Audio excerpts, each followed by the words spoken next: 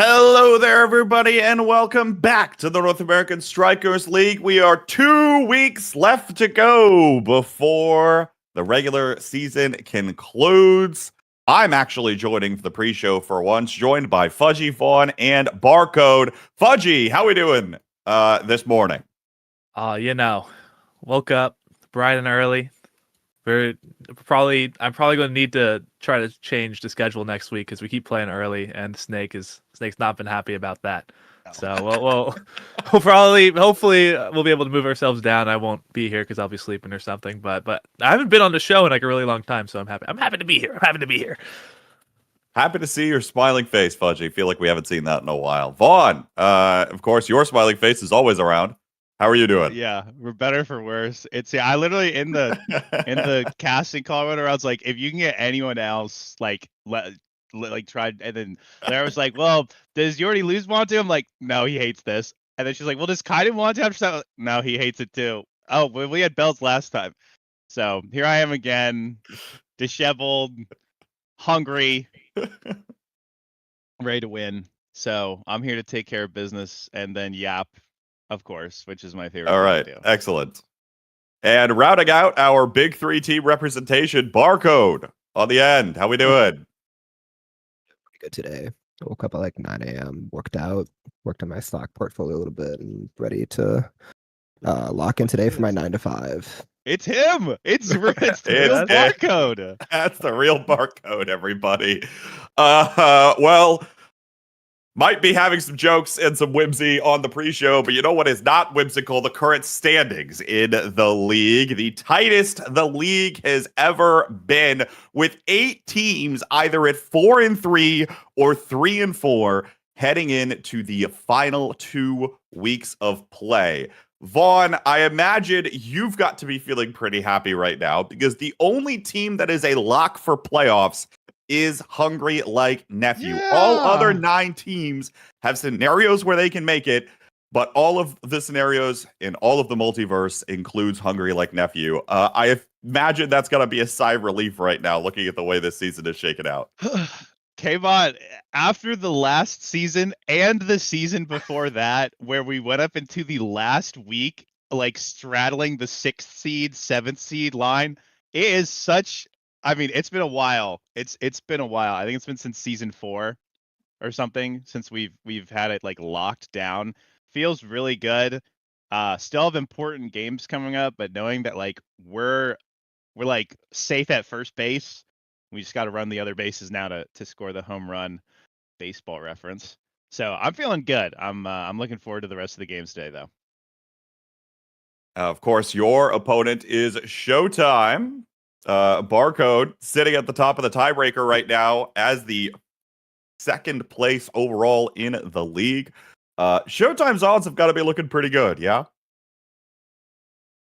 Yeah, looking pretty good. Planning to lock in the melee goalie today. I've been on rematch a lot this week, and I think it's gonna transfer over pretty well. I love playing against my fellow opponents, Vaughn, Belson. You already lose.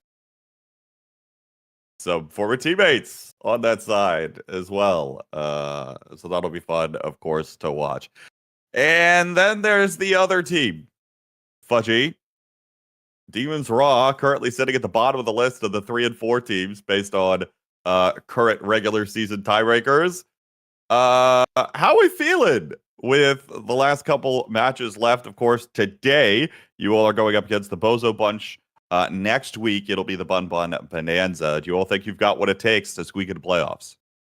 Well, if you look at our record, we've only beaten the top 3 teams. So surely if we can beat the top 3 teams, we can beat everyone else.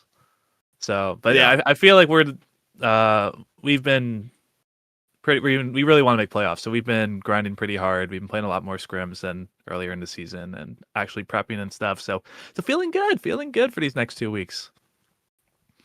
So, Vaughn, I imagine you referenced last season's run where the Sad Boys had to crawl their way back into the playoffs picture.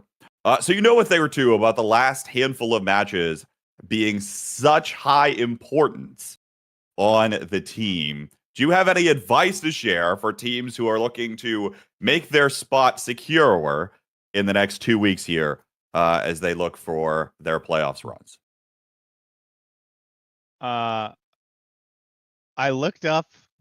I thought of the bit mid question, so I'm not gonna be able to do it. But I just want you to know I looked up like advice to a middle schooler from a graduating 8th grader. If you've ever seen those, where it's like, these halls were my home. Make good friends, but not too close. But I couldn't think of it in time, so I'll just give a real answer. Where it sucks. Especially, I remember some of those games you like start losing sets, and I'm sure any player knows this or has felt this. There's sometimes when you're in games, like even if you're super confident in yourself, you can just feel like your team doesn't have the momentum, and it's like you're like, ah, shit. There's like we could lose this, like just a little bit. Maybe some people have never felt that. I'll say I have, and it sucks. Like I think it's really hard because it's just weighing on you. Like every mistake you make is like potentially ending your season.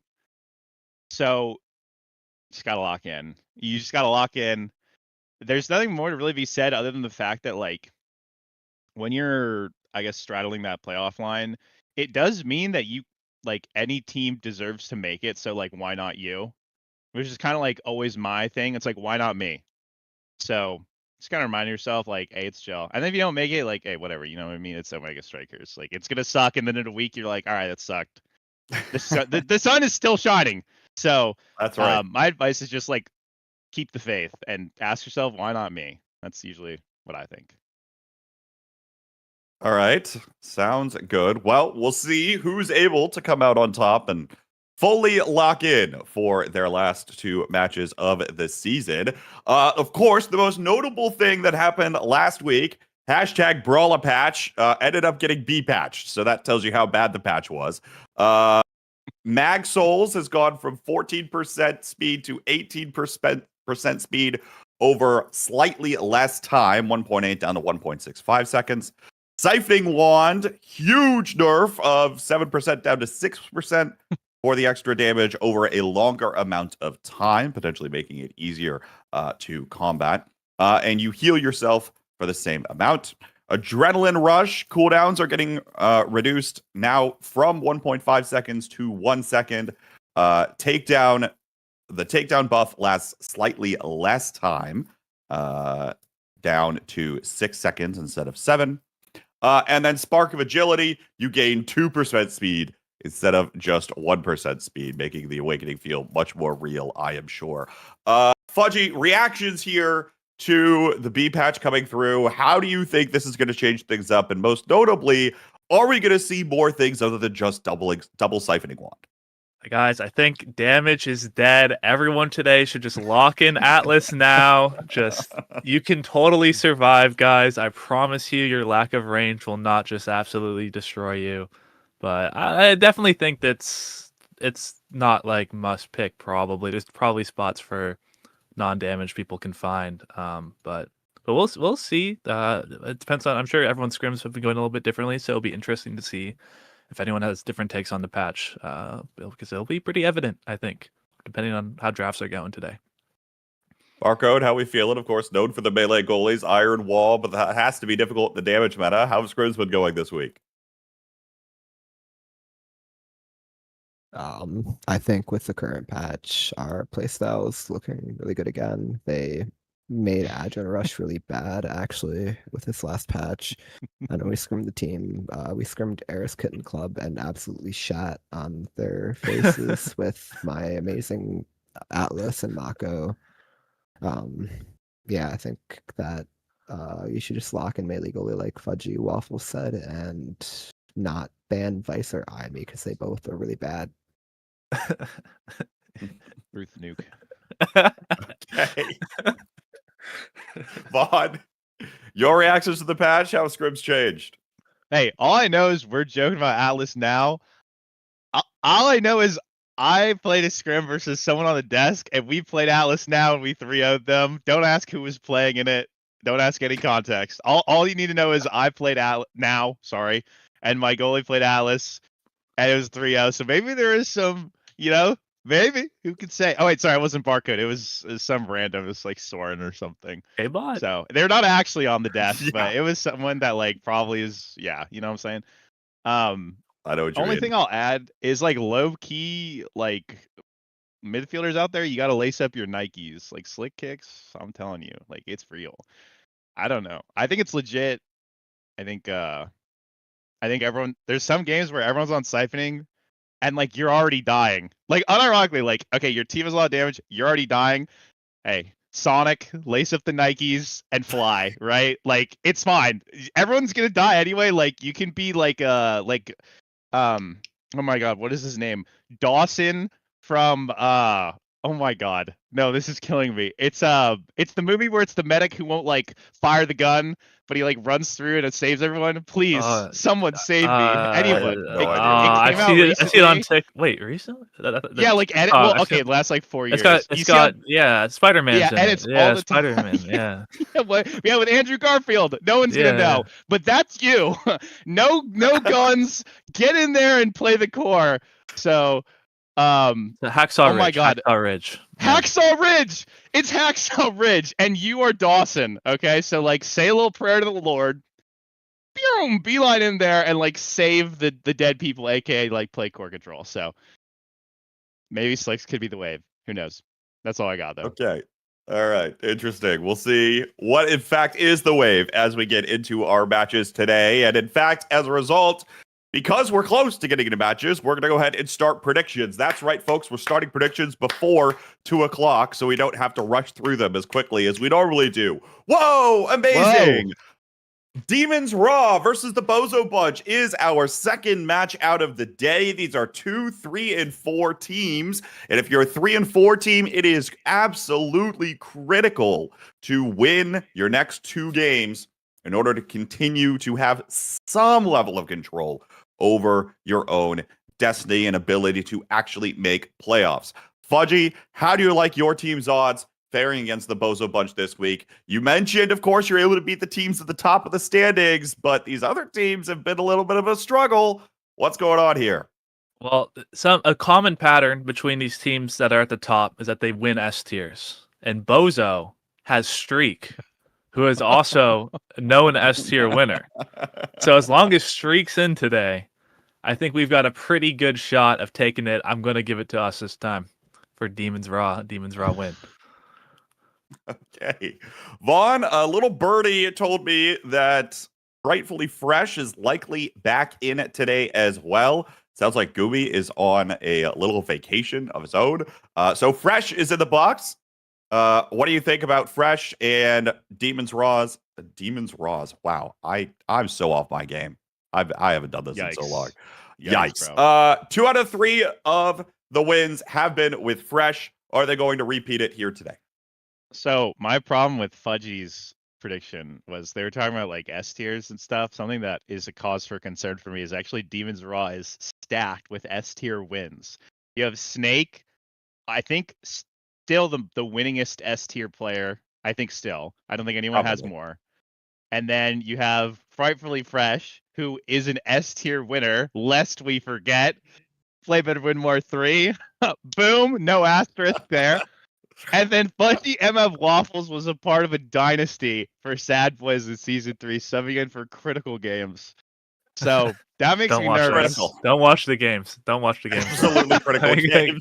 However, as much as I love Drop, and I was glazing, I'll mention the other guys on Bozo because they're a Brub streak. I was glazing Merchant. That team is exploding. So 07 to my Kings. I'm gonna give it to Demons because these guys look on the up and up, and Bozo looked deflated a bit after their last loss to Sundubu. So I'm gonna say it's Demons Raw, but I want Drop Bledo to win in my heart. Barcode, your team lost to the Demons last week in your absence. It was Cardbox in the net instead. How do you believe the Demons Raw are going to fare versus Bozo Bunch this week? Well, I actually talked to my teammates. I talked to Joker, Husbets, and he told me to tell everyone that The Demons win was actually completely fake, and it was just a patch that we're the better team overall. But he also told me to say that Bo's a bunch. Also is a really bad team. They suck like really bad at the game. So it's gonna be a pretty close match overall. But I think if I had to guess, it would probably be Bozo Bunch. I don't personally have any bias over it, but I know a good, great friend of mine has money on this match. Okay. Classic Good enough. barcode. Interesting. I will take Demons Raw here. They seem to be on the upward trajectory. And surely they'll make playoffs, right? Because it'd be really weird for Demons to not be in playoffs of the North American Strikers League. 5:30, it's Showtime versus Hungry Like Nephew. Vaughn, of course, you're talking to one of your opponents on the desk all day today.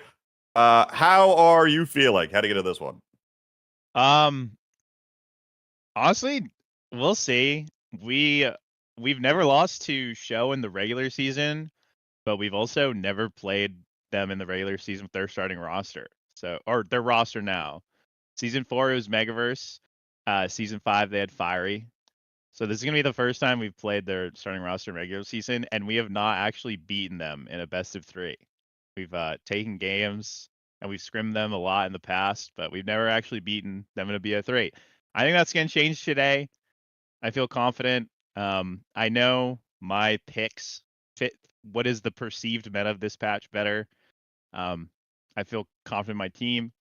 I think we're gonna win. So obviously I'll vote myself, and we can just move on from that. Let's hear from my good friend Sean Barcode, who's been grinding rematch. Hasn't gotten any rematch tourney wins, so maybe he's got to crawl back to OS. What do you think, Barcode? Well, yeah, I think Hungry Like Nephew, all that appetite, and still starving for a win against me. I think it'll be a pretty Aura. chill win for us today. Probably a 2-0. Atlas is looking really strong. I'm gonna lock in my 9 to 5. His ult. Okay. Great. Excellent. Fudgy, what do you make of this banter? In a lobby with Vaughn, Barcode, and the Joker. The best player is a retired multi-nasl MVP with a $2 trillion contract, playing like he's broke. If Kai Noob's in today, it's a Hungry Like Nephew sweep. That guy's impossible to lose with. I don't know, man. Today, I will beat Vaughn and Kainoob in a competitive match of Omega Strikers. Put Hungry Like Nephew in the box for me. Next up, match 4, Wee's Little Bees versus PPL. The Bees are stinging at the bottom of the table. There are still avenues for them to squeak in, but it does require them winning their next 2 matches. Vaughn, you seem excited about this team. Do they have what it takes to make it to the end? I think Weave is the best team in the North American Strikers League. Okay. Fudgy got clapped by him week 1, 6-1. I got clapped by him 6-1. They might be the best to ever do it. I'm putting Weave, even though I'm the #1 PPL fanboy. These guys are too good. Their goalie's gonna milk Fiery. Their midfield, Carmine will pick a randomizer. He's picked Dubu, Kazan, Luna midfield this last 3 series. And then their forward, whoever it will be, whether I don't. Okay, there might be weird roster things. I don't know what's happening today. Whispers. But if it's he's gonna sit in front of the goalie and do nothing until the ball gets right into his hands, and then he's gonna left click, right click on whichever character he's playing. Keep it simple, stupid. The kiss method. It's a weeb buzz. It's weeb time, Kenneth. Buzz. Okay, we'll see whether or not that's the case. Fudgy, to you. Who you got?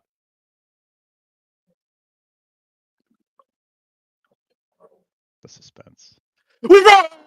Oh my god. I mean, Braun James is going to go 1v9 today, as per usual. Vaughn said that we got 6-1. We got 6-0. Let's be clear. We did not take a set. We did not take a set versus Wee's Little Bees. These guys they're going to do it again. They're going to do it again They're today. too good, man. All right, they're too good. Barcode, to you here. Who you got? PPL versus Wee's Little Bees. Just like before, my teammate told me to tell everyone that these teams also fail to compare to the great might that is Showtime. That being said, if I had to pick between PPL and Weeb, I'd probably go for Weeb. Okay, that's it. Thank Excellent. you, Great. Barcode. Thank you, Barcode. I will make it a Wee's Little Bees sweep. Oh, buzz. Let's go the Hive. We'll take them going on. Final match of the day. It's the Sundubu Strikers versus the Bun Bun Bonanza. Of course, one of these teams 4-3, the other one 3-4. Barcode, to you here first. Who do you have between these two? As it's been a rocky season for both.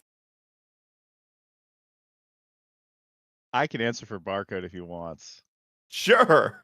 Because Vaughn, Barcode's busy. what would Barcode say? Barcode, look, Barcode and I, we know a lot. And I think what Barcode would say here is that this Scyther 12 guy is kind of nice with it.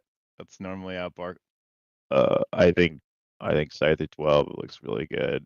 I hit the rock climbing wall the other day, and I'm also feeling pretty good. You got to recognize the brawler patterns. So, yeah, rematch. I love rematch. That game doesn't suck. No, I just apply that to these teams. It's bun time. All right. I'm Barcode. clocking into my 9 to 5. So I said ult at the end. Barcode. Now, how about you impersonate Vaughn and pick Vaughn's pick here? I'm down. Well, yeah, if you think about the meta right now, I think that characters like Vice and Ymir are really strong currently right now. We should maybe ban a lot of Vice. And if I had to think between True. Dubu and Bun for this Vice character, I feel like Bun might have the better Vice. So I'm going to have to go with Bun Bun Bonanza. Shape shifting, if you're out there, I would never say that, my Pookie. Okay. Keep going. Oh, there he is in chat. Yeah. So I do think the one big thing Bun Bun has going for them is that their new game just came out on Switch. That Donkey Kong Bun Bun Banana, I think it was called, or something Yeah. like that. But I think Josh was Gramella Styles was talking about this last week. This is the Bun Bun line where they lose last week, start crashing out against Dubu, and then Dubu wins, and then they all go off roll next week versus Demon's Raw to complete the Demon's Raw sweep to get into playoffs. So that's the line we're going for. So for that to happen, Dubu need to win this game, and I believe they're going to do it. All right. I will believe in the Sundubu Strikers. I'm feeling like a Sundubu Striker today. Tie the desk. And of course, at this point, I just have to do that this season when Bun Bun Banana is up. Because that's the way it goes. First match of the day, though. Next up is EKC versus Return to Form. Barcode, I'll head to you here first. Who do you have between these two? EKC did kind of get stopped by a hungry-like nephew who put Kaidoob in the midfield slot last week. So do you think they've got what it takes to bounce back versus Return to Form? That we actually scrimmed EKC this weekend after playing them again. I think that they had a bad week last week, and this week they'll be getting a lot better, and they'll probably win the map. I'm a big fan of EKC, and Soren is really cool, and I love melee goalies.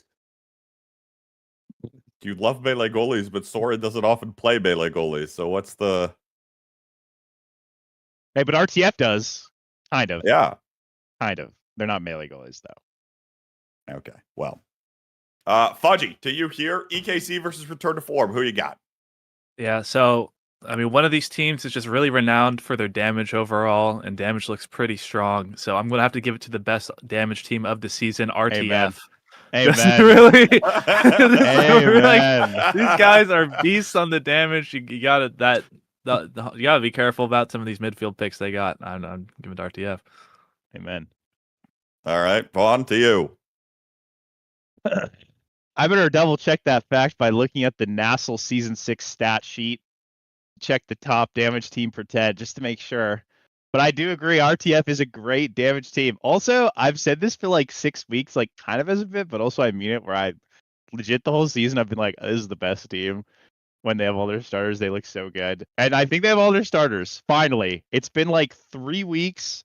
They've played with a hodgepodge of players, and all those players have done pretty well, but there's just a difference between when the hungry boy becomes the hungry man, and then he's the man of the hour right now. I'm gonna say RTF because I'm excited to watch. They're my favorite team to watch this season. So I'm saying RTF. I will keep the desk balanced and go EKC this week. They've got what it takes. Hey, traditional damage team maybe can continue playing damage even in the B patch. Folks, don't go anywhere. It's EKC versus Return to Form up first, and yours truly will be on the mic. We'll see you on the other side of this break.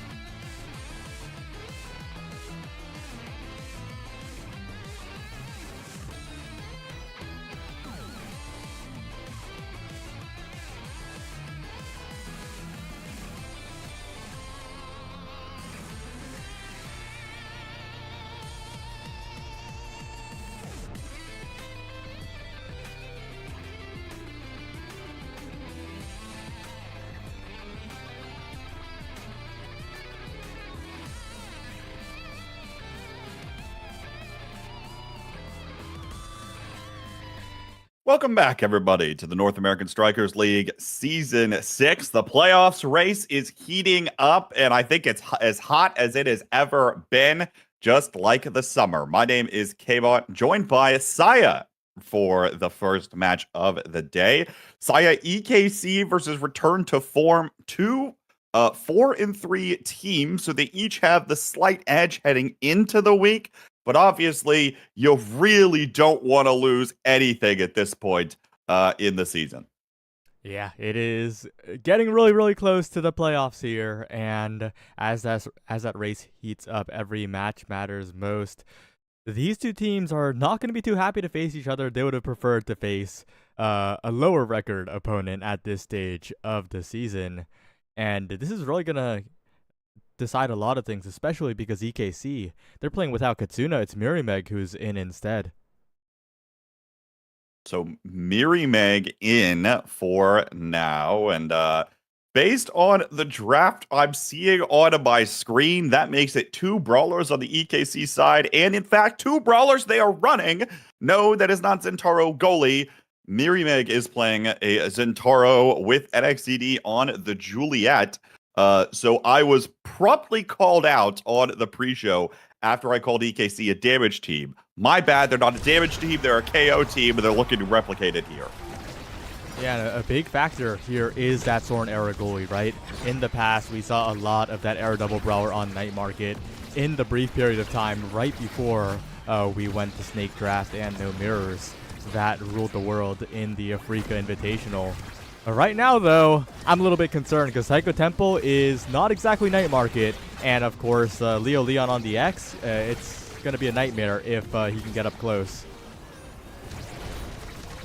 Certainly the case, and with a first set X, here we go, have to say it, X is in the game, Saya, so the awakenings will come in due time, and might not see as much of the pressure, but to your point, if Leo starts to scale up and just bully Soren around, it could spell problems for this composition, especially with very limited core control and mobility. But NXCD, beautiful play off of the center drum, will put the first goal in for EKC.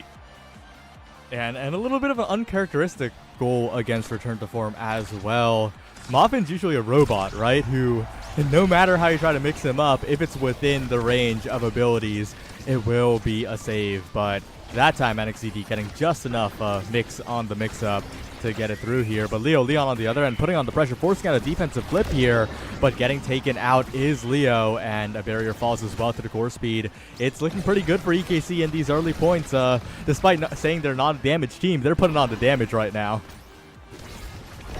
Putting on the threat, and notably with the prize fighter start, getting those early KOs, the first few in the set, will be absolutely massive. NXCD already on all 3 prize fighter stacks. Meanwhile, both Hungry Boy and Leo Leon have had their stack taken away, meaning they effectively do not have a starter awakening in our first set, at least not until they can find a KO for themselves. Mirimeg taken pretty low here.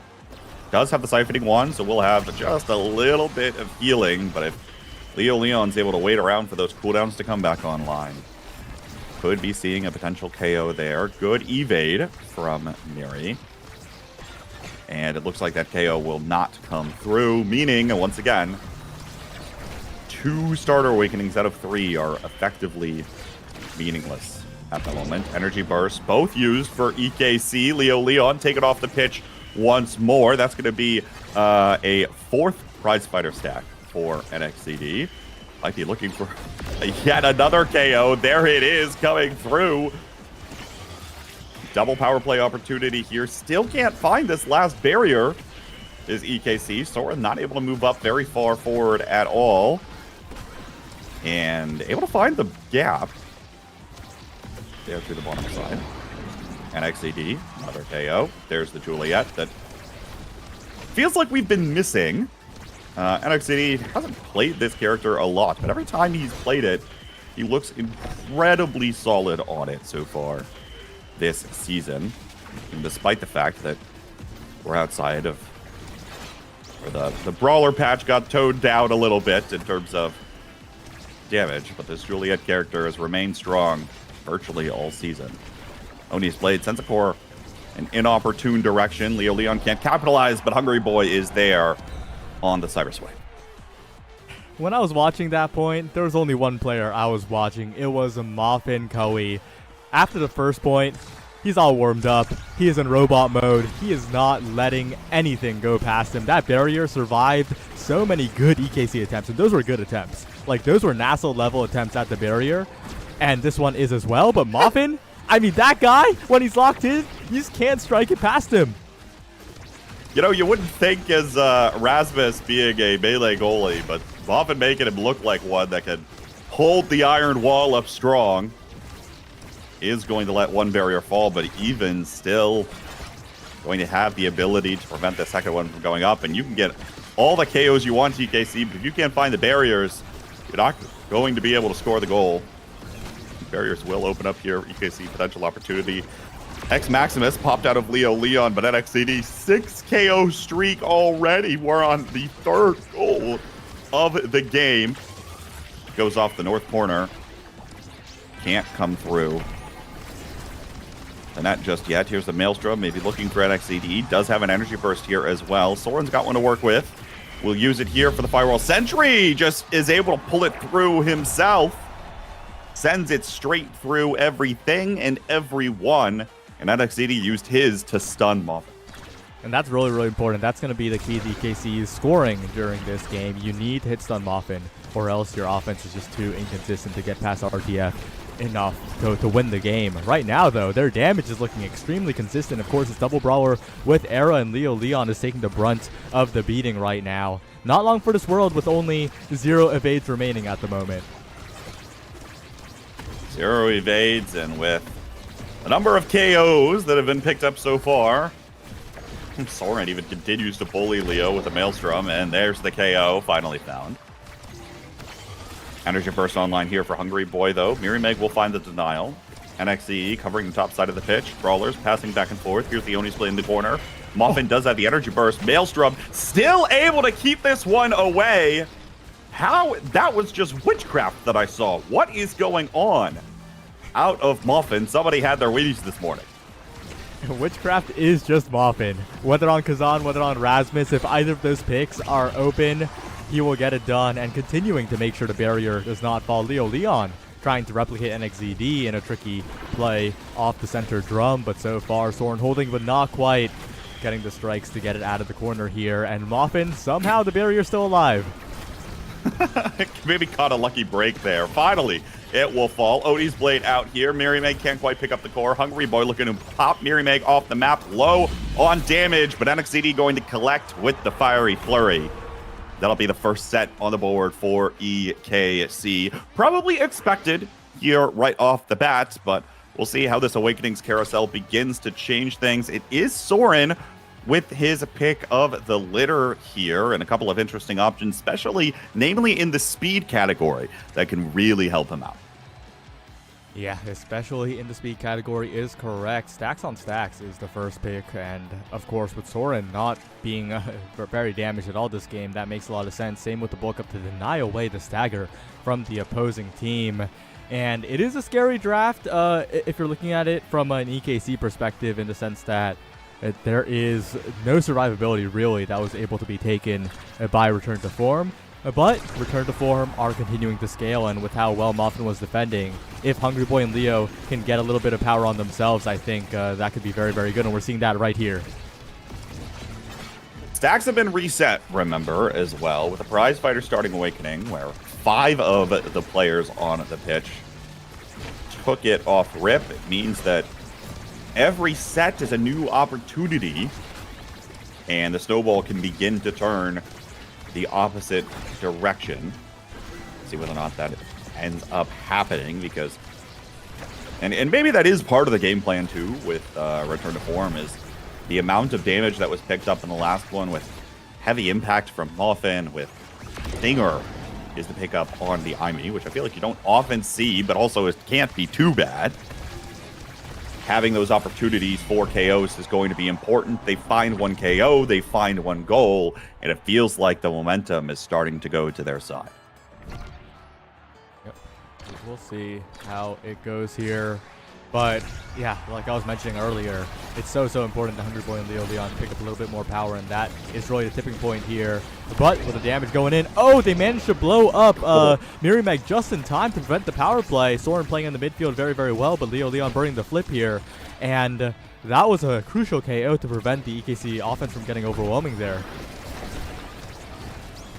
Well done and able to mitigate that. Also, Muffin now on 3 prizefighter stacks, but Hungry Boy taken instantly off of the pitch. NXD right back up to 4 stacks on that prizefighter. We'll be looking now to collapse on this from the top corner, but with Muffin having this energy burst, going to make things very difficult. The recovery drone will get procced. Leo Leon sent back away, and Core finds the goal barrier here. Open net. Death Touch pulls it back into the center base drum. NXCD, good clear angle. Get that Core out of there and alleviate some pressure. There's those 4 prizefighter stacks. NXCD on a tear. 10 KOs. We're not even halfway through set 2 yet. And somehow, Muffin still keeps this Core out. Was at the lowest possible point when the energy burst happened and is able to dig it out of the corner. Another KO happens here. Leo Leon finds one for himself, so it's a 2v2 on the pitch now. Soren steps forward, though. There's Bewitching Beam. Oni's Blade in the corner. There's Mirimeg able to find the play. Hungry Boy and Muffin with an impossible save in the bottom corner, but a very uncharacteristic mistake from Muffin. Loses to Soren's Era Beam while trying to accelerate the offense, and that is eventually what seals it with Mirimeg getting in there. And with NXZD, such a KO monster, they're just stacking up these prizefighter stacks over and over again. EKC, with NXZD Juliet, they're looking so comfortable.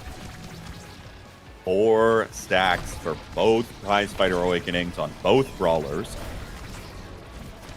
for this Era's Kitten Club team. Meanwhile, Muffin is on 3, Leo is on 1, Hungry Boy is on 0. As the game continues to develop, of course, that will be little less impactful, but even still, it is causing problems here as the goalie's been KO'd this time. Open goal, double power play, and EKC are running this game. The prize fighters in their favor, even though earlier on in this point, it was almost looking like RTF had a little bit of control in their hands with the early KO. It's just the consistency of damage coming out from EKC that's really impressive. And not just the consistency of putting on damage, they're very good at securing the KO itself. It almost feels like it's not even just, to this point, right? Not the damage team, but the KO team instead. You don't find 12 KOs if you're trying to play towards damage, especially as a Juliet here this early into the game. Goal barriers traded on both sides of the pitch. NXCD looking for a KO on Leo, but just barely has the survivability. Uses the energy burst to stay alive for a moment. Doesn't have that as the offensive threat. Hungry Boy in the corner, trying to get this one up to Leo Leon, but EKC doing a great job of keeping it away from him. Here's the energy burst. Leo looking for the shot. Soren steps back and is able to cover it with his strike. Oh, great passive play from Mirimeg. Just catches the core, able to find the goal barrier, and now at Leo Leon bullying away Soren, or baiting him away almost to some extent. It is able to clear the net for the goal. Set point both teams in set 2. Set point right now, and importantly, NXCD very low on meter. Leo Leon could capitalize here with a lot of pressure onto the enemy brawler, maybe remove another prizefighter stack, but it's all NXCD. One barrier taken already. Hungry Boy critically low and forced to retreat for an orb, but Mirimeg being chipped out by Hungry Boy, and Leo Leon has a big kill target that could lead to more pressure for RTF. Mirimeg able to stay alive for now, but the barrier is still going to fall. Soren moved up very far. Now Mirimeg looking to come in for the threat on the north side. There's an unfortunate bell rigger, but Muffin's able to keep it out. Soren fine with losing 1 barrier, maybe less fine with losing 2, as Leo Leon in the X Maximus. Looking for Hungry Boy, who was trying to collapse on the top side, but Couldn't find that either. Pendulum Swing is out. NXZD is the one that's taken very low now. But the center bass drum strikes again. Mirimeg finds the angle. Muffin wasn't ready for it. And it's EKC up 2-0. What a brilliant angle by Mirimeg at the perfect time. It was looking bad for EKC in that point. The tempo was shifting in favor of RTF for a little bit, but Mirimeg with a clutch shot make sure that they're the ones in control of this draft. But as I look at the draft, there's too many good awakenings. I'm looking at that 1-2 punch, yes, but there's also the adrenaline rush that's been so consistent. Unfortunately, Juliet is last pick, but she will get something like the peak performance or maybe have to settle for the spark of agility here. Yeah, it's not double denied, so that's a little bit of speed. And Deadeye on Rasmus is actually incredibly good, especially with the Prizefighter power boost. Moffin's going to be dealing a whole chunk of damage as well here. Not only Prizefighter, but the heavy impact in this picked up in the first draft. Now coupled with the Deadeye, going to mean those death touches will certainly be deadly.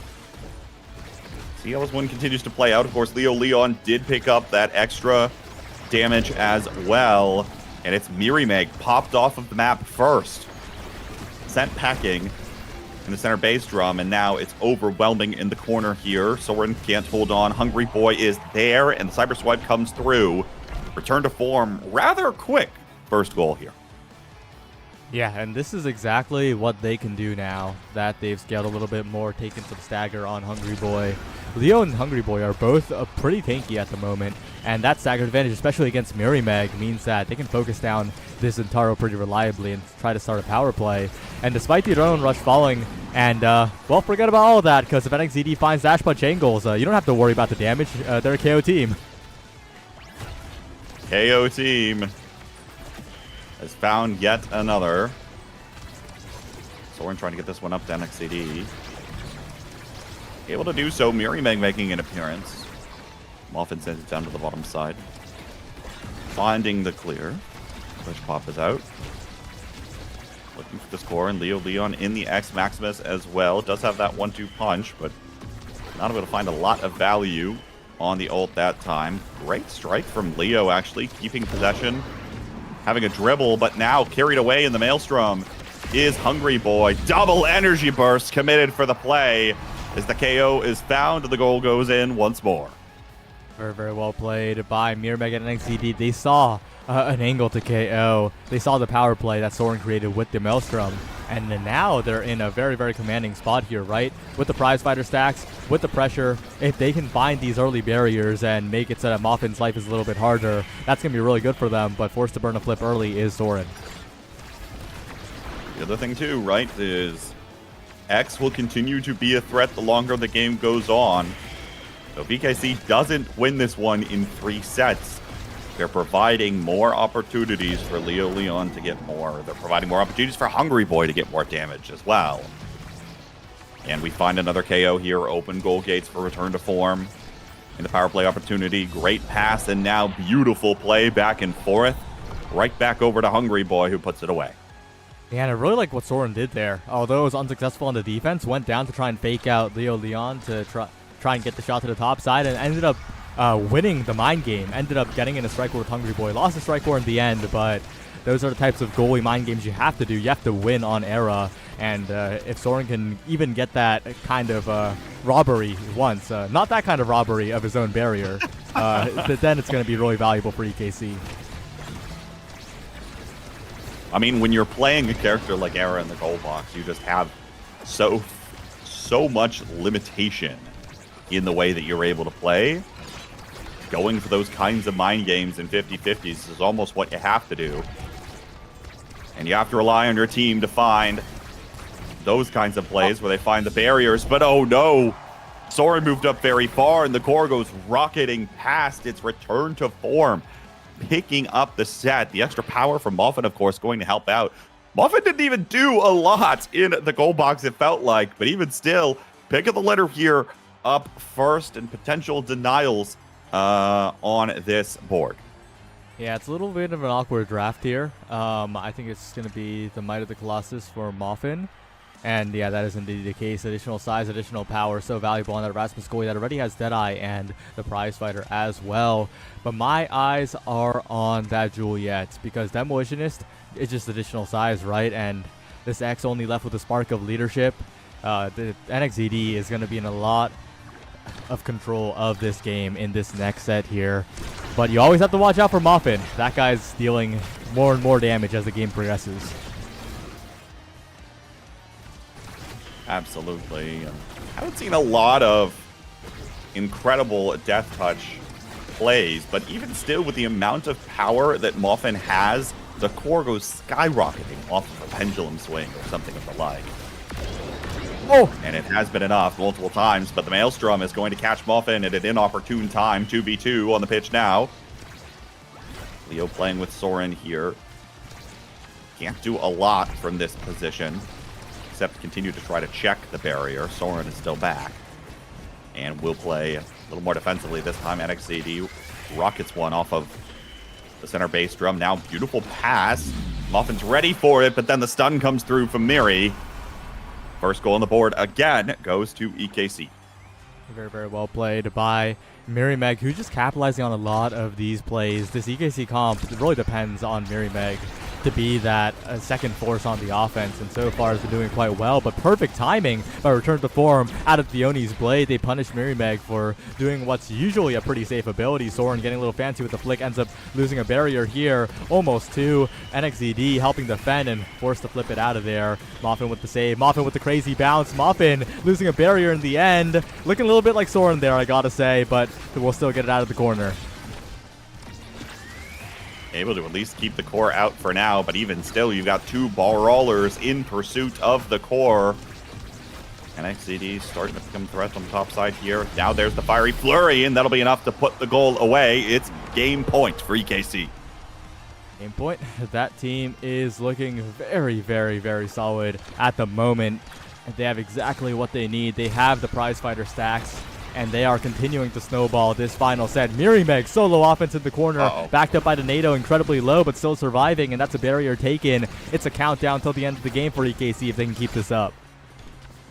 You know, even despite the fact that Mirimeg has 0 prize fighter stacks at the moment, EKC is still able to come up with a lot of these plays, and goes to show, right, that even if they're trying to target someone in particular, the ability to just stay alive and continue to be a player on the pitch is incredibly critical. Here is Theoni's blade, comes out to proc off the recovery drone out of Leo Leon. Energy burst used to get this one core up to the red gold barrier, but it doesn't find its way there, and Soren is able to hold on the opposite side of the pitch as well.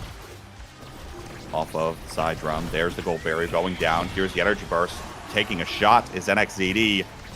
Mirimeg taken rather low again. Soren maybe has an energy burst here, looking to go on the offensive. There it is, bottom corner. Muffin's ready for it with his own burst. And now the core goes around the world, hits the bottom side of the barrier. And it's open goal gates on both sides. Game point for EKC as Mirimeg looks to try to collect, but no, it goes over to Leo Leon and Hungry Boy, who are looking for the pass between one another. Beautiful use of the primaries here to keep possession. Not able to find the goal just yet as NXZ looks to continue to harass. Hasn't gone through just yet. Muffin maybe looking for Leo. Mirimeg's in the way, and these two brawlers playing excellently at the midfield line, keeping the core away from Leo. Just a few less opportunities, and the death touch pulls the core back at an inopportune time. Played so well over the course of that game, but even still wasn't quite enough from Muffin. It's EKC in this double brawler comp that takes game one. But Saya, I think most critically from this game one is that brawler comp probably doesn't work nearly as well if there isn't a start like Prize Fighter off the rip, with just how much momentum EKC was able to build up early. Yeah, but I think that even without a prize fighter start, it was still very, very playable for EKC with how Mirimeg was getting it done in the midfield, in the offense. And of course, NXZD, right, the star player, got the highlight at the end, using the speed of the death touch from Muffin Koei to aid in that little bit of a flick at the end. It was just brilliant from EKC on the offense. Soren was getting it done on the Era goalie as well, right? Had a lot of 1v2 moments against Hungry Boy and Leo Leon, despite not being as flashy as Muffin. So it just well played all around, and I think I'm very confident in EKC going into the next game. Soren, 322 redirects in comparison to Muffin's 222, plus 100 on the redirect mark. Of course, you expect some of that with the Era Maelstrom, but even still, that is an insane number to pull up in comparison. And how about NXCD? 16 KOs in that game alone opened up the door so much for that team and their ability to find some of these goals, because it is a lot harder to defend when you are one down. Yep. But game 2, the map we are heading to for the next match is IME Zap. And if you know EKC and you know IME Zap, their KO numbers get a little bit crazy. RTF's going to have a bit of trouble, I think. Of course, RTF are no slouches in the KO department either. But that's NXCD. Yeah. That's NXCD, who played 16 KOs on a Juliet on Taiko Temple, let alone what he might be able to do here on the application. And with the, especially Saya, Miri May getting added to the mix here means that very likely I feel like we're going to see a very similar double brawler play where the goal is to just KO them. Like usually, right, with Kitsuna, maybe you get a little bit less of that. You're maybe looking towards a Luna that can try to catch someone off, right? There's a decent number of knockback things that the Luna can do. But even still here, I think Mirimeg's role is going to be further amplified coming in as a sub here for EKC. Yeah, and we'll see how it goes for RTF on this map. Of course, the Muffin Rasmus is quite powerful, but the issue is in the draft, if you want to get Muffin on the Rasmus, then you ban Juliet. Well, no, actually, it works out pretty well for RTF because they're going to be That works blue very side. well, yeah. Yeah, they're going to be blue Yep. side here, so the draft dynamic is really, really simple for them, I think. But the damage continues as it is a Stinger and build different start. But they can opt into a lot of things in the goalie slot. If they ban Juliet, I'm pretty sure they're just going to ban Juliet, keep it simple, and pick the Rasmus, and everything's going to be fine. I mean, or vice versa, if Leo really wants to play the Juliet. That is an option you have, but I would imagine that it's got to be one of those two. You almost have to find an answer for these two strikers, despite the fact that there's a decent number of other strikers that are going to be able to be successful, especially with a built different or Stinger start. But yeah, this is we'll see which flavor Return to Form elects to do, and then what the response is from EKC, right? We've seen a lot, but when you're trying to play double brawler, I imagine there's going to be a little bit of NXCD telling Miri Meg, no, mom said it was my turn to play Zentaro. So we'll see how that one ends up going. Yeah, there's also a decent chance they flip it a little bit. Like you mentioned, they just let the Juliet through. And if EKC also allows that through, they first pick Juliet. And if EKC takes away the Rasmus or the Drakkar or whatever, they just pick the Kazan. The only interesting draft outcome I can actually think of right now is if they let Juliet through, they let Rasmus through, they let Kazan through, RTF picks the Juliet, and then EKC picks Rasmus Kazan. There's no way that happens, right? There's no way. There's no way that happens. We cannot be letting Rasmus, Juliet, and Kazan through in the ban phase. But maybe the players know something we don't, Saya. The more I think about it, the more like interesting it seems for EKC, because during the actual like brawler patch itself before the adjustment, Kazan was being played a ton because he is so compatible with Siphoning One and Stinger, right? He has the most ability uptime in the game.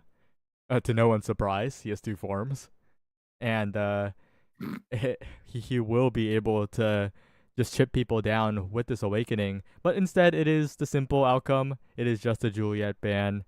And of course, the Vice being picked for EKC as well. It is a Stinger start, and that is probably going to land on Soren, but it could be flexed to Mary Meg. He has played the Vice in the past. Be interesting for sure to see where this one goes. It's imagine the Rasmus here locked for Muffin in pick 4, and then Estelle for Hungry Boy in pick 5. Very traditional comp for the most part, at least, out of Return to Form.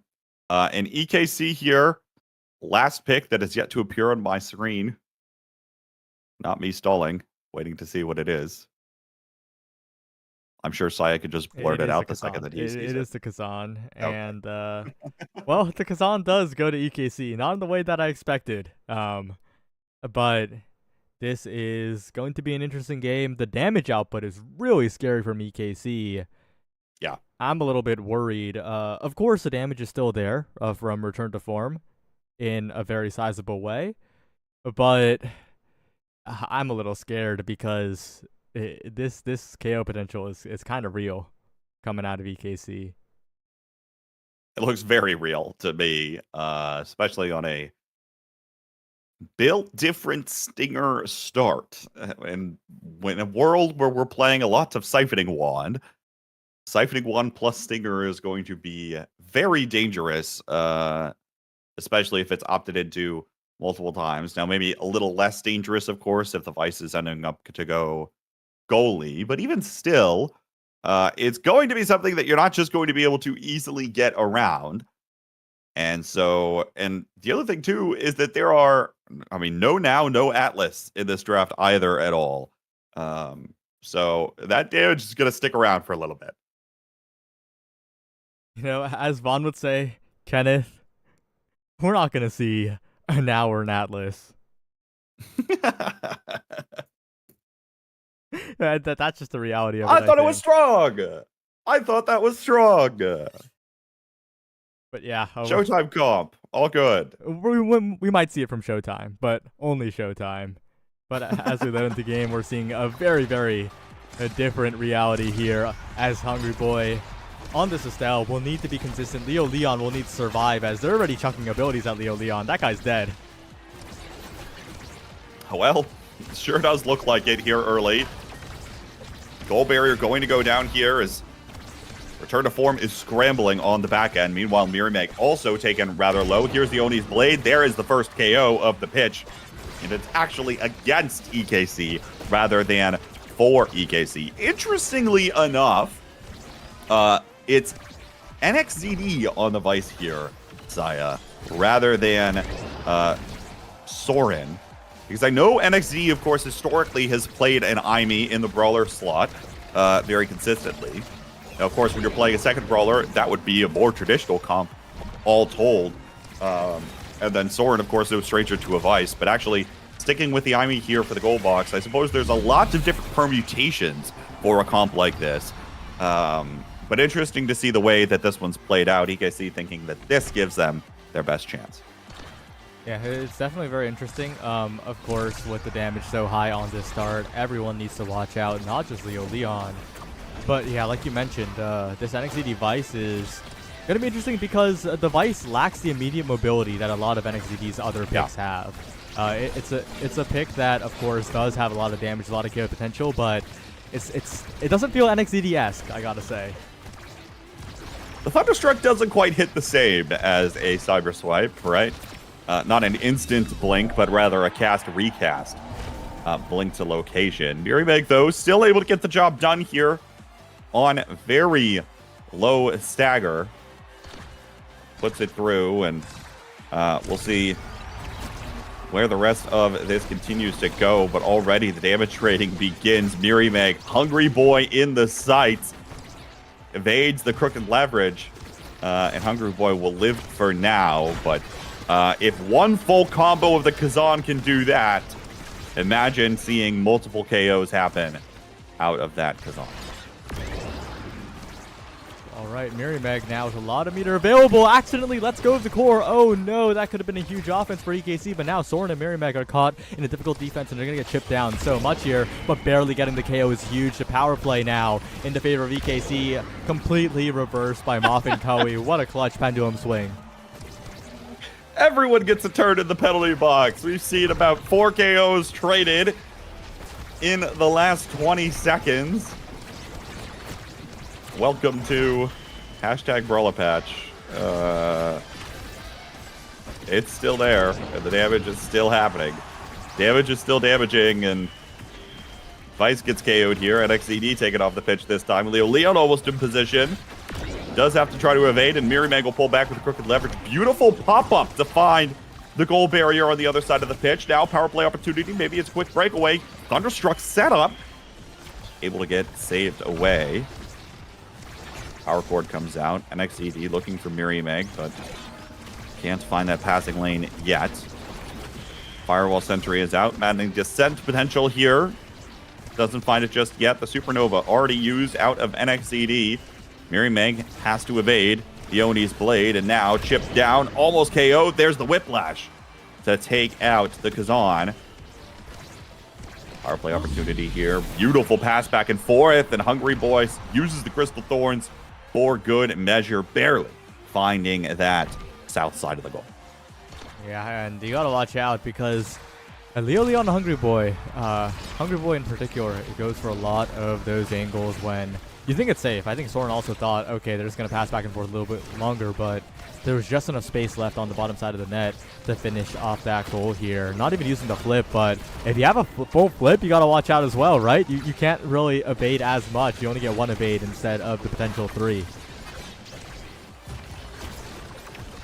Speaking of evades, Soren very low. NXED has to drop back here, use the Supernova to try to bully around Leon, and Meg will finish the job with a crooked leverage.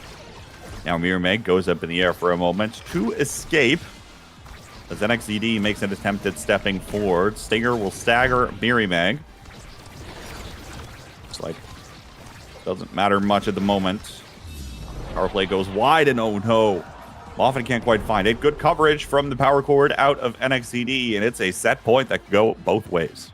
Yeah, it was a very, very close situation there. Moffin could have had it in a different world.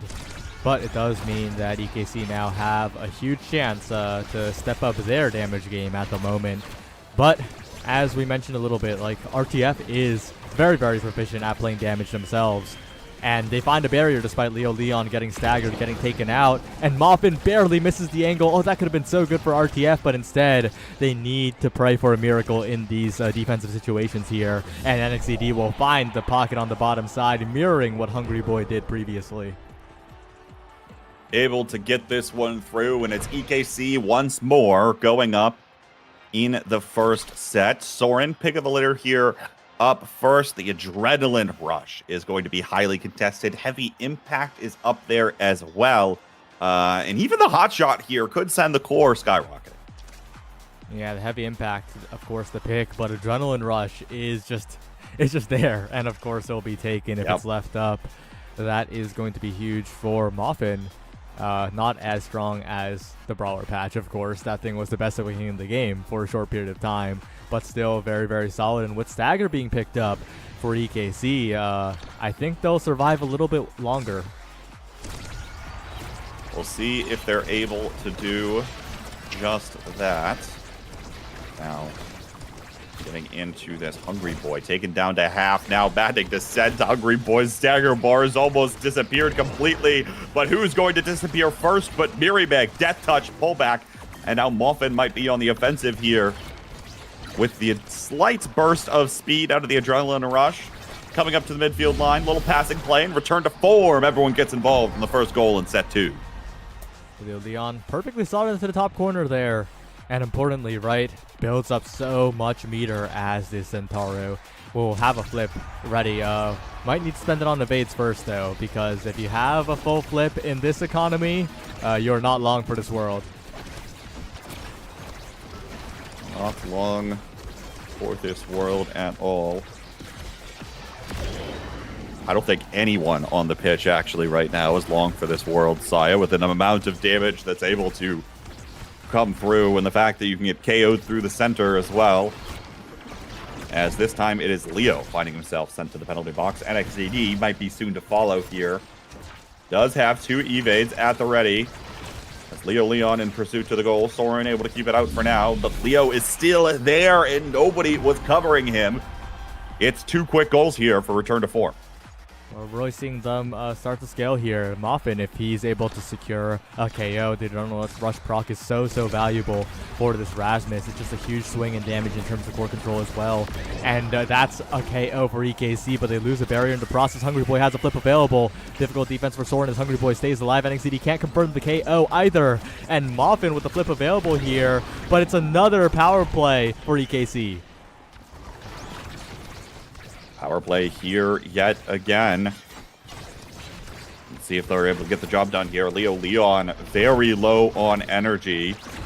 He's starting to be low on stagger here as well. Miri Meg can't get the job done just yet, but Hungry Boy is in position on the top side. Crystallized Thorns come out, but Soren has the energy burst for the opposite goal barrier. That Muffin Curry has to use the death touch in order to keep the goal away for now. Maintains his own energy burst for the time being. Mounting descent. Target towards Hungry Boy. There is the Supernova, and it's able to take out Leo Leon once more. Muffin now no energy burst, but barely any cooldowns at the moment, and only Hungry Boy looking in the backside, but another KO is found with the pendulum swing and piercing shot team up. Power play opportunity now as Leo Leon looks to try to put the goal away. Can't quite just yet. Firewall Sentries out here. Oni's Blade. Leo doesn't have anyone to work with, though. It's just him versus Soren. Soren probably likes those odds quite a bit. Energy Burst out. Supernova. A little weird play for NXZD to go to himself. Now there's the Thunderstruck, but it's saved away. Mary Meg on the press the point. Can't find the goal either. Good Energy Burst here from Soren, but it's denied by the Crystallized Thorns of Hungry Boy. And we're equal here. Exiting set 2. Quite the unfortunate situation for Soren there. Hungry Boy had all the control, found the goal, and now is the first pick in this draft. And this is an interesting one. There's the prize fighter available, which is definitely scary, but Soren getting it is honestly the least of RTF's worries at the moment. Team player as well picked up by Muffin, and they're kind of daring them to pick the prize fighter, it feels like. I sort of feel like they should have picked up the prize fighter earlier. Yeah, I'm actually a little bit confused. Feels like it would be a rather strong awakening on this draft, but I suppose it's a double-edged sword too, right? Because you're running the risk of losing all of your stacks very quickly, especially if you become the target. I think it makes more sense maybe for NXCD here with the extra stagger preventing getting KO'd that easily, but have to be real careful here, even still, to maintain those stacks. Meanwhile, Miri Meg getting the work done on the Kazan. Crystallized Thorns out again. Oh no! Weird Chain Lightning bounce sends the core backwards in addition to I believe that was the Zentaro primary. Hungry Boy credited with the goal as well. So very weird interactions there happening to net that one. But if you return to form, you take it and you move on. Miri Meg now with the flip available here. Soren as well trying to damage Hungry Boy. It's so much energy being cashed out by EKC. There's a KO on NXCD. The prize fighter lowered, but even still, they have the barrier advantage. Miri Meg, though, is taking a whole bunch of damage, and they have no evades to speak of. Goal barrier down now for EKC. Miri Meg still low. Sent away from Leo Leon, and no energy, as you mentioned. Just one more cooldown can send Miri Meg flying, but nobody's around for the time being. Crystallized Thorns almost catch him. There's the pendulum swing. And then, but the KO is found on the other side of the pitch as well as Supernova takes out Leo Leon. Power play opportunity. Muffin patiently down to Hungry Boy. Piercing shot as Hungry Boy tries to keep up the pressure here. And now everyone's back on the pitch, but instantly Hungry Boy is sent away again. Power play for EKC this time, but NXCD low on stagger, but and gets caught from Leone's blade. There goes those prizefighter stacks, and a beautiful redirection from Leo Leon sets up another set point for return to form. With that Rasmus goalie with pauldrons, it is just so valuable to have that team player core speed in overtime. Moffin picking that up gives them a core control win condition that we saw in the previous point here. And that's so valuable in a game where you're often either at a striker advantage or a striker disadvantage, like we see here. If the game stalls out to overtime, then RTF have a huge advantage in those points. They're looking to continue capitalizing on that advantage. Surviving for long enough would be beneficial. Leo Leon, though, getting taken down once more. Power cord. Muffin sent away. Can't defend this barrier. Double energy burst online here for EKC. I imagine those will come out in just a moment, but they don't need it to find the KO against the goalie. Yoni's blade used on the defensive side. Supernova is out, and the glitch pop sends the core back to the EKC side of the pitch. Somewhat maintain possession, but are not able to be very efficient at all. Meanwhile, NXCD continues putting in the work to harass the members of Return to Form and sticks around for the goal. EKC is finally on the board in this set. Those are the kinds of plays we expect from EKC, but the question is, can they be consistent while doing them? Right now, the answer is a very, very hesitant maybe, because it is looking difficult on the defense in a lot of these situations. If Leo Leon and Hungry Boy survive for long enough, Soren is often getting overwhelmed by the amount of hits done, by the amount of ranged abilities that Hungry Boy is throwing out. NXZD trying to get in there for the moment, getting a dribble with Mirimeg, but Hungry Boy low and no barrier taken. No barrier taken just yet. Leo Leon and Hungry Boy both staggered, but they find the barrier nonetheless. Hungry Boy playing more on the defensive side for now, while Leo Leon continues to risk his own life. Finally will be KO'd by Mirimeg. That's a 4 KO streak. It's still 2 energy bursts online for the forwards of EKC. The core goes around the backside of the barrier. Doesn't connect yet. The power play once again falls just short, but Hungry Boy sent away, and the power play extends. Oh, a little bit of a goal blunder from Leo Leon. Went in with the Oni's blade when Moffin had already saved it, and that's going to be a huge point for EKC. Set point here. Break point in this game. Could potentially start seeing things come out of the ensuing Awakenings draft. Especially with implications here. Leo Leon low once again. Mirimeg goes for the core instead of the Zentaro, but NXZD take it down low as well. Everyone's trying to bully everyone at the same time. Nearly impossible to make heads or tails of what's going on. Meanwhile, Muffin finds a KO over NXZD. Can't move forward with the open goal.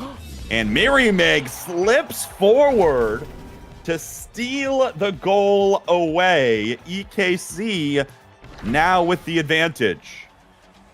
Yep, it's Mirimeg with the MVP. Very, very well deserved. But looking at this draft, I'm a little bit worried for EKC. No, I'm not worried at all. Never mind. There are too many good awakenings for them. There's Deadeye going to be coming up. Specialized training as well. That's going to be taken by the Rasmus, and explosive entrance also available to Night Away from the Centauro, while also providing a lot more reach to NXZD. It's a draft where EKC they get both explosive entrance and Deadeye. They're definitely going to be happy with that. And on the other end, not as scary. Not as scary. Oh, we got a little bit of extra dash range, a little extra speed. The Death Touch could be problematic, but even still, Death Touch has already been problematic so far. Muffin hasn't really opted to use it for a lot of KOs other than the ones that are all but confirmed already. Strike War, oh my goodness. Muffin just back in time to save his own Strike War loss. Glitch Pop comes up just shy from Soren. Open goal gates on both sides of the pitch. There's a Thunderstruck out. Mirimeg pops up. Now looking potentially here for Leo. Soren sending it away. Now Mirimeg is staggered. Rosewarp as Hungry Boy looks to send the Kazan away. Not able to yet. Great evade timing from Muffin, but it doesn't matter. Soren leaps forward with the energy burst. Able to take the goal for himself. Surprising Muffin and nearly everyone. Puts EKC up ahead here. Yeah, and those are the types of goals we expect from Soren. Haven't really happened yet so far. He hasn't been the star of the show in this particular series, but that is definitely one where it matters most. In the potential final set where EKC can close out this series and NXT getting in there, Soren stepping all the way forward, and so much damage onto Leo Leon, who has to drift away, almost KO'd, but the same can be said about NXZD as well. They're both going to need some Swinging Maestro to heal their way through this mid-game of the point. Leo Leon, dangerous position, doesn't matter. Gets KO'd to the center of the map from the Supernova of NXCD. Mirimeg dangerously low at the moment, but almost doesn't even matter. Still able to stay alive. Recovery drone proc here. Leo closing in on the goal barrier, not able to find it. There's Power Core that goes slightly wide, and Glitch Pop comes out again just as overtime hits. Soren finds a second goal in set 4, and it is match point for EKC. Yeah, and on this home stretch, I think EKC is really picking up the pace here. They're nimbly navigating this pretty difficult damage game, and Hungry Boy is the one who's taking the most of the damage at the moment. And with Mirimeg so much tankier, Hungry Boy does heal up, and RTF do find something, but overall, I think EKC have found their rhythm. Certainly found their rhythm, but Leo Leon might be trying to put a stop to that rhythm quickly. The goal barrier opens up. Still looking for the goal itself. Reminder, folks, both teams, of course, want to win here. Although, even if EKC were to win, they have not guaranteed that they will make playoffs. That is how close this league is in the way that it has shaken out so far. Now a 2v2 on the pitch here. Looking again, the death touch comes back from Muffin, now able to step forward into 2v1, and Hungry Boy puts the goal away. So 1 on the board now for return to form, but an uphill battle from here. Definitely a little uphill, but they do have a slight energy advantage. Hungry Boy cashing out this flip would be huge here and doesn't get hit by the Thunderstruck, most importantly, but gets comboed almost off the edge. Oh my, that's a dead Hungry Boy. They target the member with the flip immediately, and EKC, they're looking to make this the final point. Mirimeg finds the double. Muffin once again going to have to work some witchcraft, tries to send it around the backside, but not able to do so.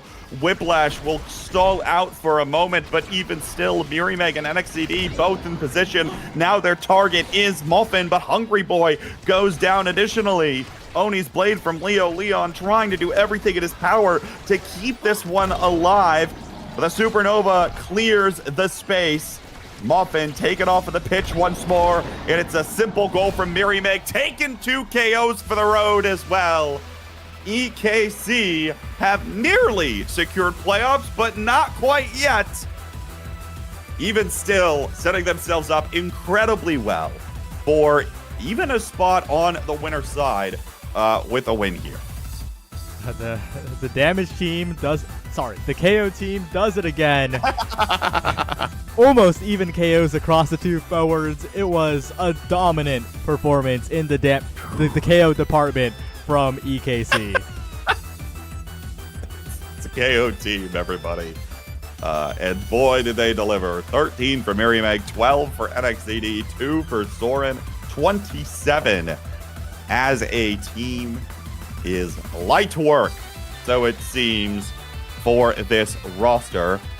They'll be quite happy with coming away on that victory. Of course, not over for return to form. Still plenty of opportunities for them to find a spot in playoffs. But, of course, going to be a little more difficult to get that done and out of the way. I think the most interesting thing, of course, is that technically speaking, Return to Form might not know what will happen between now and next week, because next week's match is currently slated as the 5th match of the day versus Hungry Like Nephew for Return to Form. So they're going to have to see everyone else play and see whether or not their match will actually matter for their chances to squeak into playoffs. I imagine it likely will, but of course, time will tell. Yep. But with that is EKC taking it over, Return to Form, and we're going to see another important match for playoffs. Every match today and tomorrow is going to be an important one for playoffs. And it's going to be the Bozo Bunch versus Demons Raw. Don't go anywhere. We'll be right back.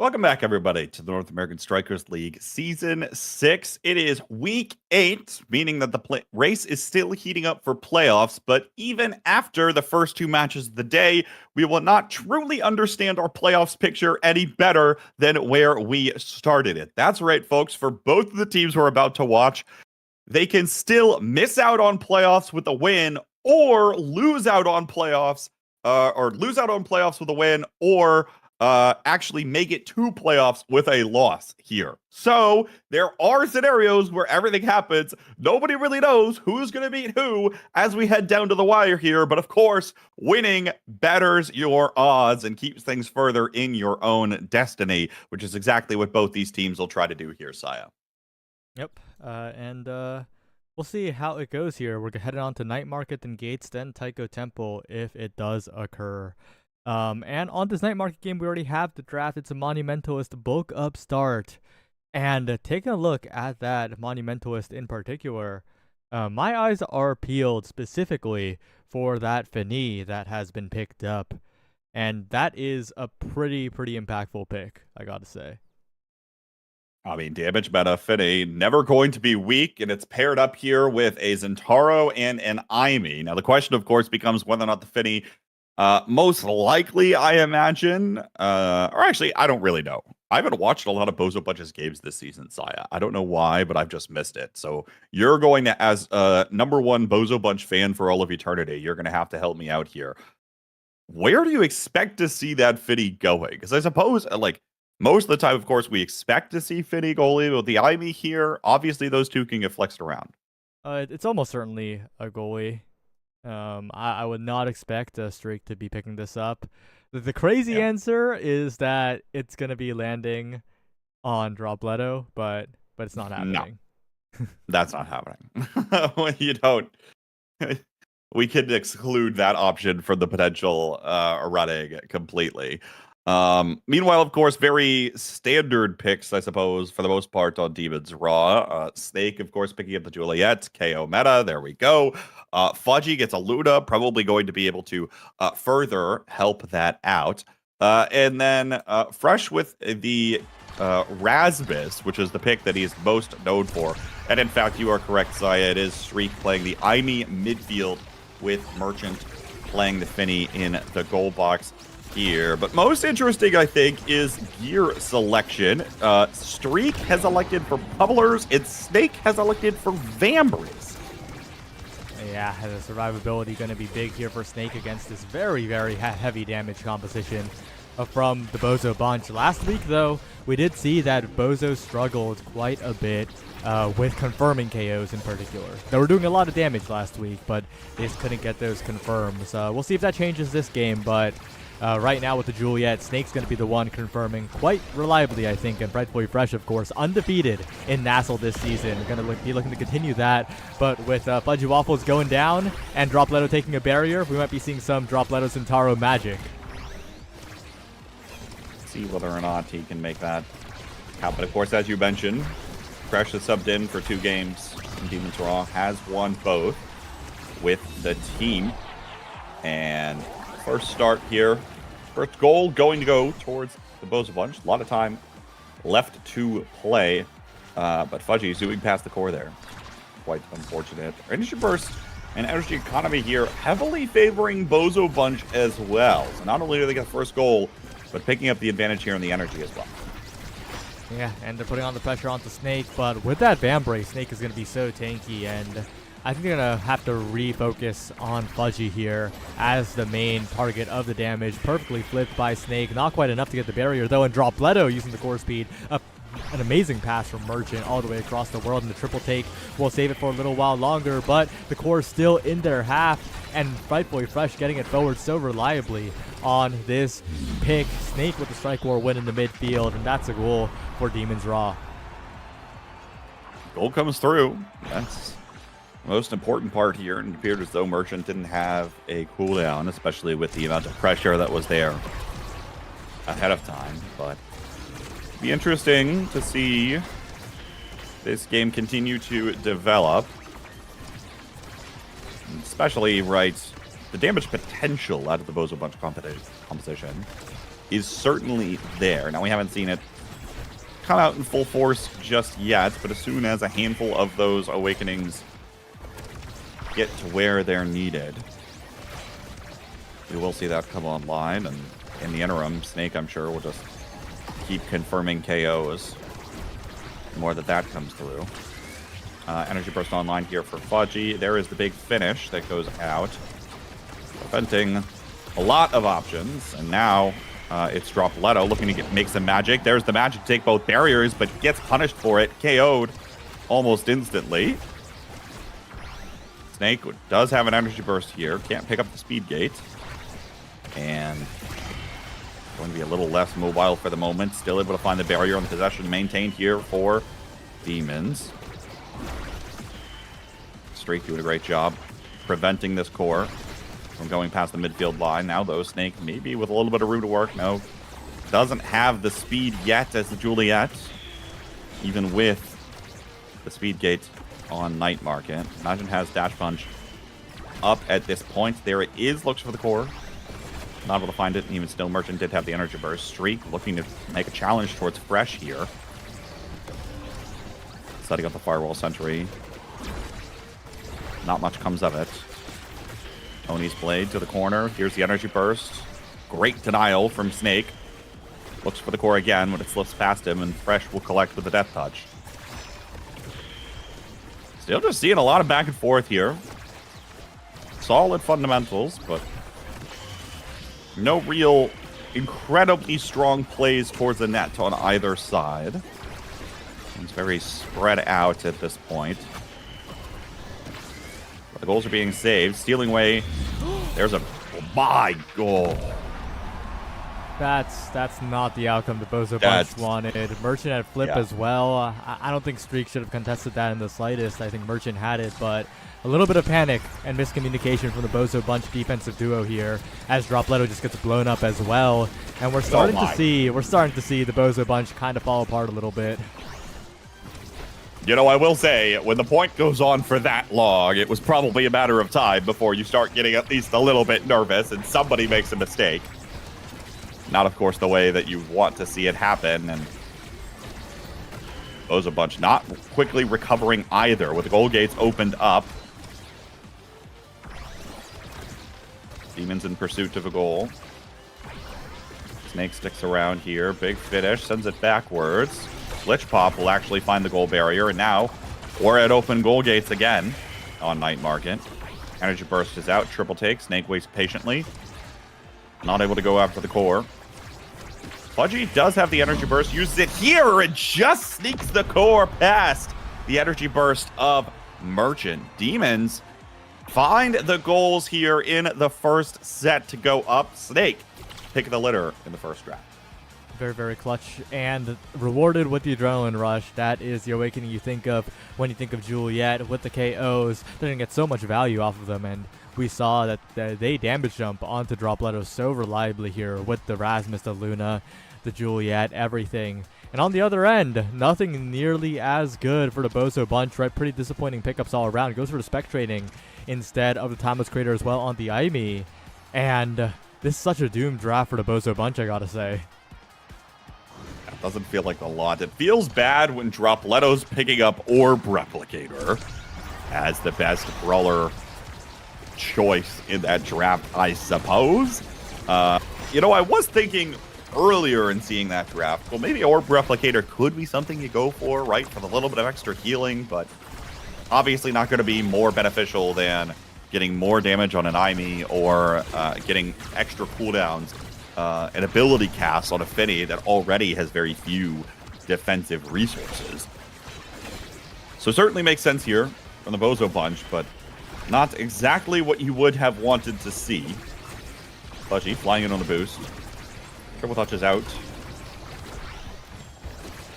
Can't find a lot of momentum here. Dropletto trying to send the core to the blue side of the pitch.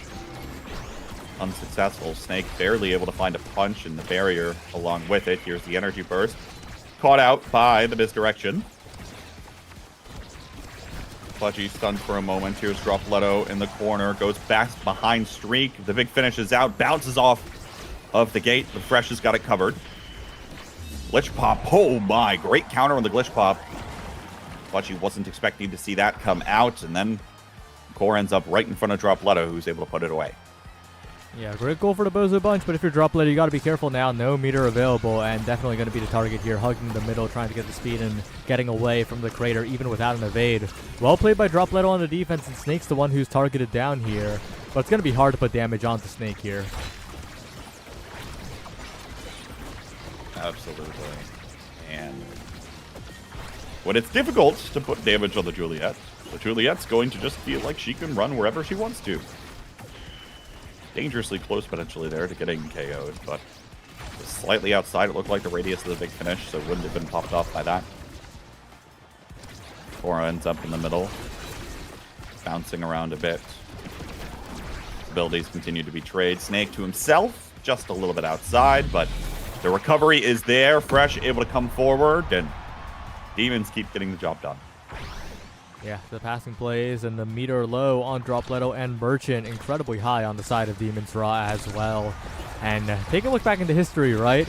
Of course, the teams are completely different, but Dropletto and Fresh, last call versus Bozo Bunch for a while. Last call was dominant in their record versus the Bozo Bunch, this goalie brawler matchup. I think Fresh still knows what to do. Yeah, most likely. Can't imagine that.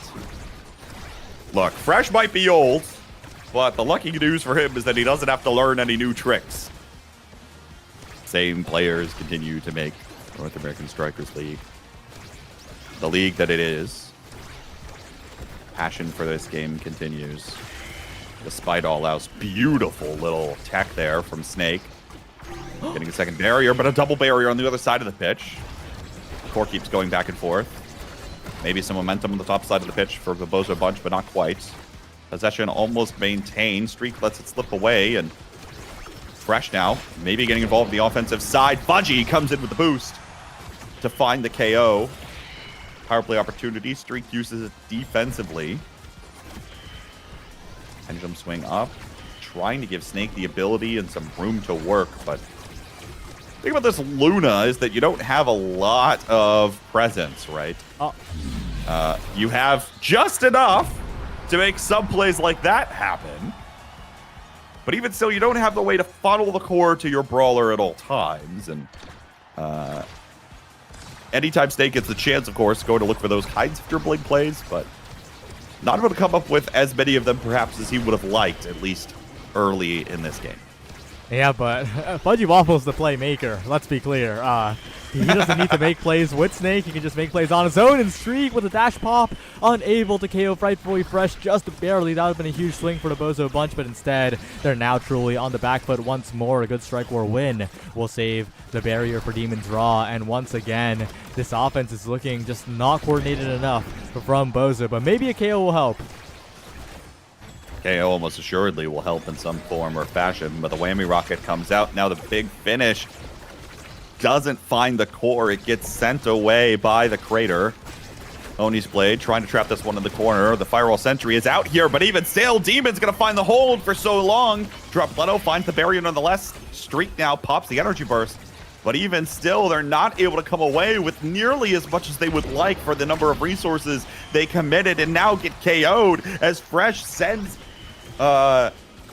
Dropletto packing. Power play opportunity here. Snake almost picks up one on Merchant. Not quite able to do just that. Fudgy, playmaker, finds the barrier, looking for the pass up to Snake. Just finally able to find it. Gets on the other side of the Oni's Blade and will commit the ult, but it doesn't matter as it's a new set. Demon's Raw up 2-0.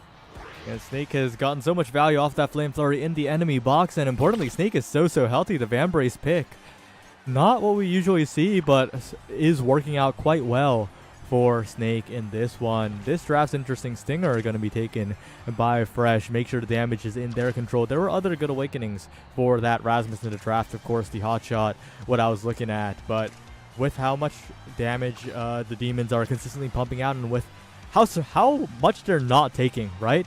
The Demons are staying alive in pretty much every circumstance, and that's going to continue with this draft, it feels like.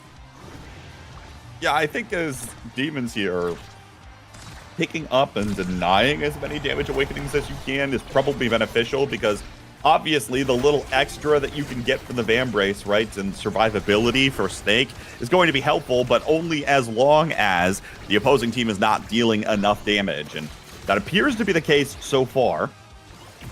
So Snake will certainly take that, and denying the Stinger away means that one of the awakenings that is best picked up here from Merchant is Hotshot. Probably not exactly what would have liked on the Finny, but I think that extra denial, great play here, continuing to look for this momentum from Demons. Streak escaping for now. Dropletto finds the barrier on the other side. Snake, though, trying to play catch to himself in the big finish. It'll go back to the other side of the pitch, though. Every ability cast in the game nearly is what it feels like. Fresh still able to pick up the core. Dropletto on the dodge. Here's the Oni's blade. Fudgy able to dig it out of there. Now get it to the other side of the pitch on the boost. Trying to buy some more space here. Snake, Fiery Flurry committed there. Score goes wide out of the crater. Back around. Really trying to attack from this bottom side. Oh. Here is, my goodness, where did that core go? Flying is where it went. The extra impact power of the heavy impact pickup from Snake doesn't even need the energy burst tech to get the job done.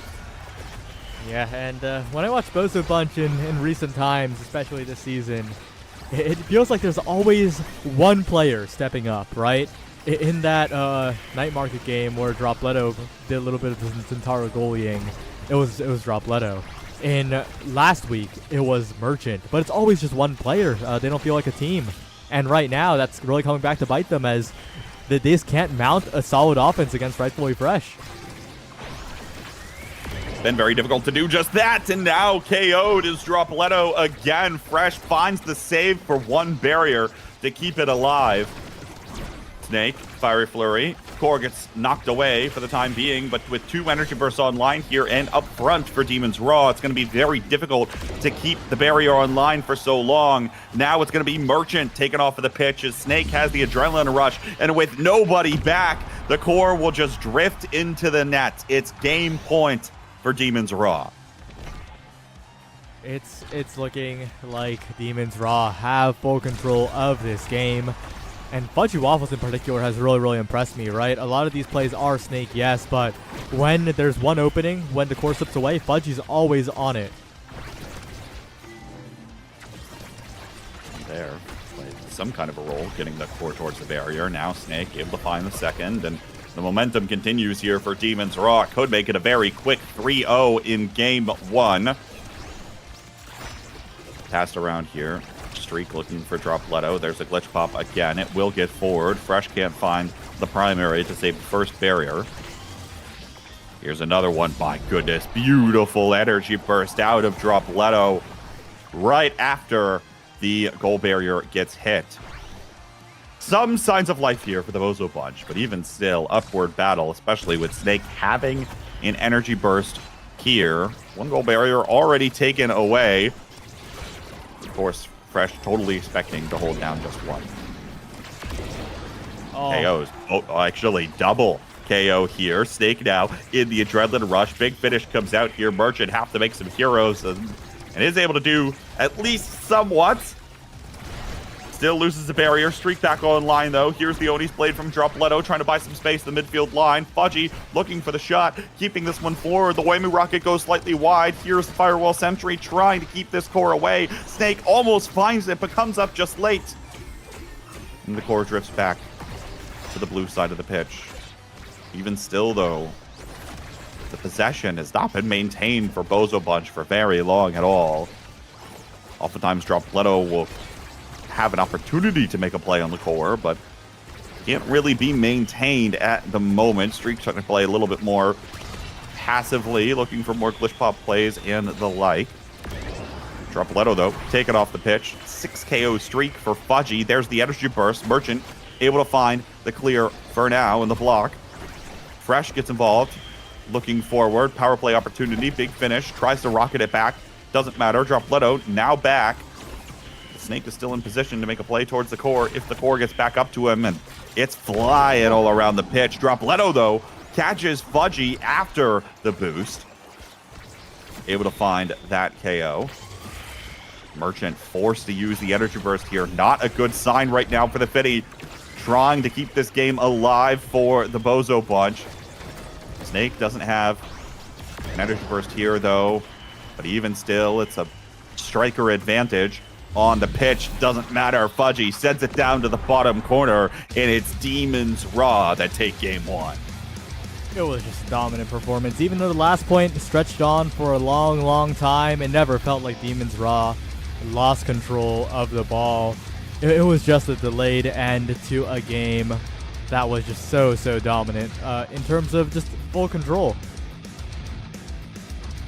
Yeah, 3 goals, and that's it for the Bozo Bunch. Most of the possession certainly felt like it was maintained from Demons Raw for a good majority of that game, and that's the risk you run, I think, when you're playing a composition like what Bozo Bunch was playing here, is that especially locking this Finny, Saya feels like that should be very damage-oriented, but maybe that right counter from Snake and picking the Fan Braces in comparison to other Juliet here that you might end up favoring most of the time. In this case, seems as though it paid off, prevented a lot of those KOs from potentially happening, and was just enough to keep Demons Raw ahead. Yeah, and the main thing is, right, I just wish that we could see Merchant on those eject goalies. Because he plays Finny fine, but it's just not a win condition for Bozo Bunch, and the Bozo Bunch need a win condition. Yeah, like, what else is Merchant supposed to do, right? Known for the Vice at first, right? In the goalie eject button, adding plenty of damage to the team and getting the job done in that way. Haven't seen similar play from the Bozo Bunch, certainly not in the last one. And it's difficult, right, to pair that up, even if there's a lot of damage at the moment. You can't quite take the identity out of the team or out of the individual players that are playing. But now, Gates of Obscura. Saya, whose map pick was this again? This was definitely Demons Raw's map pick here. It's gonna be the blue side for the Bozo Bunch, and it's a prize fighter start. We're only seeing damage starts boy. today.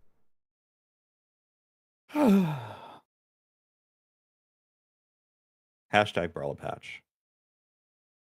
Isn't that just what this is? And this is a patch blame it where on that, Siphoning right? Wand is pickable on Luna. Isn't that crazy? Hashtag Brawler Patch. You know, I see a certain person responsible for this saying it's not, but low key it's pickable. Low key it's pickable, and that's a problem. If it's pickable, it's a problem. That's the blue one, Luna, from the Bozo Bunch, picked up here first. And 3Z Breezy has been successfully rage baited in the Twitch chat. Oh boy. Don't you just love Omega Strikers? We're still here, folks. We are still here. All right, but taking a look at the draft, though, Demons Raw, of course, going with a bit of a mirror of the previous game. They're leaning towards the Bite Breakers, and wait, Demons Raw? They're saying that They're saying that we can pick Bite Breakers, but you can't. They're just running the Bozo Bunch comp from the previous game, and I'm not gonna lie, I have a lot more faith in Demons Raw in their ability to run this one. I gotta say, because Rightfully Fresh, quite legitimate on that Finny character. That's true. That is true. Yeah, anything you can do, we can do better, apparently, is what Demons Raw is saying here. Actually, nearly complete mirror, by the way. The only difference, right, is probably what So. Merchant playing the Luna goalie here instead of Luna going midfield and then another goalie pick, and it's the Estelle most likely setting the stage here. But I don't know. I mean, I suppose that we could see Estelle goalie and have almost the same 6 strikers just swapped sides. So I don't know. Interesting. Yeah, and we'll see how it goes. I do like this draft a lot more than the previous game's draft for the Bozo Bunch, especially because they got the Luna, they got the Merchant pick that has more agency for the goalie that thrives on agency. But on the other end, Rightfully Fresh on this Finney in nasl this season has looked incredibly, incredibly good. Yeah. So we'll see where this goes. Unfortunately, no chance of seeing whether or not this is a Sci-Fitting Luna because it is the Luna going to Merchant. Indeed. Prize fighter, everybody except Fresh. Picking the Casta last, maintaining that debuff on the players of the Bozo Bunch. So we'll see where this one goes, but on the prize fighter start, of course, the first couple of KOs are going to be the most critical to set the pace for the rest of the set, especially here in set 1, and Dropletto already taken to very low stagger. Yeah, it is looking quite good because this comp, Bite Breakers, built on damage. Last game didn't really show up. This game, the Dropletto is on Death's Door with no evades. Vambrace difference, I guess, maybe? I think it's just kind of. It might just be a team diff on this one. I think well, the Demons Raw are way more suited to running this comp. There he goes. Finally KO'd about 48 seconds into the game. Misdirection comes out here. Not able to find the same level of quick coordination here, but even still, Snake finds yet another KO, and so that is Dropletto and Streak down to no starting awakening, and Snake will find an easy clear for the goal. Yep, it is looking quite good, I think, for Demons Raw. They got a lot of meter, and on the other end, the forwards of the Bozo Bunch, not quite the same, not very, very close, but there's a crater. There's the damage potential, and if Merchant could be the one building up these prize fighter stacks, that is huge as well. If that can happen, all the better, but this time it is actually the KO against Snake, resetting the prize fighter stacks, and we are almost back to neutral. All but Fudgy Waffles has a second prize fighter stack. Everyone else just on one, and seeing where else this one can go. Of course, Anderson Burst starting to come online here. Merchant does have one on the defensive side. Fudgy will use his. Now exchanged with Merchants, and Streak and Snake both very low. Not able to find much of anything just yet. Trying to get the heal with the orb, but Snake going to be taken down really low again. Still able to get the gold barrier, though. Not taken off the pitch just yet. Crystallized Thorns are out. Whammy goes slightly wide of the Zentaro. Dropletto keeps the core away from the goal box. Big finish. Sends the core flying actually back towards Fresh. Finds the goal barrier there. And open goal gates on both sides. Maybe an opportunity. Merchant flying in and will be able to get the job done on the boost. That is really, really good from Merchant. The mind game, not hitting the core with the boost, making it so that Rightfully Fresh has to be the one scared, has to be the one taking action against the core, and winning the interaction in the end. The Luna has so much agency in those situations if you still have strike after the boost. And so, looking for the mind game here. There. Able to find it again. Keep the core forward. And it's open goal gate. Excuse me. Wow. Sneeze came on at the wrong time. On the caster desk. KO comes through at the right time here for Demons Raw to alleviate some of the pressure. Merchant trying to fly under the boost, and Feels like Saya Merchant slowly warming up to going for the more offensive boost plays. The whole team gets involved on the goal. Dropletto will put it away. Yeah, it is another good point from the Bozo bunch. And again, like, I'm really liking that they just locked in an eject goalie for Merchant, right? Whether it's the Vice or the Luna. The fact that Merchant can be that addition to the offense is so valuable for this team. The aspect in which they struggle is confirming things, confirming goals, confirming KOs. In the midfield, in the mid game, they're solid if they're not dying. When it comes to just getting the confirms fully, it's so important that there's Merchant there. And what a brilliant save from Merchant, but Snake is there for the follow-up. Quick reaction times all around there with the edge of the energy burst able to get sent up. Then Merchant able to find the save on the boost. But alas, the goal goes in, and we're all tied up here in set one. Again, prize fighter start, meaning that a reset on the sets could start swinging this around. Fudgy Waffles, 4 prize fighter stacks at the moment on this IME. And Merchant actually highest in XP. So if Bozo Bunch able to come away with this, Merchant gets to pick the litter here. Extra damage potentially for this Luna right on the eject button. Could potentially be huge, but honestly, already has most of what he needs in order to get the job done. Dropletto trying to buy himself some space here at center field. Can't do a lot at the moment. Continues to just get knocked around. Picks up a healing orb. And now gets popped off the map by Fudgy. Huge KO. With those extra prize fighter stacks, triple take will prevent the core from being cleared completely. And now Snake in position here for Demon's Raw. Streak been bullied away. Merchant went flying. And now maybe Snake with an opportunity on a play.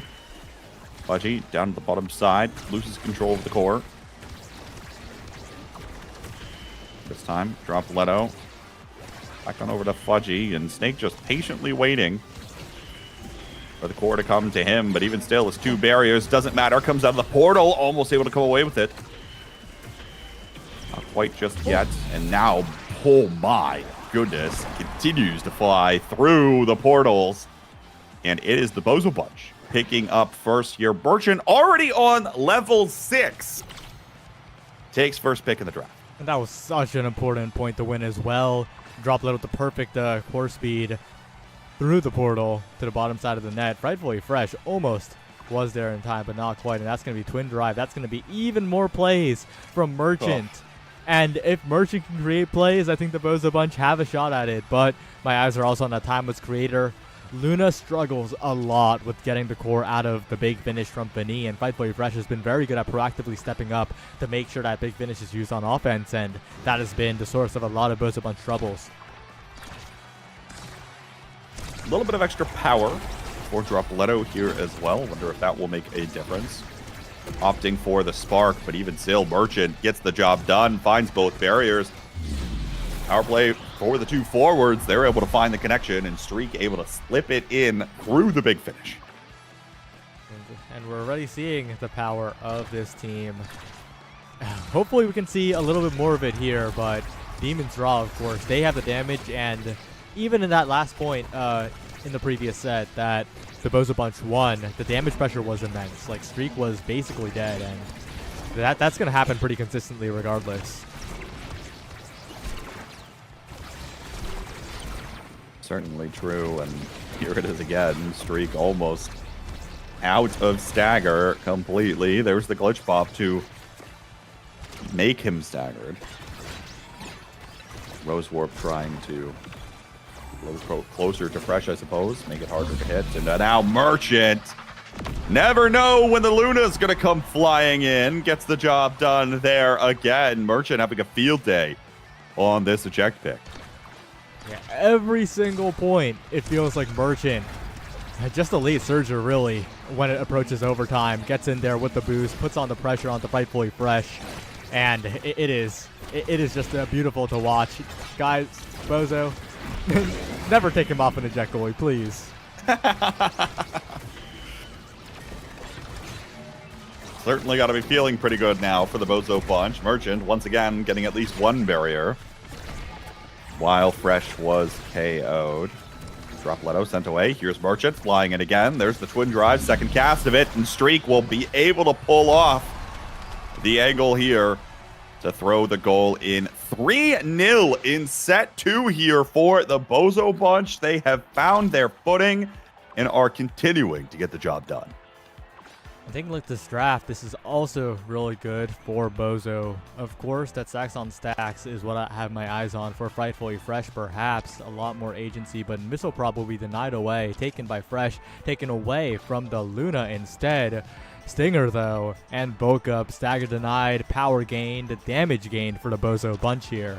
And taking a look at the rest of the draft, their speed for Demon's Raw, yes, but Bozo, I think, will have a very good time dealing that damage.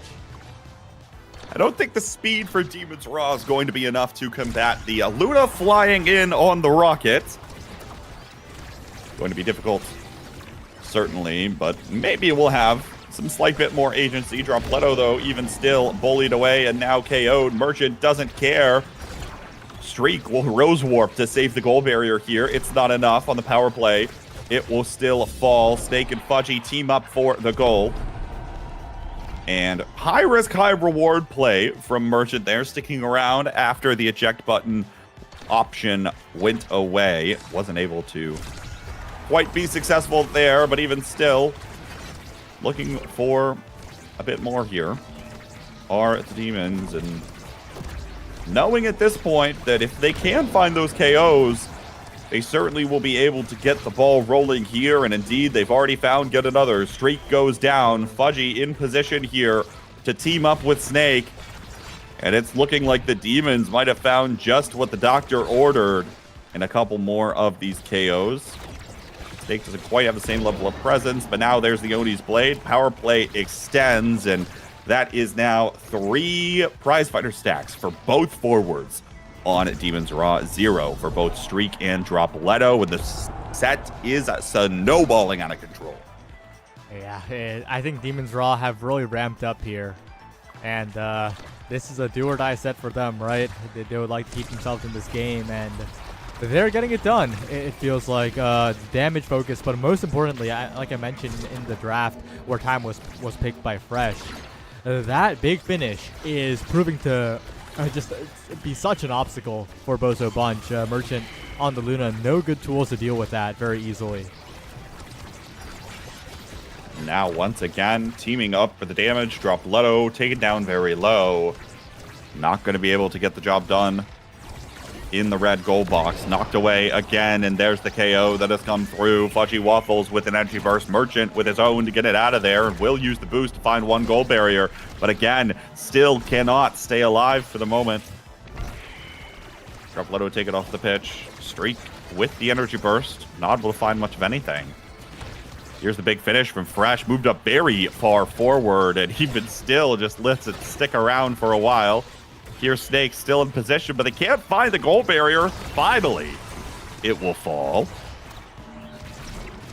Oh, flying in on the boost is Merchant again, but it doesn't matter. Snake with a beautiful punish as Merchant blinks back to the eject button, and Demon's Raw found their first set in the game. Yeah, I think they really just were shifting gears to just pressure Merchant a lot more this set, and that's huge. That gets them the draft win. And there are so many scary awakenings on the board. The Adrenaline Rush in particular, right? If they could find 1 KO, they could stack up those prize fighters. They could be dominant here. And they're really just closing the gap, it feels like. Even with the extra special on Merchant, the Bozo Bunch are going to have to be a lot more careful, help out Merchant a lot more on defense, and that's going to mean that their offense is that much weaker. Well, I think their offense is going to be that much weaker when Dropletto still can't find a recovery awakening, right? It's Spark of Leadership picked up for him, right? I don't know how much that's really going to help. Shares the extra power, I suppose, with the rest of the team, and maybe it's enough to find a KO or 2 as it's Snake taken off up first. But even still, it feels like it might be an upward battle. Comes down to maybe these first couple KOs of the set, right? First one found, of course, by the Bozo Bunch. Can be huge at maintaining the pace of what is to come. Streak taken down very low. There's a triple take. Now Streak, got to be careful not to get bullied away. Will survive the Oni's blade. Everything else thrown out. Won't be taken off the pitch just yet. Firewall Sentry is out. Sets up Snake for a goal barrier take. Here comes Merchant flying in. Does have the energy burst. Doesn't elect to use it. Crater comes up just a little bit too late. Big finish. Goes through the portal. We're in overtime now. 2 energy bursts online. Dropletto burns his. Can't find the core. Rose War forward from Streak. Still trying to do everything in his power. Getting this core up to Dropletto, but now KO'd in the process. Dropletto finds his own KO. Merchant flying in. The core goes slightly wide. Pass forward. Snake covers in the Oni's blade. And the core still back and forth over the pitch. Too fast for the big finish. Merchant's back in time with the eject button. Dropletto almost to himself through the portal. Streak is there, trying to help out. Merchant forced to use the energy burst defensively here in the open net. Oh. But a glitch pop from Fudgy Waffles intercepts the pass to Streak as he was looking and set up to get the core up to Dropletto. Doesn't matter. Beautiful awareness from Fudgy, and no one reacts in time. Yeah, that was a brilliant shot there from Fudgy. And it felt like Bozo Bunch should have had more control in those open net situations in overtime, right? Even though the team player is on Rightfully Fresh, they have the eject button goalie, but they just couldn't find a good passing play forward. And that point might come to haunt them because this point's looking a lot less favorable. A little less favorable now as Dropletto gets taken off of the pitch. Streak down to 0 prize fighter stacks.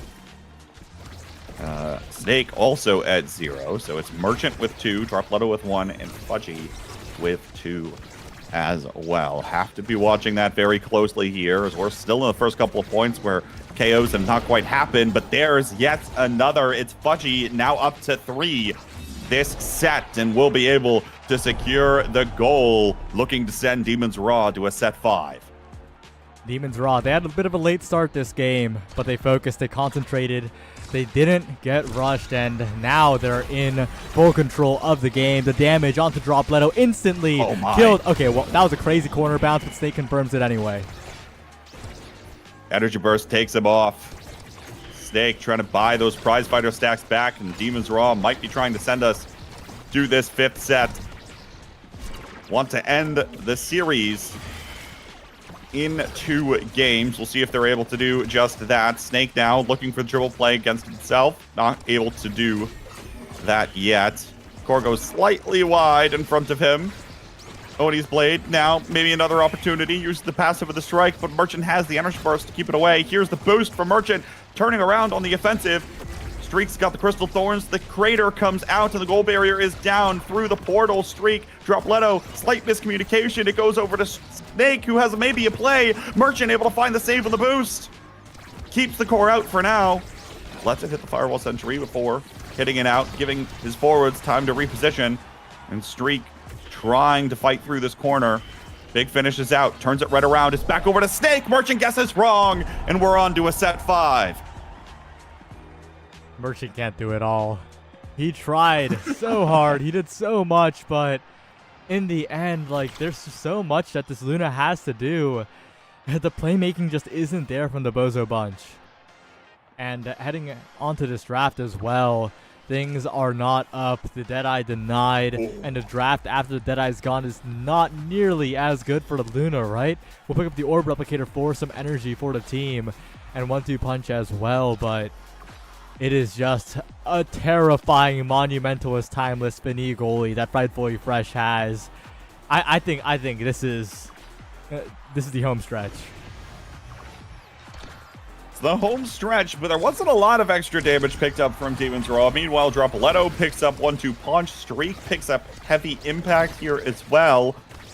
So maybe there's a world where they can start finding some of these KOs up early, get those prize fighter stacks online, and snowball the game. It comes down maybe to this first goal and who can find the KOs up on our prize fighter starting Awakening.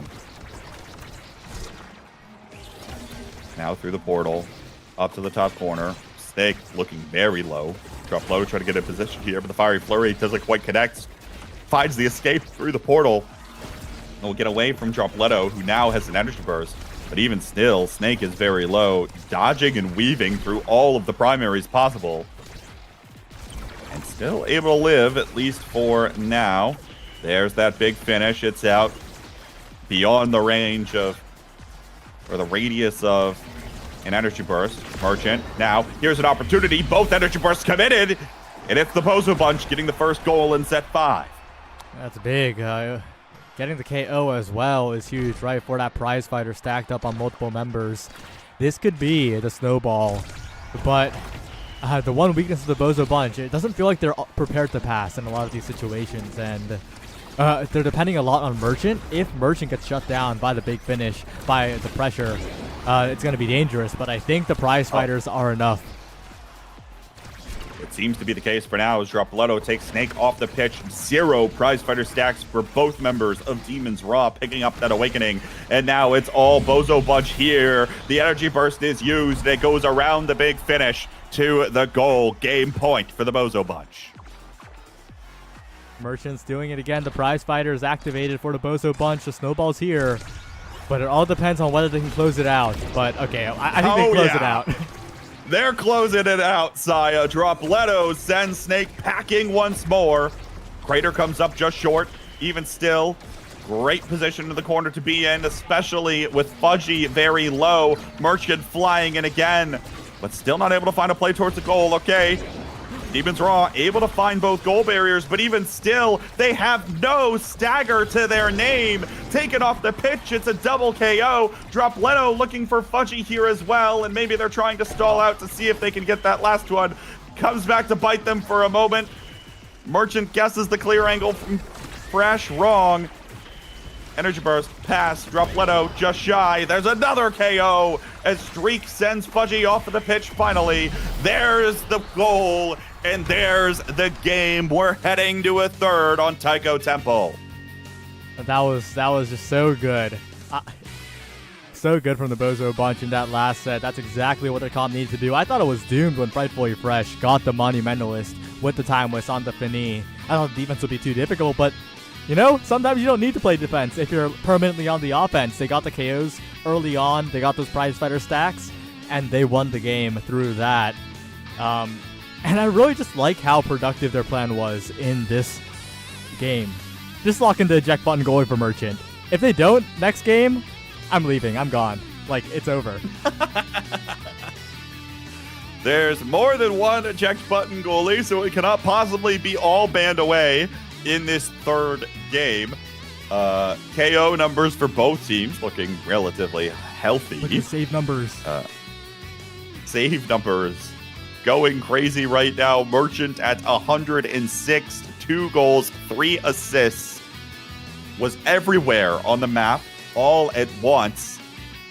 214 redirects most of the game, and certainly showed it there. But I think, again, right, it's all about that prize fighter snowball when that awakening has its first start.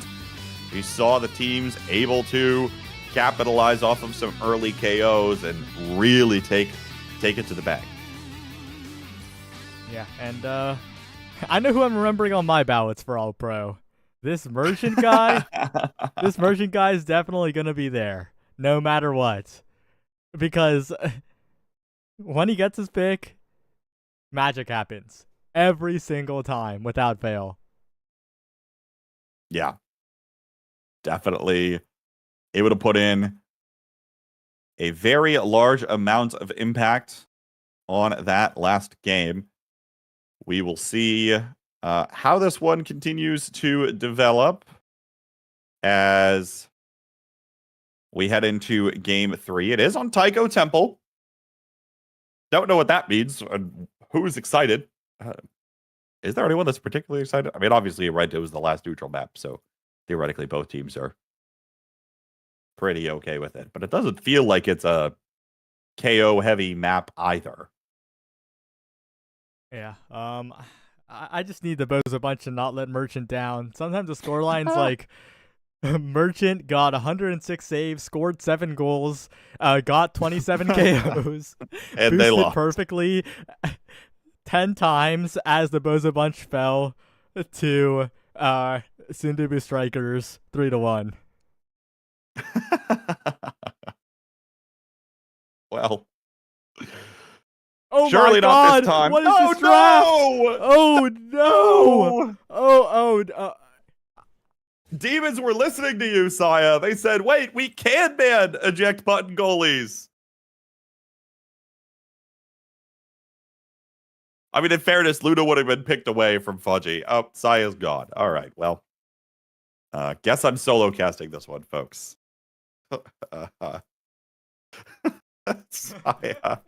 Saya has given up. It's not looking good. It's not looking good. Wait, hang on. He could lock Kai or something. We have options here, Saya. Yeah, I'm watching this with deep breaths, with an watchful eye. We have to wait and see right now. I have the Uma Musume skill list pulled up right now, and I'm integrating as many as I can because that's the only way I can cope. What else is there? Everyone should probably hydrate, take a small breather, keep themselves level-headed, because I'm not. It's not looking good. But that's a Drakkar goalie for Merchant. Drakkar goalie for Merchant? He's looked solid on in the past, but the issue is it's not a playmaker. Watch me play eject button Drakkar. We'll see how that one goes, I suppose. Very traditional comp out of Demons. And, oh, there's the Kai. That's You sure that it's going to go goalie? That's definitely Drakkar goalie, I think. Okay. Yeah.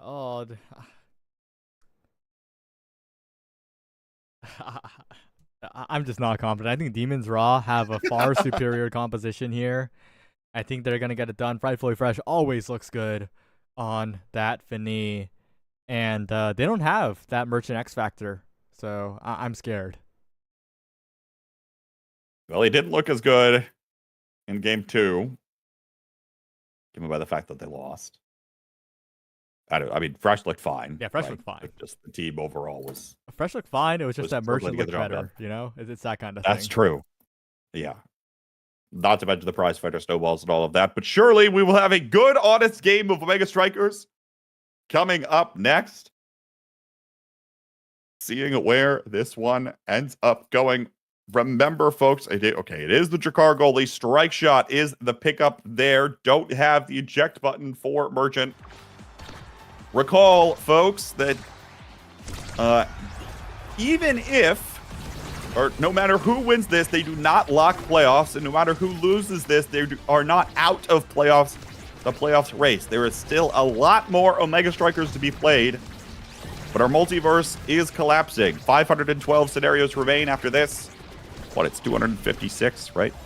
Something like that. Pretty sure that something like that.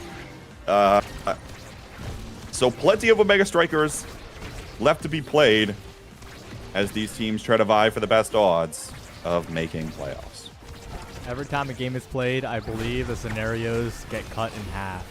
And right now, it's looking like the Bozo Bunch's chances are a little bit suspect, but Droplet is getting it done. Streak is getting the passes, and I think a lot of this is that Streak, I think, has usually been comfortable on this Kai. And although the Kai doesn't seem like very good in this comp overall, I think that comfort's super important, especially when you need those clutch plays, when you need to just be comfortable in the moment. At the end of the day, the pressure is on, right? Both these teams, 3 and 4, likely winning both of their matches would lock themselves for playoffs. And so every point, every set, every game matters. And the extra comfort knowing a striker that you don't have to think about how to play can make the difference. Giga Blast, another one, comes out of streak, finds a goal barrier. Here's the big finish from Fresh. Doesn't quite get a lot of work done. Now drop Leto. Sent around. Knocked off the corner bass drum and sent back to his own side of the pitch. Snake attempting to volley streak, but energy economy to the Bozo Bunch here. We're close to getting KO'd there. Still maintains his energy burst here. Likely has to use it in a moment and now gets sent away by the piercing shot of Fudgy. Will walk out of the big finish. And Merchant sticks around in the Xenocloak. Blazing pace now from Streak. There's enough in position to find the goal barrier. And now all that's left is a passing play to get it up to Dropletto. Playing the X. The X Maximus comes out, but it's not enough to send the core through just yet. Maybe an opportunity here, and we'll find it with the Bull Rush. Well, that's the Dropletto special. He's known for the X. He was known for the X in particular. Pretty much solely the X in the past, and still on point with those plays, even though he locks it in a lot less nowadays. A lot of meter on both teams here, and these flips are going to determine quite a bit, but the first one deflected without any meter used from the Bozo Bunch, and I feel like they have a big capability to play make here if Dropletto can stay alive, if Streak can avoid taking too much damage, but that's a lot of damage on Streak, but there's the Giga Blast flip, there's the combo with the Spec Training, and that's the X Factor that they need. Oh, I thought it would have been the X Striker would have been the X Factor, but what do I know? Also worth noting, by the way, haven't gotten the chance to talk about this yet. Both brawlers picking up the Vambrace here. Dropletto, of course, it probably expected on the X, but Snake sticking with it for this game as well on the Juliet. Does have that. And as the goal barriers open up, imagine might see a few less KOs here, especially early in this game. It's overtime now. Dropletto looks to get in position here. Has to get far enough forward to send it around this Finny. Able to find a KO. There is Snake with the energy burst here. Maybe an opportunity on the dribble play, but a great strike shot from Merchant. Sends it away. Now, oh my goodness, that core just bounced all over the place. Finds Snake and finds the goal. It's Demons Raw on the board. Yeah, those kinds of plays are difficult because this Ricard doesn't have enough range to cover the full goal in a lot of these situations. And the core speed accelerates so fast on Tycho in overtime. And Frightfully Fresh and Snake are very, very aware of how to abuse that. It is looking so precise. And the Bozo Bunch also, the other main concern is that they are not taking that much damage right now, but that's more on Demon's Raw, not super focusing on damage. They're almost dying too without Demon's Raw focusing on the KOs as hard. And if they focus a little bit, that's exactly what happens. It felt like, too, that's what happened in Game 2, was it? When Demons Raw were starting to turn this one back around, clawing back towards that set 5. Didn't feel like they got a lot of extra damage. Just felt like they were able to coordinate their damage a little bit better, right? Picking out a specific target, finding that KO, able to convert, and then that snowballed as the game went on, thanks to Prize Fighter. So there's certainly an avenue where having that reset coming after an Awakenings draft allows the team to think a little bit more hand in hand and be able to find a little more coordinated play. Streak takedown very low, as is Merchant. Now looking again for something here. Piercing shot from Fudgy will actually find the goal barrier. And the core to the waiting hands of Dropletto, almost. Snake picked it up for a moment. There's the big finish. Streak trying to keep this one away. Hits the corner and an awkward bounce up to Dropletto. Fudgy maybe trying to maintain possession here. Snake putting in the damage onto Dropletto. Here's the energy burst. It goes right over to Fudgy. Can't find the goal barrier. Streak has his own energy burst for the moment, and now will find the goal barrier without it. Will he use it for the offensive play? Fudgy will beat him to it. Now Streak actually uses it on the defensive. Burns the meter. Doesn't have that at the moment, and Dropletto going to get sent off of the pitch. Power play opportunity now for Demons Raw. Fudgy looking for Snake off the center base drum, maybe for a weird angle play. Streak trying to keep this one in the corner away from Snake as much as possible. And the penalty has been killed. Dropletto now is there, just slightly wide of actually connecting with Fresh. The power play continues. It's now Streak taken off the pitch. Misdirection, out. There was an opportunity there, but it didn't quite get over to Snake. Couldn't read the bounce off the corner, and now almost an opportunity. Streak able to collect on the goal line. Keep this one away. Merchant as well. Core speed continuing to skyrocket. There's the crystallized thorns, and the lock and load comes up just late. We're on goal 5 in set 1. That is so tough. It was a great defense by the Bozo bunch, but they couldn't keep it in control at the very end. And it's natural to get impatient in those situations, right? Like, you need to try and make a play of your own, not just defend, but Fudgy Waffles just fed on that impatience perfectly with those Crystal Thorns, and now the Bozo bunch are in a lot of trouble as the damage is stacking up. Starting to stack up. It feels like the Bozo bunch haven't gotten a KO of their own in quite some time. Meanwhile, Demons Raw finding consistency in that. Dropletto able to find the energy burst defensively to keep the core away, but now a KO as a Giga Blast connects with Fresh.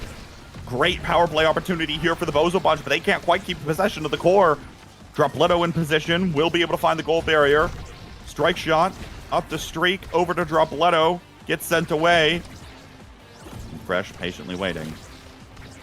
He will strike the core away the second he comes back on. Fudgy, Rose warping forward. Looking potentially for a pass and play here. Snake does have an energy burst. It is 0.5, so he's incentivized to use it. Merchant finds the lock and load here. So that offensive resource is denied. Fudgy uses the energy burst to find a KO, but another power play opportunity. Looking for the pass forward, but Streak doing a great job of covering Snake with a little bit of extra speed that he gets on the blazing pace. Sent out the big finish. Giga Blast is up. Dropletto now back online. But Snake finds a KO. Huge one versus Merchant. Streak has to drop back. Maybe an opportunity here. Streak almost gets KO'd to the piercing shot of Fudgy Waffles. Merchant is back up. Penalty successfully killed, and there's the strike shot to get this one out of the waiting arms of Snake, but it doesn't matter. It goes right back over to him, and it's just a simple strike to the goal to put Demons Raw ahead. That was a really tough bounce, too. It was so ambiguous. It really could have gone directly to Merchant or back to Snake, and it went right back, and the early strike is just so punishing now. On the bright side for the Bozo bunch, though, they do get the missile propulsion pretty much guaranteed, but on the not-so-bright side, there are so many good awakenings for Demons Raw. There's the extra special. The big finish has been such an obstacle for them, and this X is going to be left with, oh wait, still Might of the Colossus up, so not the worst, but this core speed is just going to work around the Bozo bunch. They just haven't had the core under their control. In the last point, they just couldn't find a passing play forward. Fresh had such easy defense in the last point. One thing, though, is having the influence on the core is going to be very helpful. You know, we talk about Merchant having the eject button option, and while he doesn't in this game, the extra projectile range can help him get involved on the offensive side in the same way. Keep up the pressure for the Bozo bunch and let Dropletto do the work as the X continues to scale up, especially with something like Might of the Colossus here up first. And it's an early goal in set 2 for the Bozo bunch. Yeah, drop seeming particularly calm and collected at the moment here. And that's very important, right? Even if you're down, if you're next, you picked up your Might of the Colossus, your teammate picked up Missile Prop Drakkar, and Streak, of course, getting that dash range as well, right? All very important picks here, and they have the scaling that they need to start winning, perhaps, with another barrier take. Now Streak kind of getting a little too fancy with it, almost. Goal barriers fall. Snake able to do work on the other side of the pitch as well. Here's Fudgy. Trying to make a play towards Snake. Can't quite do that yet. Molten Bolt is out here. Dropletto maybe with an opportunity, but the core goes slightly past him. 2 energy bursts online here for Fudgy and Snake. Merchant realizes it and gets that core out of there with his own. But even still, they're coming towards the goal. Here's Fudgy, able to keep it out. Our Snake and Merchant. Or Streak and Merchant, excuse me, but it doesn't matter. Snake has still got his own and sends it to the top corner. Yeah, that was rough. Drop was trying to get the flick with the bull rush into strike and then flip it, but unfortunately it didn't end up working out, and that meant the Demons Raw had to push towards the offense. They're low on meter though, so the Bozo Bunch have a chance to burst down Snake, but I don't think they can fully get the KO here. It's going to be difficult to find that, especially with Snake's Vambrace pick.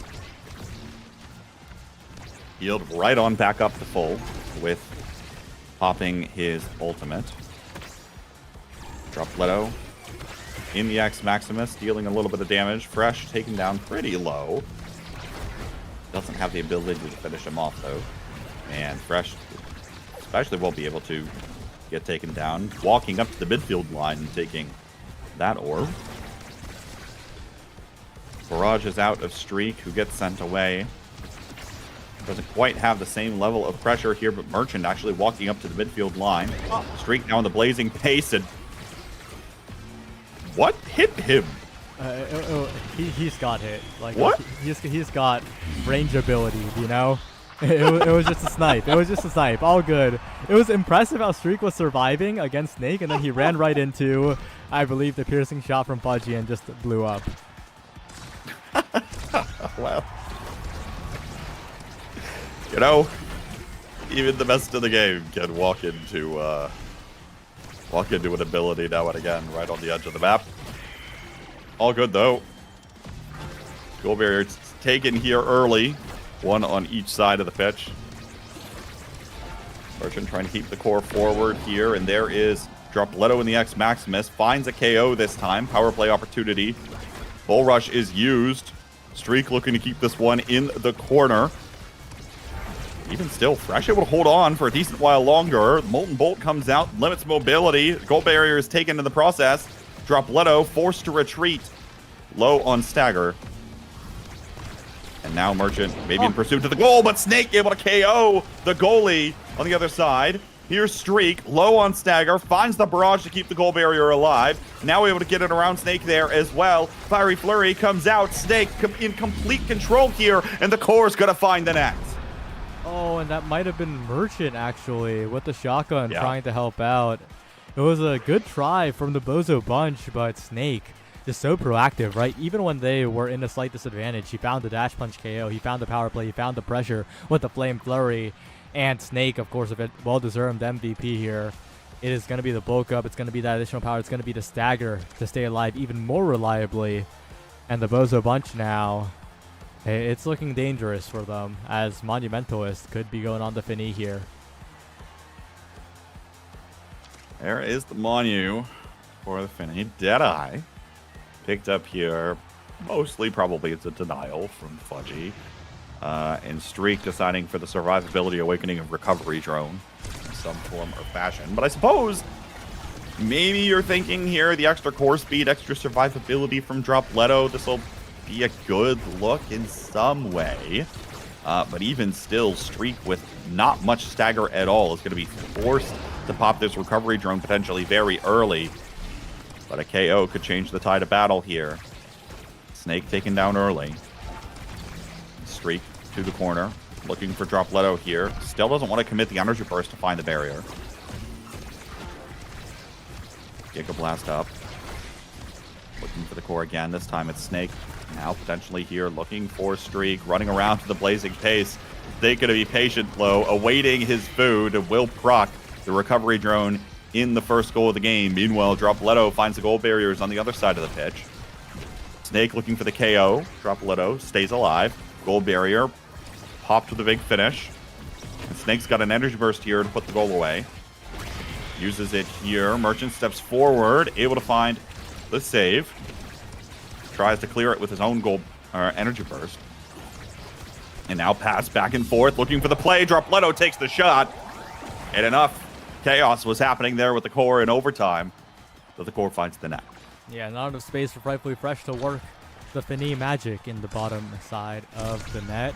Ball played by the Bozo Bunch, and this time the big finish backfiring a little bit. The Molten Bolt, long range from Merchant, the missile prop boost helping out in that barrier take on the top side. Now Streak's got to be careful. Debuffed up by the Finny, needs to go, and a perfect Giga Blast after stepping back, making full use of the core flip while retreating. But just like the previous time, makes a great flashy play and then falls to a ranged ability. All good. Okay, Merchant able to find the hold here. Big finish, though, causing a huge problem right now for the Bozo Bunch. Streak back online here. Will bully it away from Fudgy Waffles. Meanwhile, Snake tries to bully Merchant. Low on Stagger. Merchant dangerously close to getting KO'd, and there's the punch to send him packing. Fudgy to the corner. Streak is back in time. Looking to make the plays on the defensive line, and will be able to do just that. 2 seconds to Merchant coming back online, and we'll be able to. Always helpful to have a second goalie as your midfielder. Never have to worry about a forward in the net moment. And then the quick transition over to the other side of the pitch and the blazing pace means a quick pass to Dropletto when a goal goes in.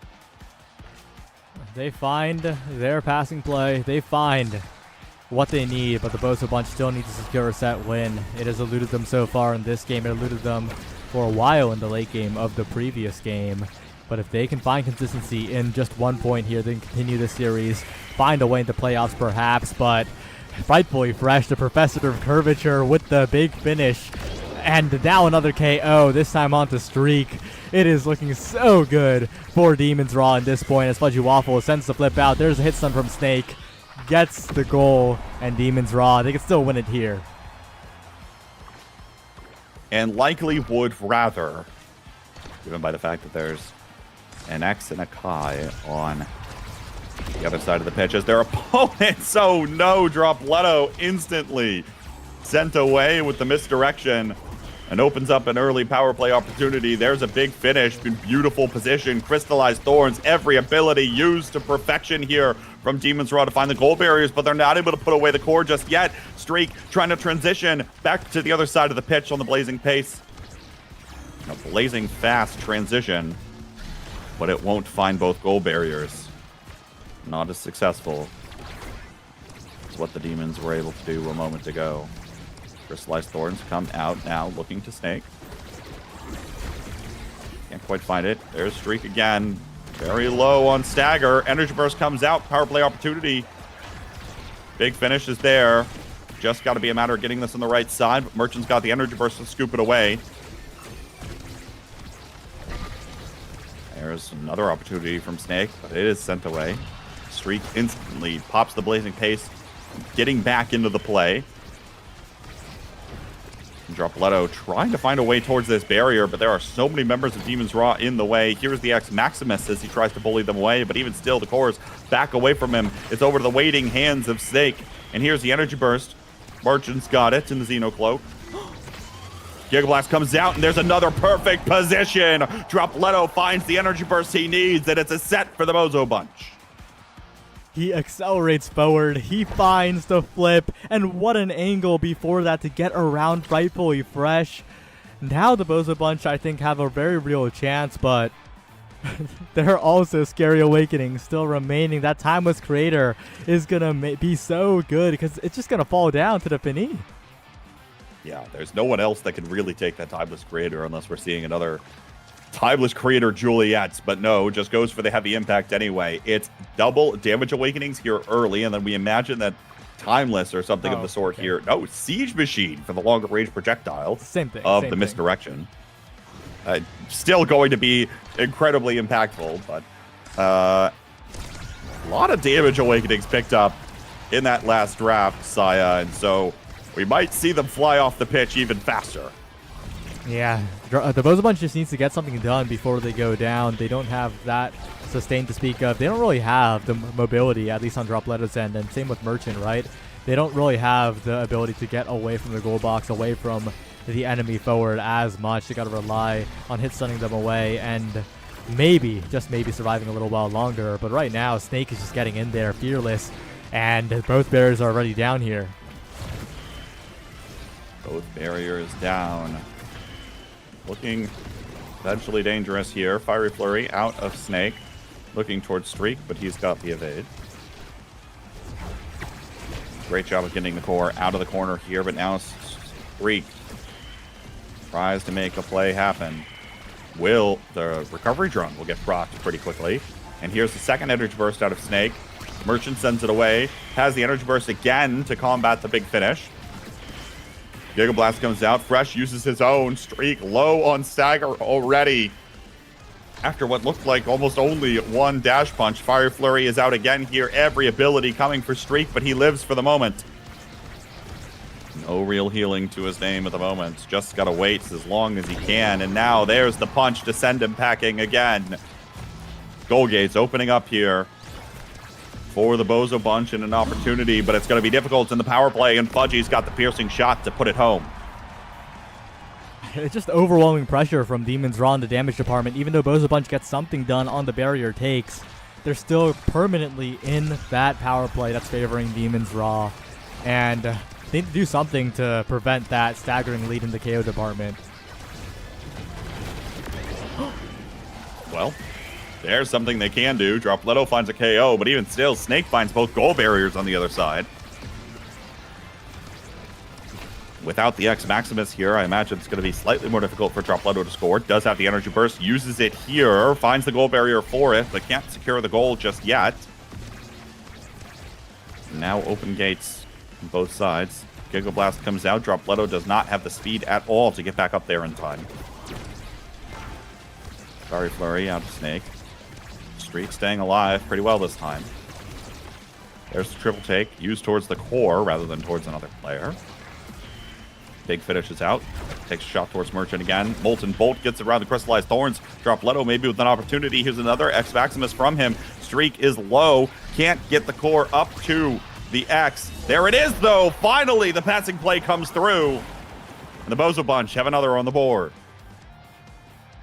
They're getting these points, but it's so shaky, right? Even when they didn't fall into a KO disadvantage, they lost the barriers to solo play with Snake, and Snake in particular is really playing so well this series, as expected, of course, from the Demon's Raw mainstay, but especially so in this series so far. And Streak is being damaged so much as well. They got to be careful, but those Giga Blasts from Streak have been fantastic, but there's a piercing shot to take Dropletto out, and suddenly the Bozo Bunch are in trouble once again.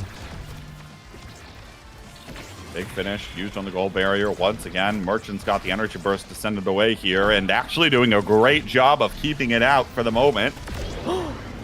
There's the X Maximus pop. The dash punch comes through for Dropletto.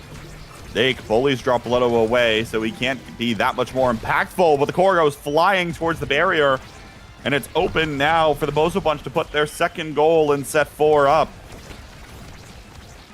Crystallized Thorns out of Fudgy, trying to keep the momentum the other direction, but even still, Streak in pursuit and will be able to have the barrage to bring it through.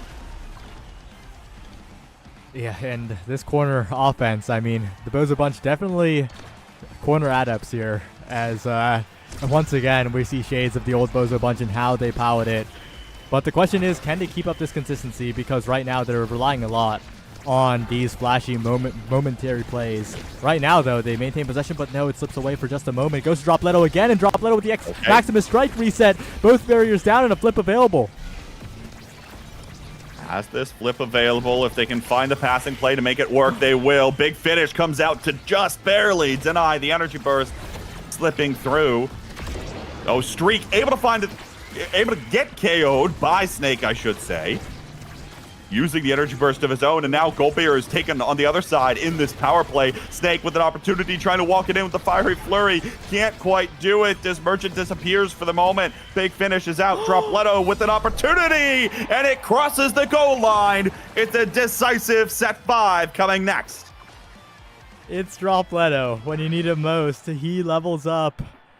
And in this final set, it's Merchant with the first pick, but that's a little unfortunate, right? You don't really want your Drakkar goalie in first pick in this very critical situation. That prize fighter is also what I have my eyes on as well, along with the fight or flight or rush denied away from the enemy team, and a little bit of flat cooldown. 1 second off of those shotguns is also going to be very good for the defensive uptime. But I'm still a little scared for the Bozo Bunch in this one. It feels like something they ought to be scared about, right? With Fudgy getting the Super Surge, extra agency on the map, and potentially Snake here able to have more agency as well with the stacks on stacks as the extra speed. The damage hasn't been the problem for this team. Now they have that extra speed and extra range to be able to get the job done. It's going to be a matter of what Streak can do to combat it with the fight or flight.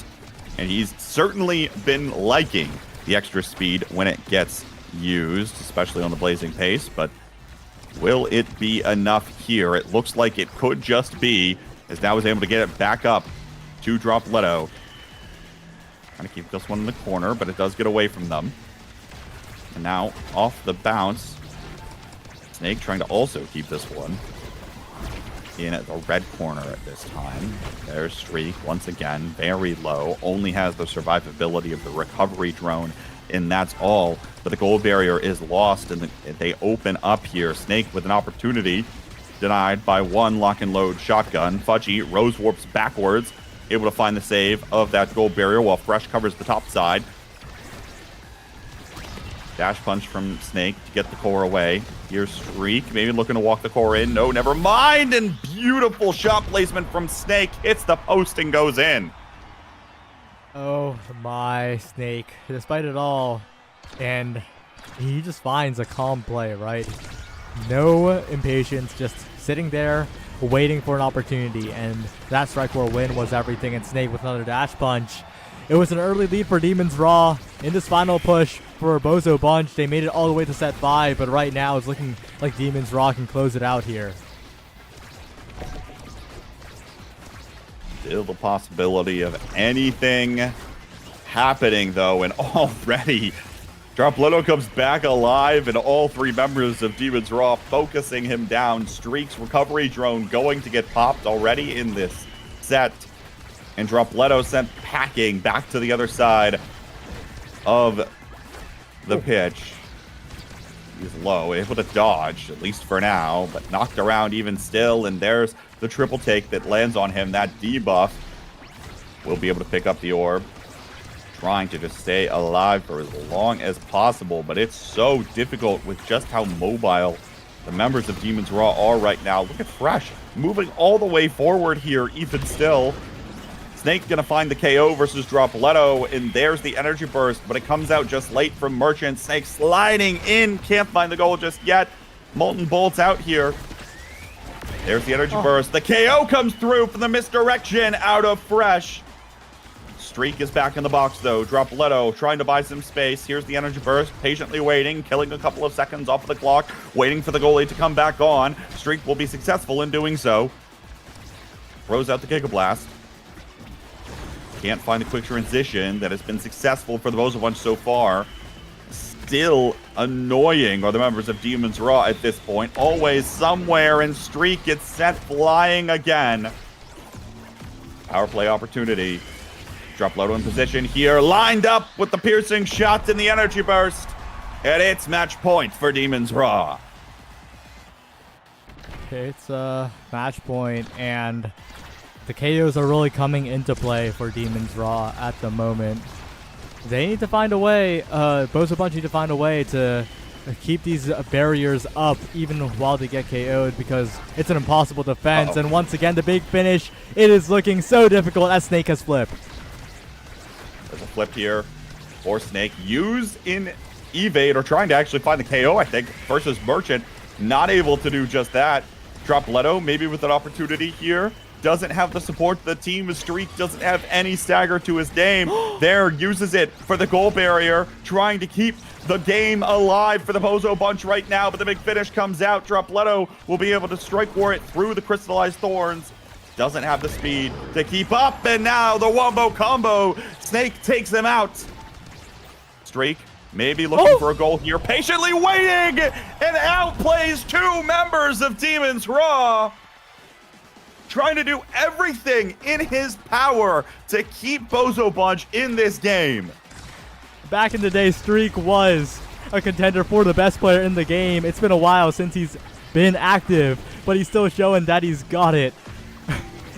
Despite everything, the Bozo Bunch are holding on to this game, and with the barrier take early with damage on Fudgy, maybe they can get it done here.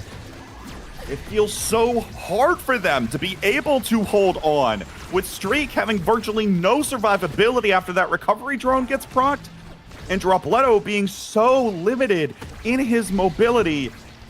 yet somehow they're able to find openings to make plays happen, and it is a deciding goal here in this match. Just a little further for the Bozo Bunch to pull off the impossible. They have meter, but you gotta watch out. Snake has been so consistent, and Demons Raw are not lacking in the energy department either. Doesn't choose to flip there, wouldn't have killed, but there's a barrier take early for Dropletto, and Dropletto is winning every single strike war here, but Frightfully Fresh with the big finish. Snake now, the one trying to make a play on the other side. Still a flip available, but still hasn't found a barrier. Merchant also with flip, as well as Streak. Dropletto's about to have his, and Fudgy just found his as well. Snake burns the flip, as does Fudgy. Not able to find much value there at all in the energy conversion. Meanwhile, Dropletto finds the goal barrier, now looking for more. Streak down to the bottom corner, and it's the Bozo Bunch knocking Demons Raw down even further on the standings. They'll be able to hold on to their hopes of making playoffs just more. How'd they do it? How'd they do it? I don't know. They were looking out in that last set. It was looking over. And then somehow Streak realized that he used to be one of the GOATs.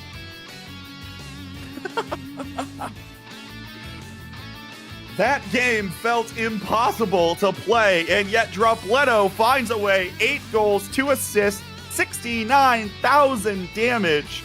Merchant, 355 redirects. It felt so hard for them to find ways to be successful, and yet they're able to, Saya. Just goes to show how close the league is this year. Anything can happen on any point. It's another Merchant masterclass as well. The most saves, a ton of redirects, and of course Dropletto, right? Kickstarted that final push for the Bozo Bunch. They're so inconsistent, man.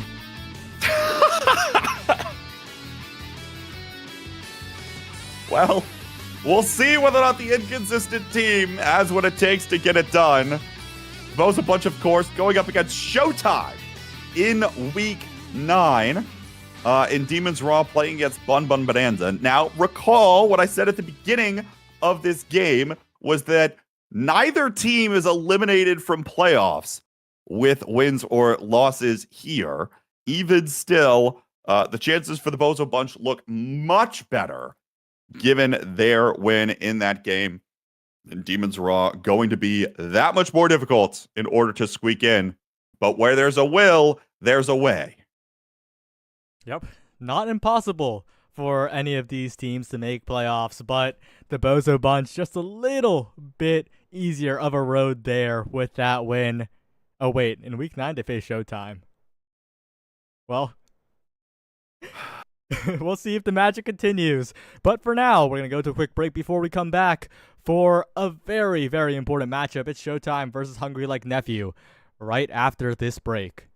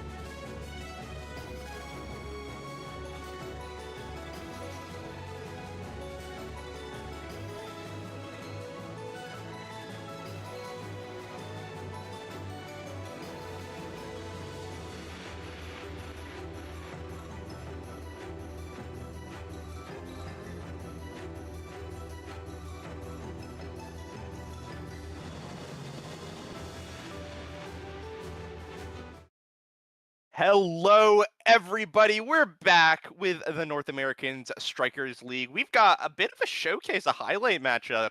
Hungry Like Nephew versus Showtime here. And I think just going to the stakes of this game, this is for first place seeding for Hungry Like Nephew. Showtime, if they win, they'll be clinching playoffs. They'll probably be there anyways. But of course, you'd like to win here to secure that first place seeding, to secure your first round opponent choice. And going into it here, I think both teams have a little bit to prove for coming into this. I think both of these teams are kind of what people are looking at to take the whole thing, and I think this is going to be a pretty good litmus test of how playoffs might shake up should these two meet up in the those later parts of the tournament.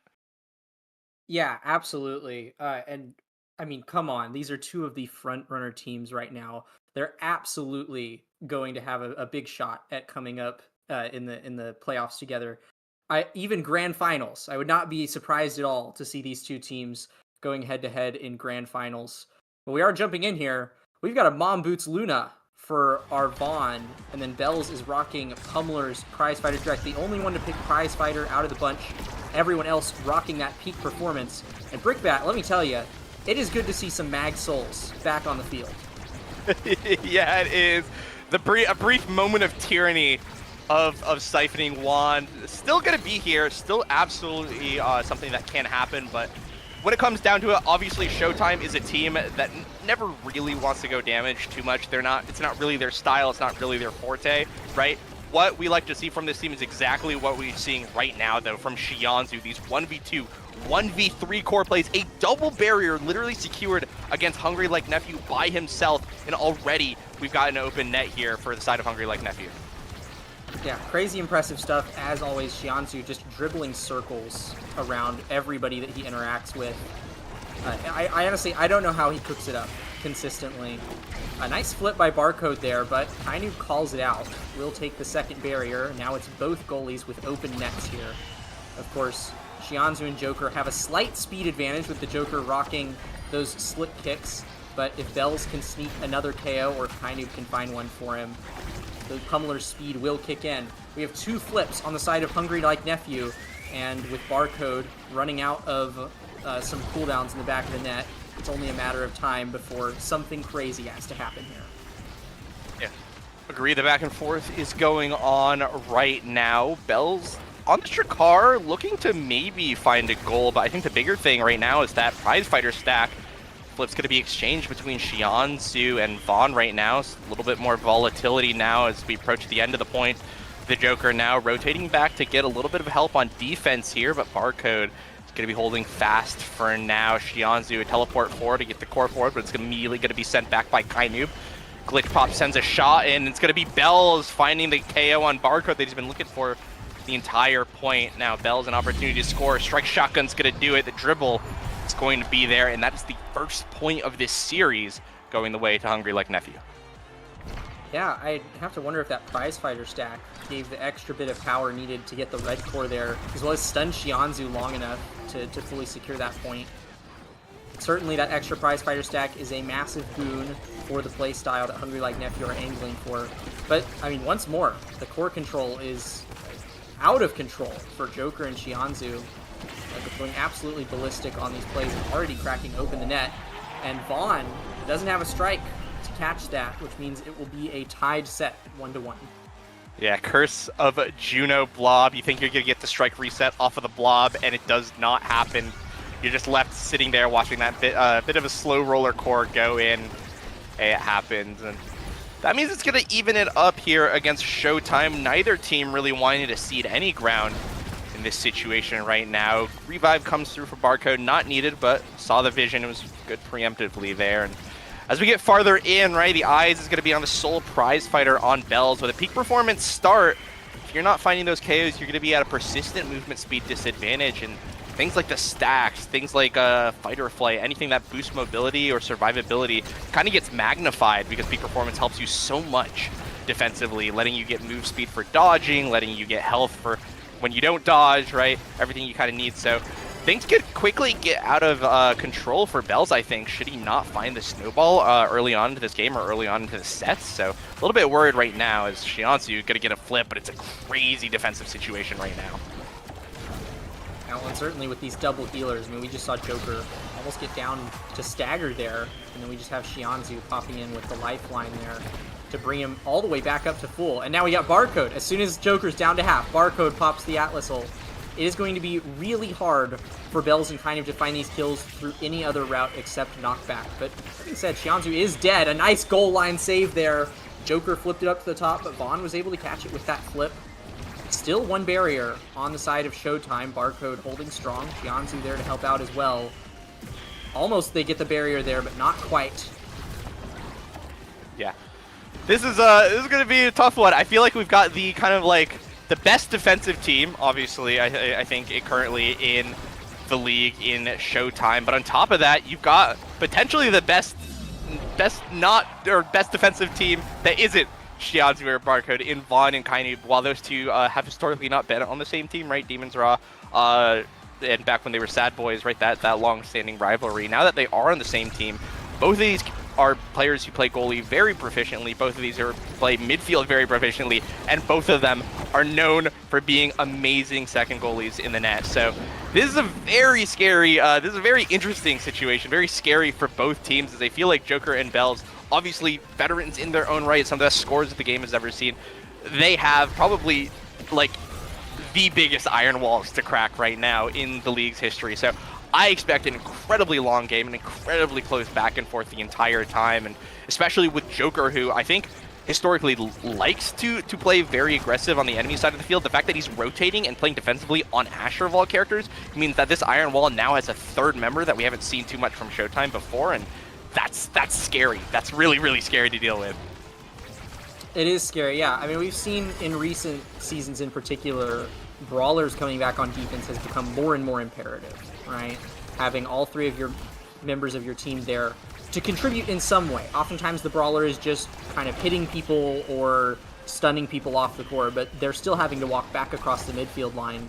And even though Joker is on this slip kicks pickup, oftentimes, you don't really like walking back as slip kicks. But it's that important that he's willing to come back and contribute to this defense. That being said, the defense does fall. It is, for once, Showtime's barriers that go down first. But they have two defensive flips here to help them get out of a sticky situation. Shianzu will pop one right there, but he takes the blame for it immediately.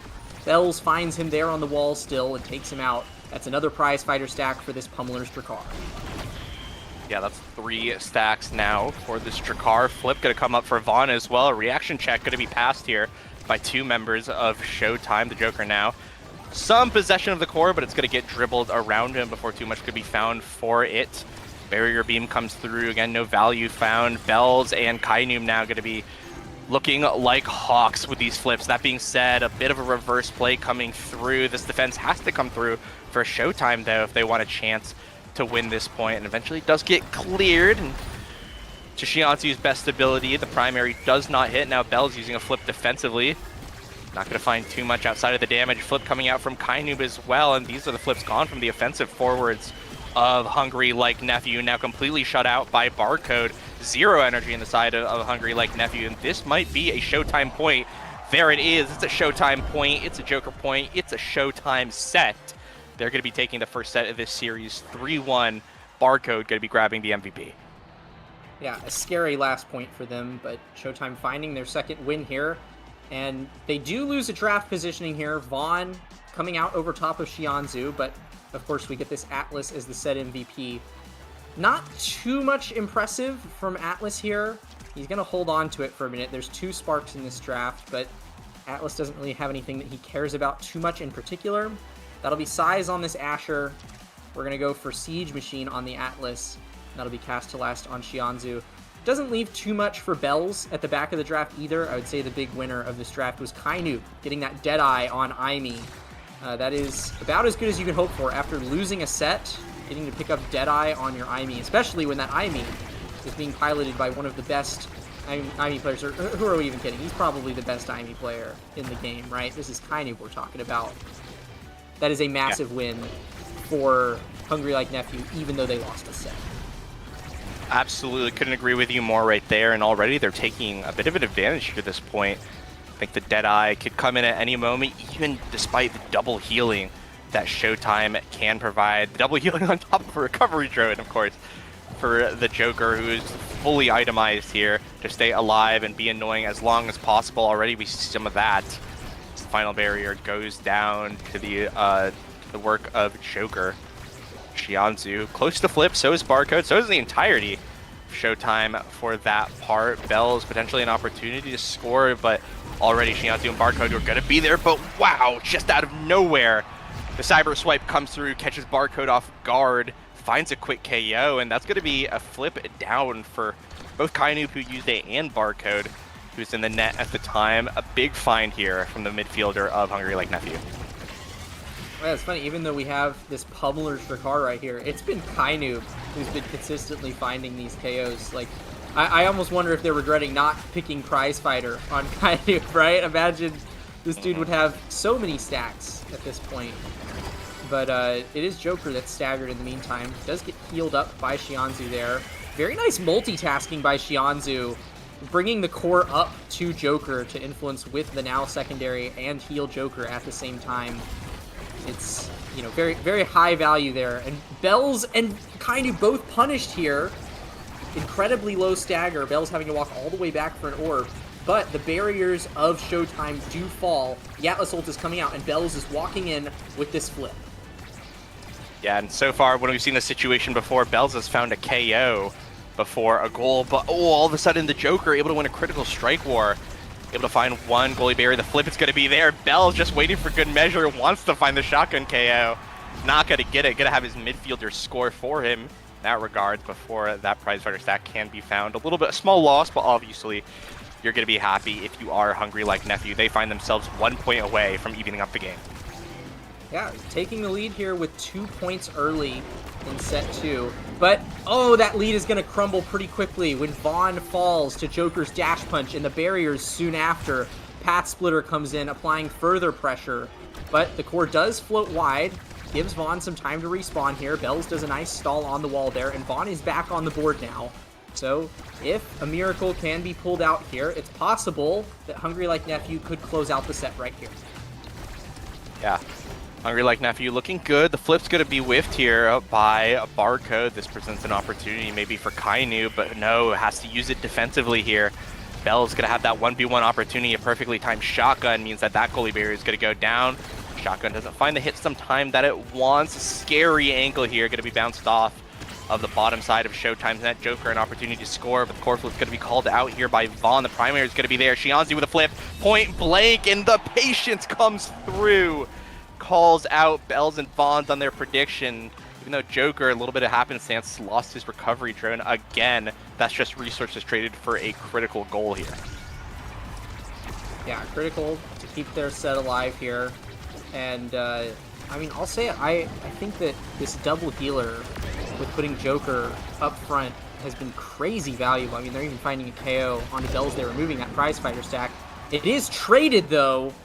That's Xianzhu down shortly thereafter, and Vaughn is the one with flip and 2 barriers to his name still. So how much is Showtime really praying right now that they can keep this going? Bells gets the core from a pass from Vaughn. That core flip is now gone, and Xianzhu is back on the board. Brilliantly dodges Kainoob's kill combo there to stay alive, and Showtime's hopes will stay alive for the set for now, especially as they get that second barrier. Oh my god! The Joker just went crazy. He just took on Hungry Like Nephew 1v3 in the Strike Wars, and with but a peak performance and recovery trophy to his name, he's taken it. Now, this is really interesting because we've already seen, we are in our second set. We have seen 2 members of Showtime 1v3 Hungry Like Nephew in the net with Strike Wars, and that's got to be a statement here, an incredibly strong statement coming out from Showtime. They want contention for that first seed. They want to be the ones to clinch their playoffs and win today, but that is going to be easier said than done. A flip right in front of the net. The Joker fully sent back to defend, but an unfortunate bounce off the black hole means that defense has to go a little bit more. Now the Joker going to blow flip. No energy means that this is a very vulnerable Asher right now. Bell's going to be able to get that clear going, but it's going to be sent right back his way. Barcode now playing some of that corner defense. Bells with a strike or win. The Molten Bolt finds it right between Barcode and Xianzhu. a set goes the way of Hungry Like Nephew, they're going to be the ones taking it, and they're going to be the ones evening up the game. Kainu going to be your MVP. Yeah, and you can't ask for a better person to have your set MVP as. He's hovering stacks here, but there's no shortage of good awakenings here for Aimi. You could just as easily go Stinger, extra special, glass cannon. Even the twin drive would not be the worst if you're going to keep it out of Barcode's hands. That is going to be glass cannon on Vaughn. A little bit of extra power on the Juno for more core speed, as well as even more speed for this Mom Boots Juno is going to be a very nice buff. Spark of Strength denied away from Bells by Barcode. Not a massive tank, honestly. I think keeping more power out of the hands of Bells will prevent some of this snowballing that Showtime is afraid of. And the twin drive on Atlas, yes, very nice, very, very valuable, but Showtime seemed to be holding pretty good right now. I think Barcode is sending a message that he doesn't need 2 secondaries to make this game work. So we'll see if that plays out to be true as we jump into set 3. Yeah. Oof, and an unfortunate Kainu DC. Point's going to be played out, but I'm sure timeout's probably going to be called after it. Talking a little bit more about draft, though, actually, I think that stacks on stacks picks up from Kainu was incredibly smart. It's kind of the way, it feels like it's the lose condition. Even though they have this Drakkar with Prize Fighter and the Aimi with Deadeye, it still feels like they've been struggling to KO Showtime, who are one of the more resilient teams to that sort of playstyle. Being said, we do have a scoring opportunity. Yeah, it's going to be that. Vaughn not even electing to blow the flip knows it's going to be a 2v3 anyways, should he choose to use it. And I think both teams here are going to be waiting it out, waiting for Kainu to get back. That 5-minute timer has started. We'll see. I'm sure both teams will probably wait it out a little bit more than that. But I guess while we're here, right, we could bring up that skills list. Just say it. We could just harm people. We could just harm people right now. We have that. We have the full stage. Right? How many viewers are on here? Yeah, 147. All 147. Probably like say 30% of them are watching muted, right? So it's like 100 people right now that are just listening to our voice. They're waiting for us to say something. I don't know. I just figured I'd put the idea out there. You know what? It'll come as it will. I want to point out first and foremost that I actually think the greatest tragedy of this timeout that we have right now is that a whole point was played out with the stacks on stacks of Kainoob off the board. I mean, it is a massive scaling awakening where you want to just be up over the course of a set to hopefully get up to that 150, get the massive burst of speed. And that was a whole point that had to be played out without the benefit of that stacked scaling, which is highly unfortunate for Hungry Like Nephew. But if there's anybody who could build it up in whatever points remain in this set, it's probably Kainoob. So I don't think that they're too worried about it. Burst of speed, you say? Like a burst of speed. Exactly. Yeah. Slight increase of velocity, if you would. Yeah. Yeah, I absolutely agree with that. I actually wonder if stacks on stacks preserves through DC. Obviously, Kainu got like 1 or 2 hits off. Let's find out. Yeah, I guess so, huh? We'll see. Yeah, we'll just have to go with the flow. Yeah. Yep. Yeah, we absolutely are. And I'll take a look at the thread really quick. Yeah, so it does look like. Oh, wait, nope, I'm looking at the wrong thing. Give me 1 second as my computer dies. Oh, there we go. Hey, you know what? My computer died and Kainoob's computer lived. It's just the law of equivalent exchange here. As right now, a good save from Vaughn is going to send us right into the fast core speed of overtime here. One thing that's going to go down, one goalie bear is going to go down. It is looking like a game of Earth with this core speed right now. And Bells able to find it right through Barcode and Shianzu. Flip burn from Barcode as well on top of that. And all of a sudden, hey, we're back. We got a game. It's dead even here in set number 3. And with how fast that point scored, I mean, you just got to wonder if the DC was an intentional, masterful gambit on the side of Hungry Like Nephew, gaming for Kainu to just come back when the core was running super fast, score a 10-second goal. And, I mean, look, they're running it down again, already both barriers down. This is a whole new Hungry Like Nephew from that set 1. They are looking strong here, Brickbat.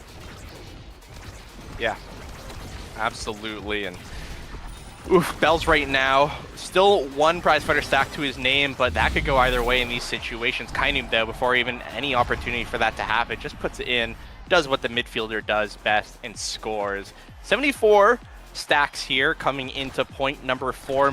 As you mentioned, right, losing out to that point sucks, but we'll see if a very long point happens and Kainum gets good firewall sentries going to get a lot of those hits like we see right now onto the Joker. That's a lot of stacks. Yeah, 30, 40 going his way pretty much instantly there, and that will be the opportunity that Kainum has to actually get the full value out of the stacks on stacks, but they have to win that point, this point actually, in order for that to happen.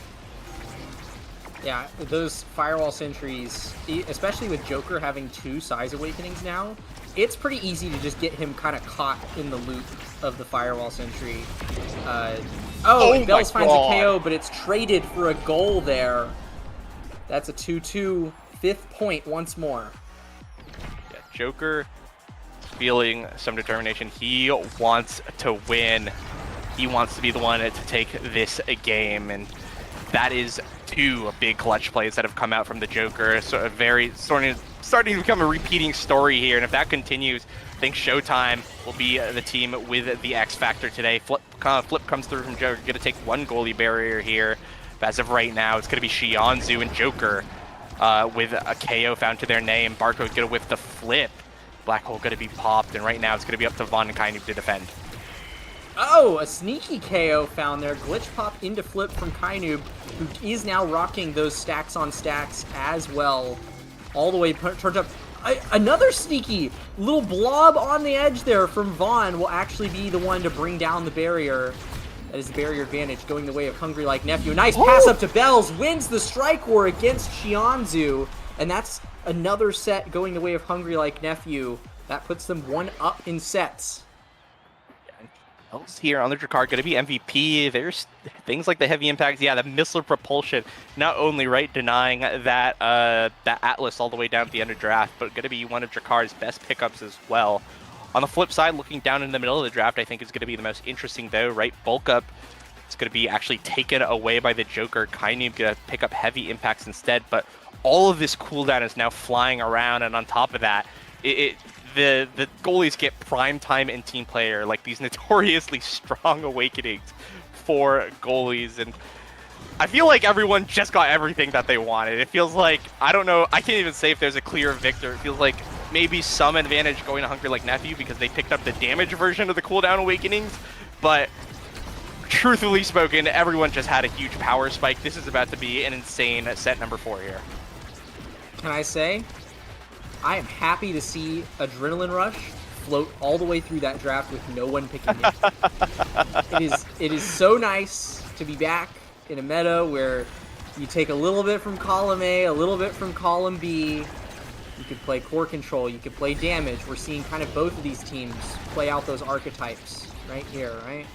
So it's good. It's good to see that no longer picking Adrenaline Rush doesn't lose. That being said, Kainum's wishing that he would have it, but I have to imagine the heavy impact probably played a role in that insane kill combo. Nice pass from Bells means that he'll score a goal shortly thereafter. And with 100 stacks to Kainum's name, Hungry Like Nephew are feeling good and looking eager to close out Game 1. Yeah, 100%. This is such a big advantage for Kainum, especially since Shianzu's speed is cooldown dependent, right? He has the aerials, which is obviously going to be very good, right? In fact, Shianzu, a huge proponent of those dash awakenings on the now. That being said, that passive move speed that Kainum gets at all times, I think is going to put him as the one advantage in a lot of these midfield interactions. And as of right now, I fear Shianzu just nothing to deal with the onslaught of offense that comes out from Hungry Like Nephew. They're going to be very quick to take a 2-0 lead here in the set, and now all of a sudden we are on game point for game number 1. Yeah, I mean, this is truly a testament to the insane ability of the members of Hungry Like Nephew to pump out damage. Because this is a double healer comp, right? This is theoretically the comp that you pick when you really, really want to play core control no matter what, and you just want to try to forget about the fact that the enemy team is beating you up for the whole game. But here, I mean, we have so much damage coming out that they're having to burn all their heals. That being said, a nice KO found onto Bells. It is going to be prize fighter stacked down, but Kainoob does the 1v3, replicating some of the... And we have the behind the barrier clear from Vaughn. Some insane plays coming out from Hungry Like Nephew as Bells comes back on the table. But both barriers are down. That's another power play for Showtime. This is their chance to begin the reverse sweep. Yeah. Barcode gets a corner clear. It's going to be a little bit of a slower clear than Showtime wants, and that buys time for Bells to come back up.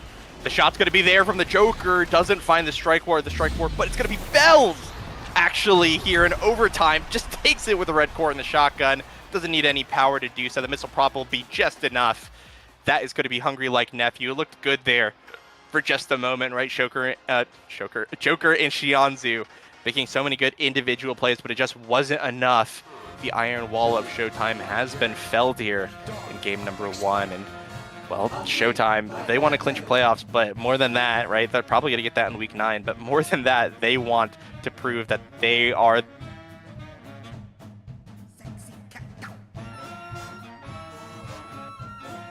Brickbat, you there? Did we lose Brickbat? Oh no, no, not Brickbat. Well, I'm not sure what he was going to say. They want to prove that they're the best, probably.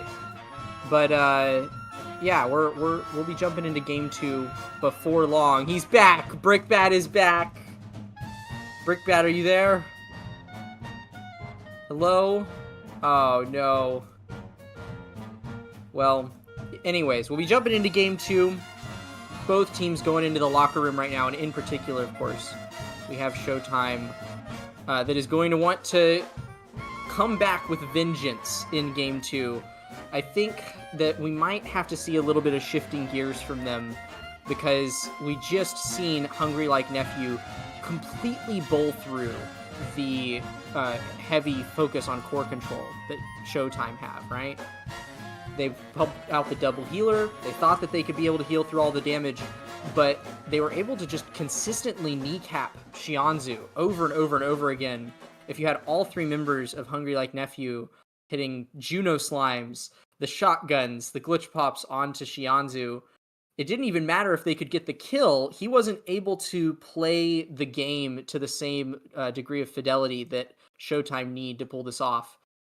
So certainly, I think that Showtime are probably going to be eyeing a bit more of a hybrid comp going here. Something closer to what we just saw Hungry Like Nephew playing, where you can flex into the damage and still have the core control necessary to not just get completely run over. We are jumping over to... Hold on, let me check our map drafts. Map 2 is... I've lost it. Shame on me. It is... I know it's on screen. Thank you. Saya's in my ear. My stream was lagging though. Okay, awesome. It's Night Market. Yeah, we're headed to Night Market. Another map where you blink once, and if you have somebody like a Kainoob on Aimee, you will just straight up die. But of course, we have 2 decorated Juliet and Asher players in our brawler slots today. So I'm sure that both of those characters are going to be pretty heavily contested as we move into the character draft here. Other important things to look out for. Dubu has been a pretty popular pick on Night Market as of late. Probably the one big reigning melee goalie. But Barcode seems to not be afraid to just stick with the Atlas anyways. So there's a decent chance we could see that again. Brickbat, do we have you back? Am I live? We're here! Oh, We have him back! I was Let's sent. It was go! Golden Dark where I was sent in the world of Discord disconnecting me for fun. That was crazy. They sent me to the Slammer there for a bit. I wasn't sure if I was gonna make it back. Oof. Cold. Welcome. Well, Yeah, we're jumping into Night Market here, Brickbat. Oh, interesting. What are the thoughts here? What do you think these teams are going to bust out? Because obviously Night Market, very different dynamic from Atlas Lab. So how do you think it's going to shake things up? I'm not quite sure. I have to take a look at the pick so far. This Monumentalist is a little bit interesting. Obviously, I think that's Showtime's gonna immediately jump on the Monumentalist Atlas here, and we'll see. Oh, I need to check my mic quality. Why don't you take this one away right now? There's a Monumentalist and an extra special, so Yeah. Imi and Atlas are foregone conclusions. Yeah, no worries. Yeah. So, and I actually think that this Atlas could easily go either way on the Monumentalist or the extra special. It kind of depends on what Hungry Like Nephew goes here, which so far they're drafting the same comp that they did last time. We've got the Imi and the Juno locked in here. So with Kai Noob on Imi, I think you kind of have to lock in the extra special Atlas, which is a very smart play. You get more protection against that KO. Healing, if the KOs don't happen, if they do happen, you'll be glad that you've just revived your teammates. We are running Kai, presumably in the midfield for Showtime, because there's Joker on Asher once more. And at the back of the draft, I have to imagine that this is Bells on Vice, or is this Bells Imi Brawler? I don't know. We have a Vice on Hungry Like Nephew, about to drop some killer tunes. What are you thinking about these comps, Brickbat? Yeah, I'm super excited for this Hungry Like Nephew composition. I'm wondering what's going to come through with it, because we've seen Imi Brawler before, right? The EKC kind of signature pick, but like you mentioned, it could very well be Vice in the Brawler position. This extra special, you could just, if you want to deal damage, you can just sit on someone and hit primary, right, or hit special, and at worst, you're blowing, a core flip, you're blowing an evade, right, for that Imi to immediately capitalize upon. And I don't know, we could see, I think anything can happen. And none of these picks are something that Bells has been particularly known for.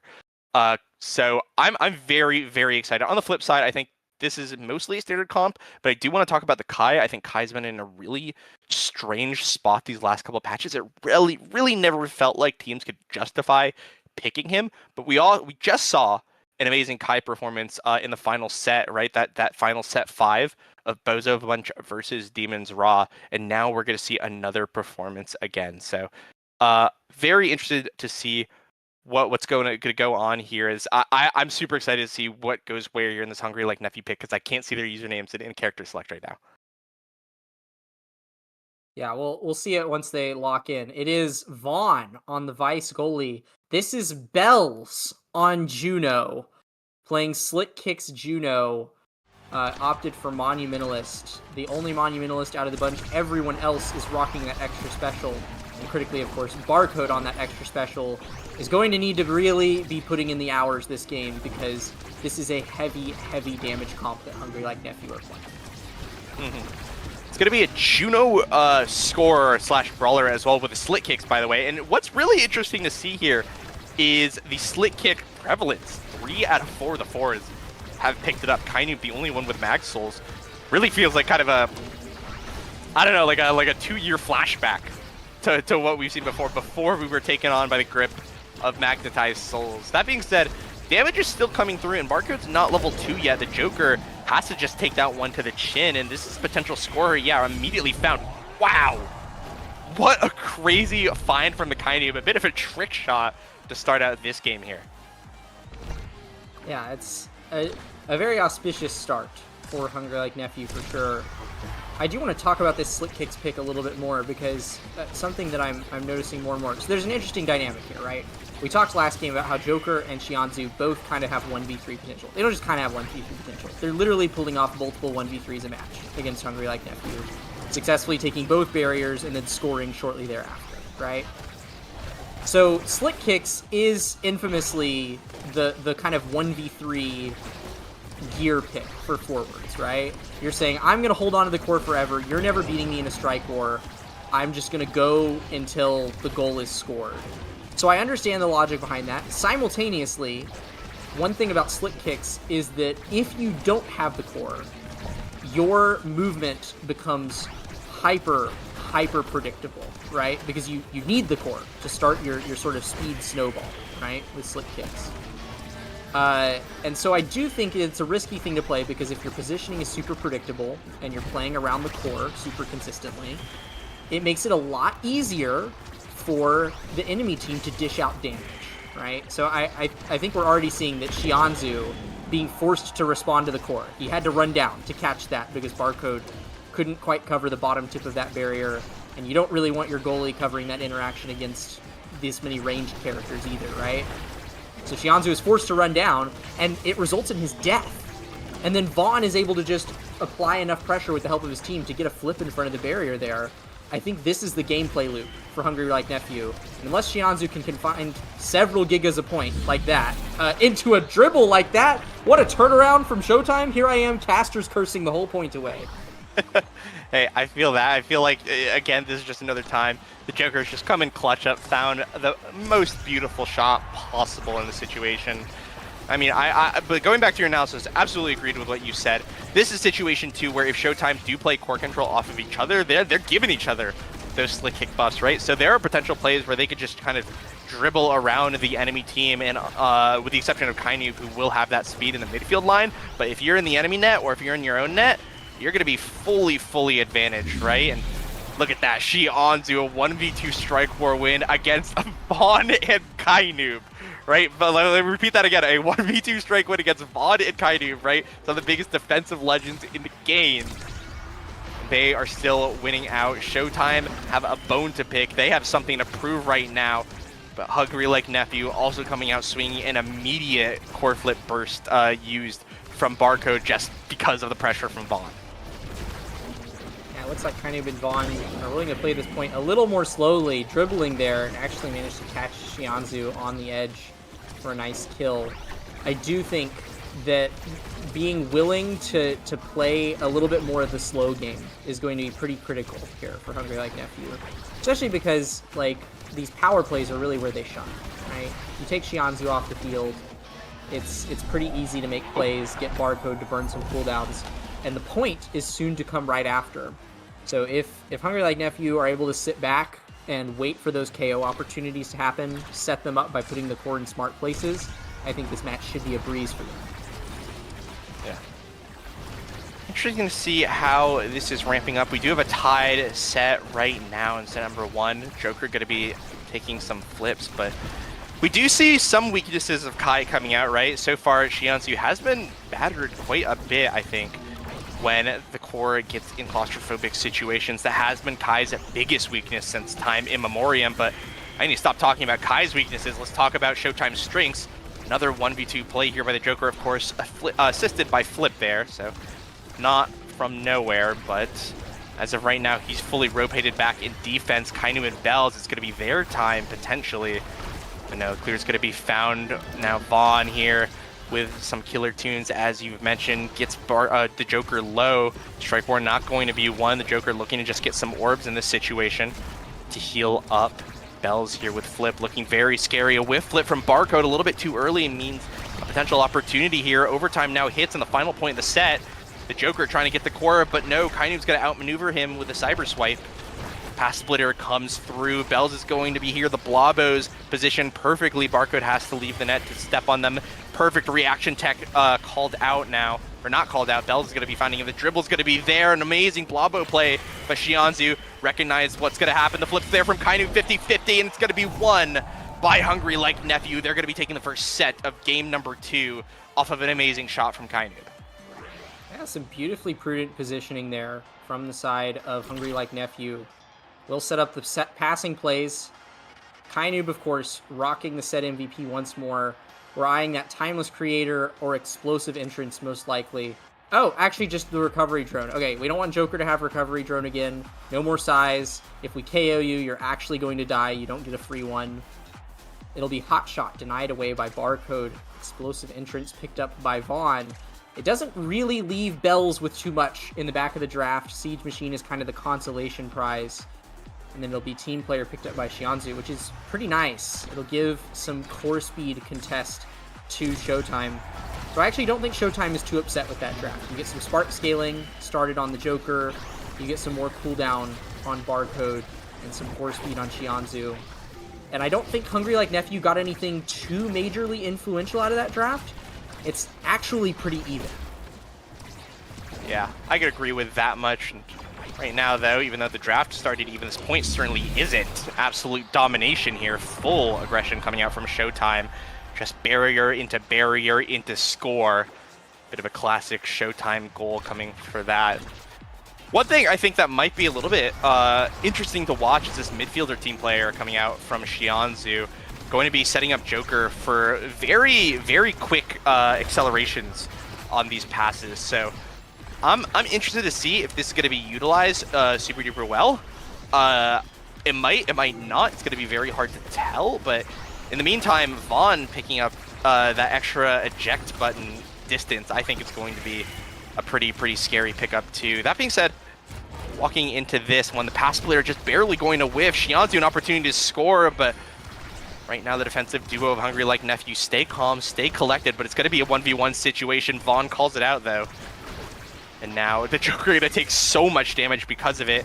Patience coming out from Shianzu, tries to go for it, but not going to be able to find the goal off the flip. Now flip out from Kainum, not going to go his way. As now Giga Blast keeps the core forward.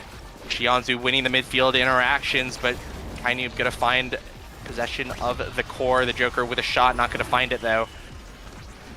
Things are looking a bit scary for Shianzu and crew. Flip comes out from Barcode.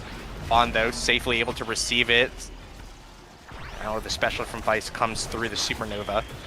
Cyber Swipe comes through. They have to play claustrophobic here, and this is really bad. Yeah, the preemptive revive coming out. The healing going to be big, but Joker not going to be able to find anything. They're going to lose that final barrier as well. But the team player is going to be here. This flip from Kainu makes everything a little bit more scary, but the core is going to be sent away.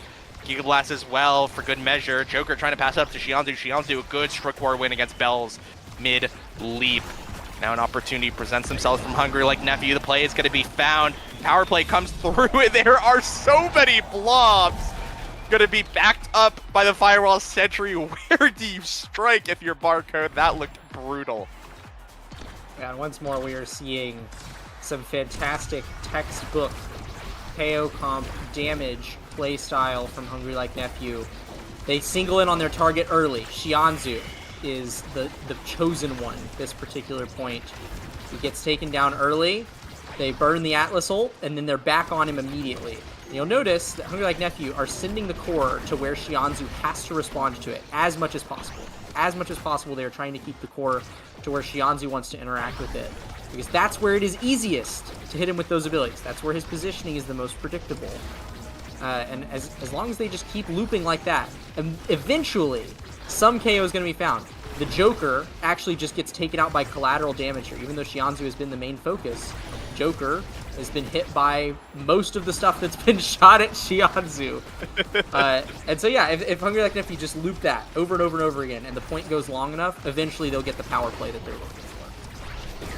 I can agree with you more. And one thing I think that complicates that a little bit more though is actually the starting awakening. That extra special on Barcode means that he's going to have twice the amount of opportunities to actually save Shianzu or Joker from this damage, which I think has been a cornerstone to Showtime success. I originally predicted that it was going to be the Monumentals pickup on the Atlas, but I've been proven wrong in spades. So I think that pick has absolutely provided so much value to Showtime, and they're going to need more value out of this right now because there are two flips coming out from Hungry Like Nephew.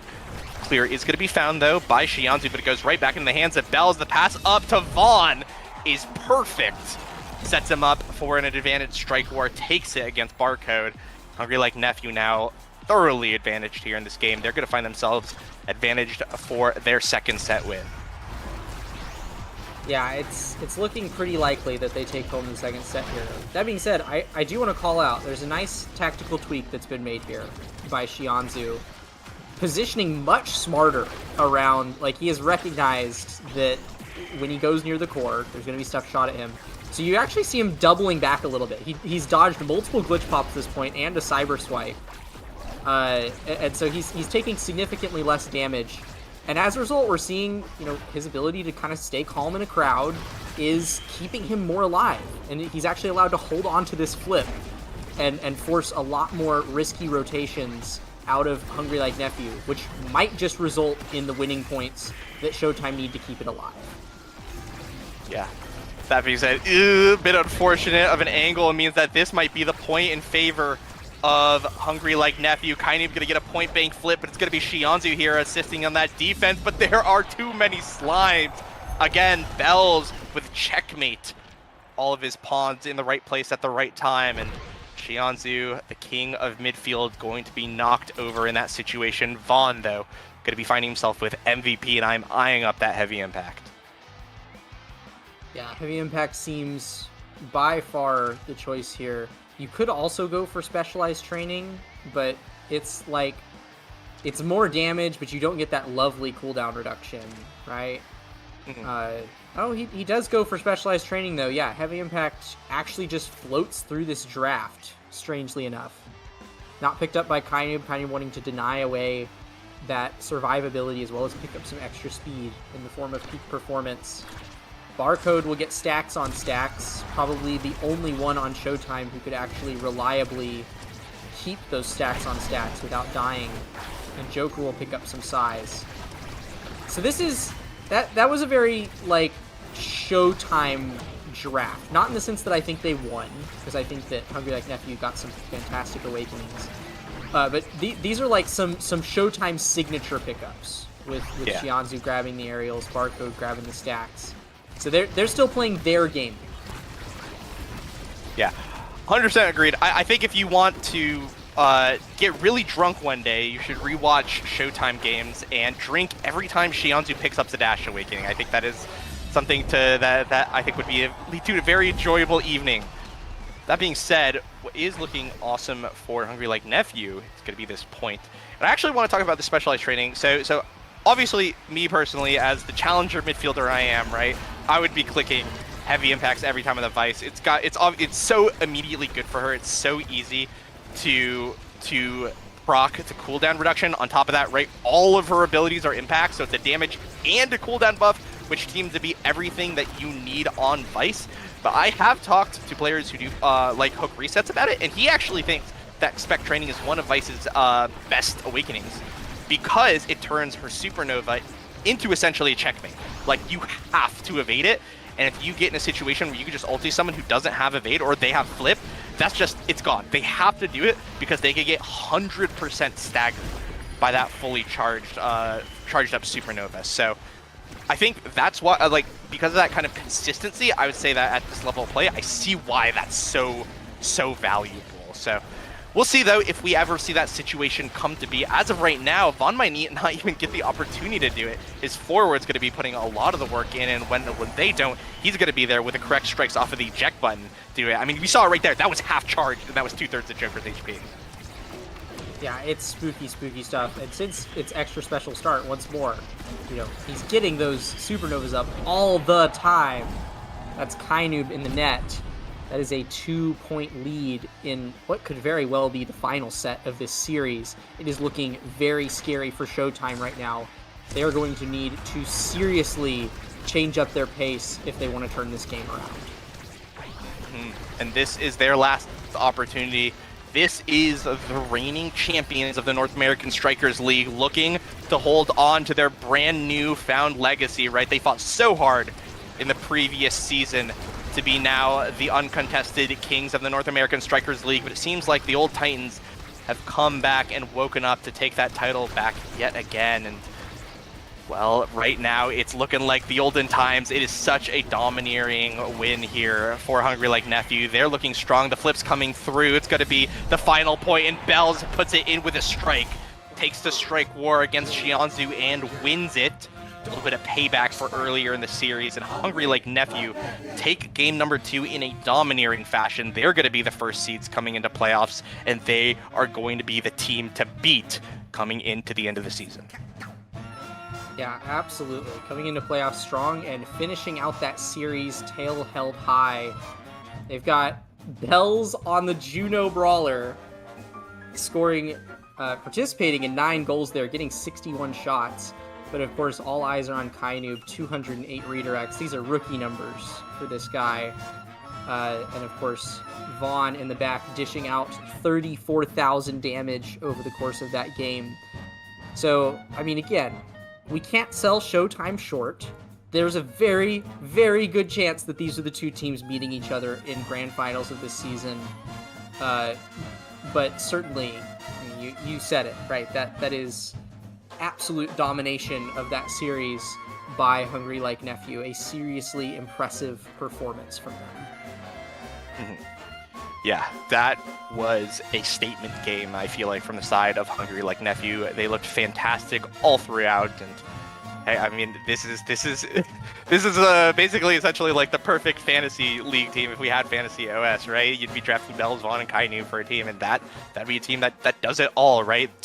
A goalie, a second goalie, 2 midfielders, and 2 brawlers, right? And that's just crazy. How do you beat a team of 6 people, right? And this is obviously right now, I even though with a sub, right, they're looking fantastic going into playoffs here. They still got a week left, but obviously with that first seed taken, feels like their dominance going into playoffs is a foregone conclusion, and we'll see how they end up doing. But for now, that's going to be the series. Any closing remarks, any closing thoughts here on the state of what we just saw?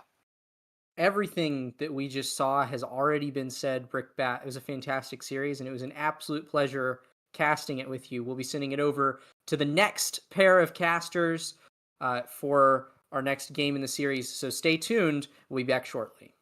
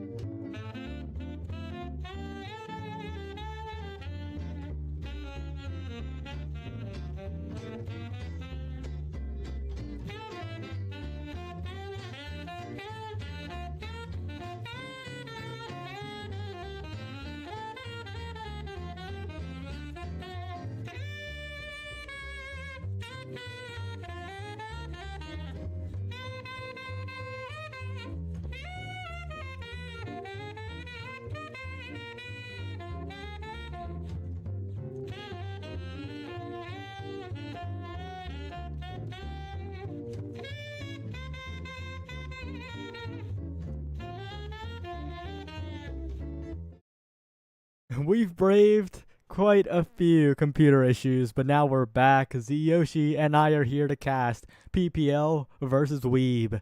And this could mark the first team that is actually eliminated from playoffs. Yep, Wee's Little Bees right now, 2-5. A 6th loss would mean that they are guaranteed out of playoffs contention. And so this is their do or die. This is the end of the... They don't want it to be end of the road, but this could be it. They need to boss up and take the win against PPL, or else it'll be curtains. Heading right into it on Taiko Temple. Take a look at the starting awakenings, I guess. Are you surprised by this draft at all? I am continuing to have PC issues, so I will get back to you soon. Okay, well, I apologize. In 3 to 5 business days, we'll get the answer. But right now, what I do see is that Wii is getting blown up, usually playing in the enemy goal box. And we're seeing a Juliet goalie. Oh! Goodness gracious. I think that Juliet goalie is a fun pick. I think that I do not necessarily agree with playing Juliet goalie in a match. I just don't think that it's your best chance of winning. But here we are. I'm the milkman is ready to milk some fellas on the Julie goalie. And there are parts of it that have potential. You get to dash punch people in the corner, which is especially nice in Taiko, or on Taiko in these tight corners. But unless we see a lot of those, I think it's going to be hard to get value out of this pick. Well, so far we're seeing the Atlas do some work, a pick that has been popular in the past on Taiko Temple. We haven't seen it in quite a while, but I guess it could work. I'm a little concerned by the lack of mobility overall on this Weeb team, but we'll have to see. We'll have to see how it goes. Yeah, definitely. The Atlas midfield also just... We have seen it. We have seen it before. It is a pick that has seen success, and I think is very difficult to pilot. You definitely have to funnel through the Atlas in every interaction, and it's going to be doing a lot to help the Juliet on defense. But like you said, just no speed, and playing into characters like Finny, Luna, and Zentaro, who all have a ton of mobility, is just going to be really difficult. I don't see how they make up that deficit, and without a really strong damage or KO potential other than the Juliet and Drakkar situations, I think it's going to be difficult for Weeb to get a leg up just comp-wise flat out. Right now, though, they're finding a lot of possession in these corners. That's another barrier going down. Wee and Carmine passing back and forth, and Milkman finding the dash punch to save the barrier there. Just enough area of influence to keep this barrier alive. And keep in mind, we are currently watching Weeb be a 4-goal up at the moment, and with the majority of the possession here, but unfortunately losing it for a moment, and Fiery winning the strike war. The game's all tied up. Holy moly, a 1-1. If I can be completely honest, if you showed me a screenshot of these two teams, team comps, I would not say 1-1 ever. And this is usually something that you say for when the game is tied up later, but now I would expect a crisp 9-0. So having 1 point on the board, obviously it was not their last point, but just in general, I'm pretty impressed. Oh, but Carmine not looking too healthy now. Almost staggered, almost taken out. There's a Flame Flurry to try and buy some time, but that's going to be a bounce off the center drum. That's going to be the KO. And they're dispatching the Atlas quite efficiently here. This Julie goalie getting in there, though. Milkman playing proactively, but a strike for a win from Fiery. A flip available. Average Alex with the boost combo as well. Styling against the Julie goalie, but now that I say it out loud, doesn't sound as impressive. Yeah, not quite. Turns out the character does not have a whole lot of mobility, but hey, a clip is a clip, and sometimes even if the enemy is making you look good, you're still looking good. At the end of the day, and you always want to take a nice play. Oh, but that's so much damage. Both barriers down. They've been blown up, and Fiery looking for the KO. The lifeline gonna help. Not the lifeline. The Celestial Intervention gonna help for a little bit longer, but Wee is also meterless, and this is going to be a really tough situation for Wee's Little Bees to get out of, especially on the defense. So much range for that Luna to potentially score in, and not that much reach coming out from the defensive duo of Wee's Little Bees. Yeah, it's so they are sitting ducks in the net. They have to work so much harder to get it out and then get an offense going. But as we see, that's going to be a third point for PPL. It's going in, and like this is what I came to expect. Maloom getting the MVP is going to be nice, and it looks like going to be rewarded with, could be Stax, could be Manu. A lot of nice picks on the board here. Could even be Stinger. Well, I'm a little behind, but we will have to see how this draft goes down. Yeah, we'll have to see. My eyes are definitely on that Stinger, though. The damage output has been PPL's bread and butter so far this game, and it's only going to continue as we go on further here. I wouldn't say it's certain victory just yet, but I think that PPL can be pretty confident, especially after this first draft. Yeah, I would be feeling pretty confident. They're just a lot of like that first set went pretty well. That is what we like to see. And yeah, the Stinger pickup on Finny is going to be just really nice into Wii right here. The Jakar just does not have a ton of mobility to get away, and with such low CDs and so many abilities to throw out, it's going to be damage after damage, and that's really their win condition here. Yeah, Fiery getting knocked away for the moment, but Wii and Milkman taking way too much damage. PPL, they're not getting flustered by this weird comp. They're just playing the game as normal, and as normal is involving a whole lot of damage here. Wii regenning back up, but the Stinger doing its work, and Bloom trying to get it out of there. The patience not get caught by the Molten Bolt, and Milkman on death's door, about to be taken out. No more goalie, and Fiery tries to go to the bottom corner. Average out with the follow-up before Carmine Strike comes back up. PPL looking dominant in this first game with a huge lead at the moment. Yeah, definitely just pulling ahead. I believe that's 4 points in a row, just going for it. And honestly, I'm looking at the picks that Wee's Little Bees got in that last draft, and like the missile or the primetime is going to be very nice. And it's such an uphill battle for this team comp, and at any moment someone can just die, and then that's going to be a ton of. I don't think that they can survive in a power play at all, and that's exactly what PPL is playing for right here. Another goal coming in. Average Alex, the one with the boost.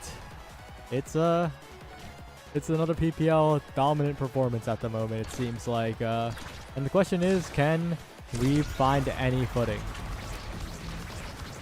Yeah, they just need something, get a little bit to get going. We could be seeing some, like 1 point turns into a set, and that could turn into a major boon in the Awakening draft. And if they can get some mobility or survivability, that would be legendary. But they're a double power play for PPL. Both forwards taken down, and Milkman is just doing his best to hold through here. But we staggered in, and like it's just KO after KO after KO. They have the Atlas ult, but every 50 seconds is just not frequent enough to save all the damage coming out from PPL here. Yeah, every 50 seconds, 50-second passes, and in those 50 seconds, Wii members are getting KO'd. Wii taken out by Bloom while going for the orb. Average Alex navigating the midfield. Carmine holding for quite a while, but they could send it around him here. Good dribbles for now, but no real attempt at the barriers as Bloom, it just doesn't have to play defense at all, it feels like.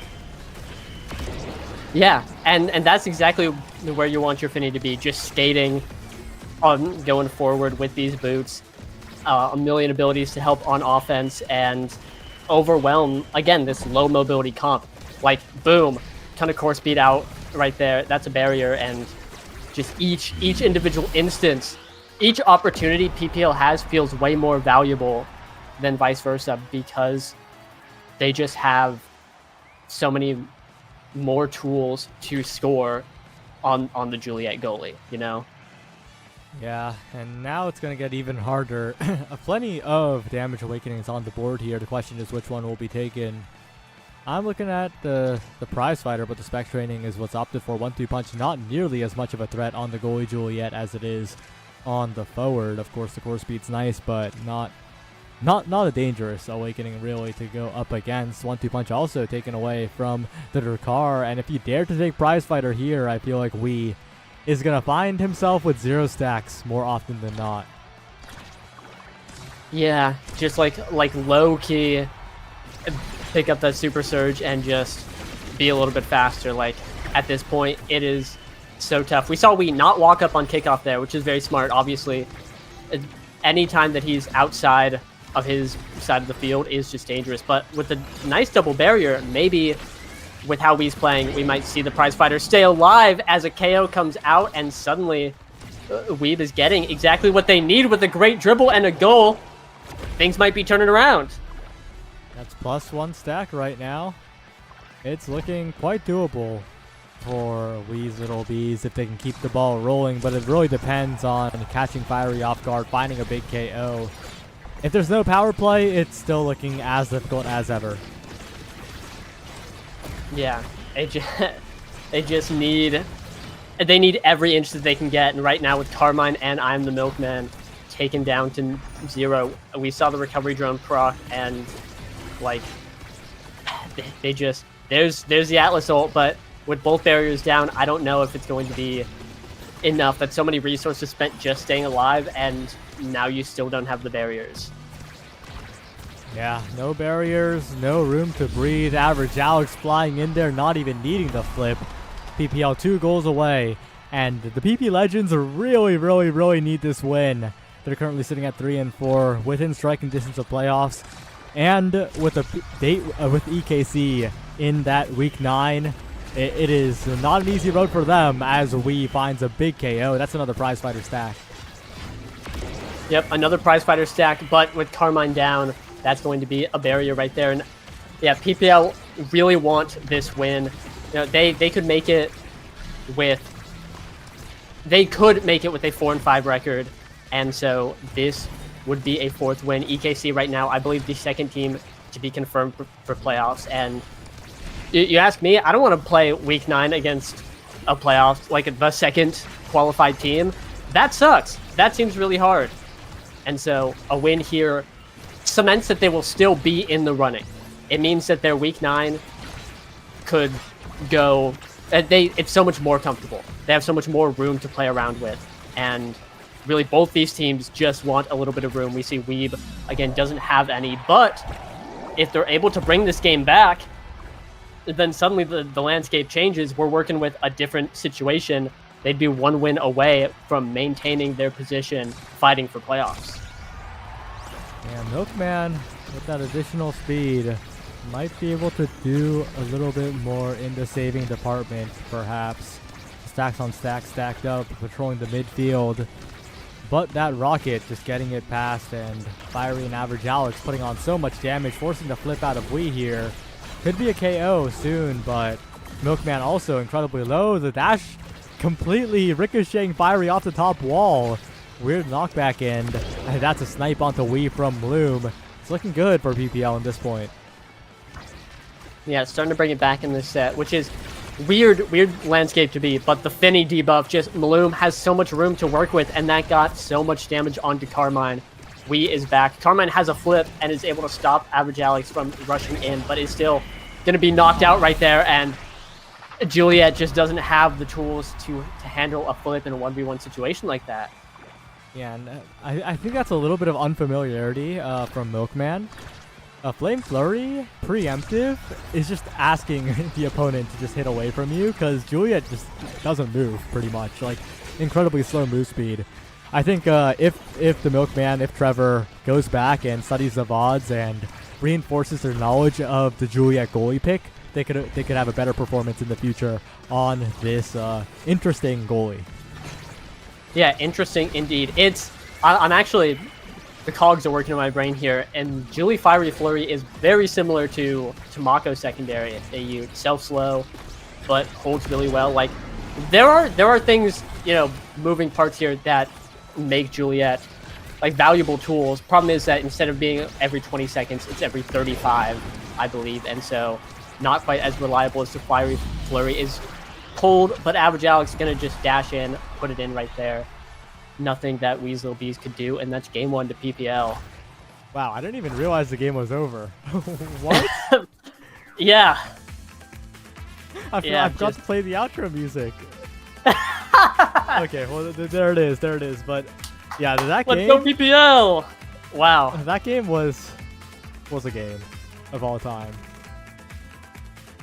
Yeah, I couldn't say it better myself. Just PPL showing up, putting out a lot of damage. We see 73 redirects, which is like how he plays the game in his ballpark, but still just, I feel like a lot of damage, a lot of situations that put we into an uncomfortable spot. And he was really all the offense they had, because his teammates were Julie goalie and Atlas midfield, and those are not characters that can transition from defense to offense comfortably enough to support. It kind of had to be we go 1v Blizzy, we Braun James style, and PPL recognized that and said, we're just going to shut that down. We did see we get a few prize fighter stacks, get the opportunities to make something happen in terms of power plays, in terms of getting that power and getting the scaling going. But it's just, in this situation, I don't think there was enough going for the team as a whole to uphold what we was able to make done. And just in general, they had PPL had so many more opportunities than We's Little Bees had to do anything, really. And when you pick 3 melee characters and with no mobility, I think that is exactly how you expect the game to go. Yeah, unfortunately, that is indeed the case here. But we're heading on to game 2, and maybe game 2 will be a little bit different. We're going to be on Night Market, which is PPL's pick. We's Little Bees, I wonder what they're going to cook up in the next game. Could be anything. Like in draft, you look at the 3 characters that they picked, and like Jakar Julie is a weird situation. But it's like, oh, an Atlas and then like double brawler maybe. Or like even Jakar midfield. We've been seeing that come back. We've been seeing a lot of that. Like, go get him, Tiger. This was not any of that. So like it could legitimately be anything. But really, like I'm excited to see what they have.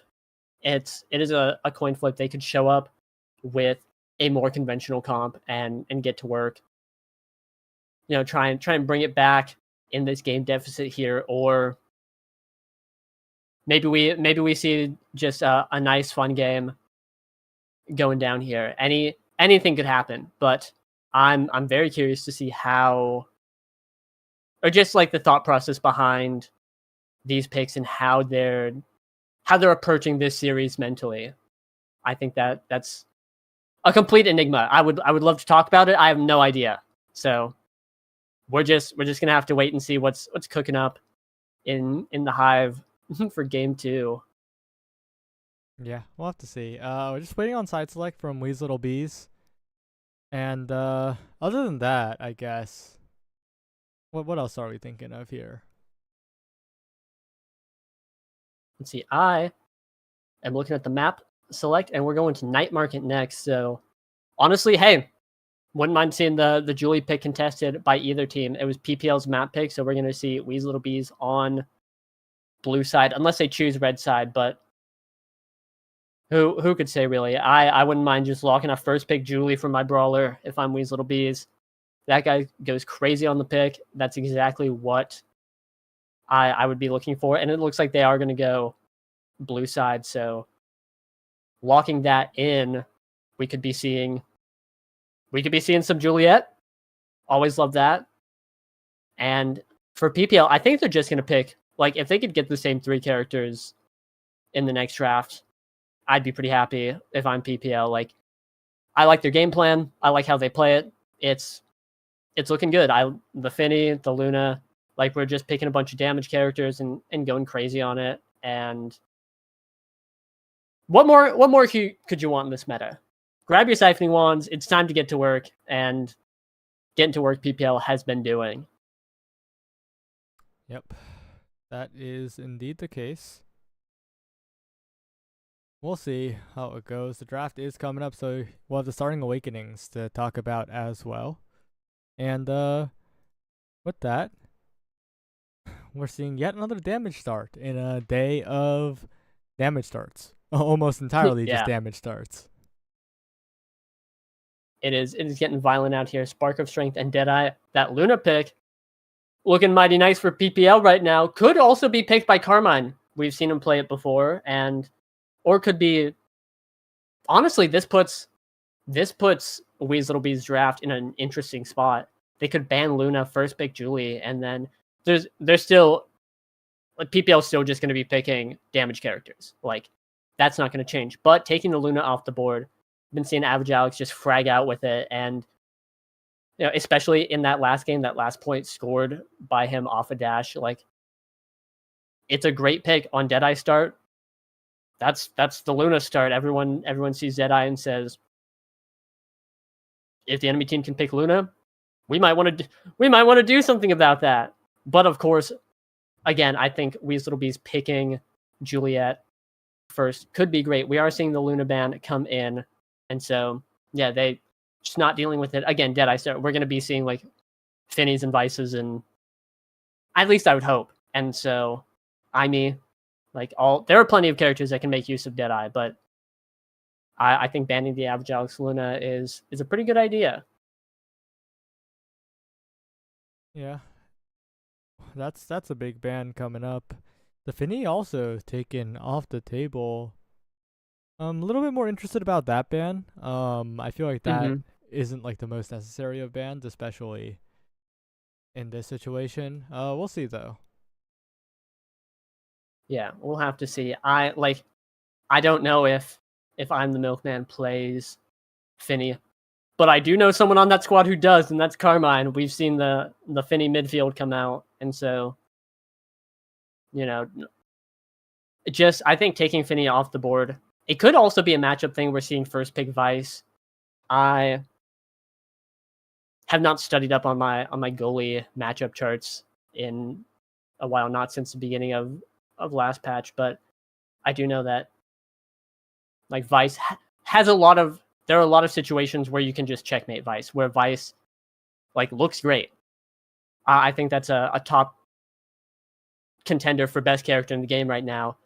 You want to be picking Vice, but if you're picking it into a bad situation, you like those words that just came out of my mouth. I'm gonna pick Vice in a bad situation. That doesn't seem good, believe it or not. And so banning the Finny could just be a way of preventing any of that from happening. But as the draft continues, we are seeing Kazan picked up for PPL. Just here come the damage characters. That's probably going to be goalie. If I had to guess, we've been seeing Bloom play that. We've been seeing it kind of come back, which for a while it was considered just a very weak pick in metas closer to speed meta because there's no defense. Melee goalie City, hard to pick Amy because how's she going to stop anything? But here, damage meta time, different story. Able to get a lot of value off of that. That being said, for PPL, they're rounding off the comp with now, and that means that a lot of the responsibility for dealing damage is going to Aimi and Kazan, and the KO confirms really have to lie with Kazan here if they want to make it happen. Vice versa, obviously, we've got Vice, Zentaro, Estelle on the side of Weasel Bees. That's a damage comp. That's really nice. I think that's a better damage comp than what PPL has, and if they're able to execute on it, we could be seeing a game 3. Yep. We'll see how it goes. We should be ready to head into the game itself now. Just gotta wait for the teams to ready up, and we will be heading on to Night Market for the potential end to the 4th match of the day. But if Weasel Bees can lock in and keep their playoff hopes alive, it'll be even harder to determine who's making it to playoffs. Yeah, it will. We were talking before the match started about teams making playoffs, and if you weren't aware, I have a very vested interest in which teams make playoffs for potential future projects. So honestly, would not mind if we got this a little bit more clear cut. That being said, if Weasel Bees are to win this game, I'm ready for them to win the whole thing. Like, just reverse sweep. That would be awesome. Just not make things easier. Definitely not. But it's hard to turn down an exciting match. And again, I really like their comp. Like, they're playing incredibly hard damage into now Kazan, who are famously characters with pretty low stagger. If you get a KO on one of them, and then it's the other one and Aimi left on defense. And on paper, I don't like the sound of that. That sounds awful. That sounds like you lose the point immediately. And already I'm the milkman. I don't think I've ever seen this guy play Vice, but just getting in there, tearing it up, and like I would love to say like I'm hyping it up for caster excitement. I think that Weasel Little Bees can win this. I think that they have a great comp. I think that they're ready to play. I don't know what happened in the first game, but here they are, ready to tear it up. I'm excited. Yeah. It's gonna be quite interesting to watch this game, but keep in mind these Little Bees have taken down some very solid teams, right? They took down Hungry Like Nephew after all, so not gonna go down without a fight unless they decide to pick Juliet goalie. Right, and that's a way under the rug. I'm ready to see Weasel Little Bees put it all on the line here and get to work. Already opening the net, all barriers down. Like, again, I'm ready. They have this shot. I'm ready for them to take it. They just need to play for damage, and we're seeing a lot of it come onto Average Alex, and just be really careful. They have a couple flips. Like, this is looking good for Weasel Little Bees here. Oh, a bit of a scary bounce, but Milkman tracks it adequately. Fiery with the core speed, but the core speed right back into Supernova. It's looking dangerous for Fiery as well. The high damage comp of Weasel Little Bees is doing some magic at the moment. Yep, getting that work done. We are seeing the siphoning ones in Taro. Maxwell's Estelle, which, you know, gonna be nice, but we putting it in right there, and you know the defense for PPL I think is going to be just so impossible when Weasel Little Bees has a power play. A KO occurs, and I don't see how they're gonna hold on. Average Alex I think has the best opportunity as now, and that's a lot of work and pressure going on to them. But here PPL starting to respond in kind. This is a little bit more how I think they want the game to be played. And when they're alive, hey, things are looking way easier, way more playable. But as the point goes on, the damage will only continue to stack. See what happens here. Average Alex the flip available. Bloom as well, but you got to watch out for the damage coming in here. Average Alex taken down pretty low. Flip available to the top side. Not quite finding it all the way through, and with Average Alex taken low, the Weasel Little Bees are putting PPL on quite a timer here, but with the KO onto Wii, it's a lot easier for PPL to just find some space to play. Definitely, and I think that's PPL's win condition here is just if they can KO Wii on the Zentaro, they get all the space that they want to work with. You know, in the power play, they can comfortably play that core control situation how they want, and there you have the Kazan. You have the Kazan into a Vice. You're able to hook and then strike, try and get it around and through. It's everything that they want. They just have to get there. They have to get the damage down. And again, I think that unless Fiery really sits down and starts putting damage onto Wii very intentionally, it just starts aping out. Unless that happens, it's going to be tough. And I don't know how much the damage can stick with just Naimi working on it. Yeah, but they're angling and scheming. They take out Wii. And with that, maybe they can shoot for victory here. But there's a Supernova from Milkman getting it out of there. Carmine low now. And if they can keep this damage going onto Carmine, they can continue the power play. But they drop a barrier, and now they're in quite a bit of trouble. Wii on the top side, getting in there. And Carmine almost with the strike, not quite. Milkman, Firewall Sentry, doing so much damage to Wii as well.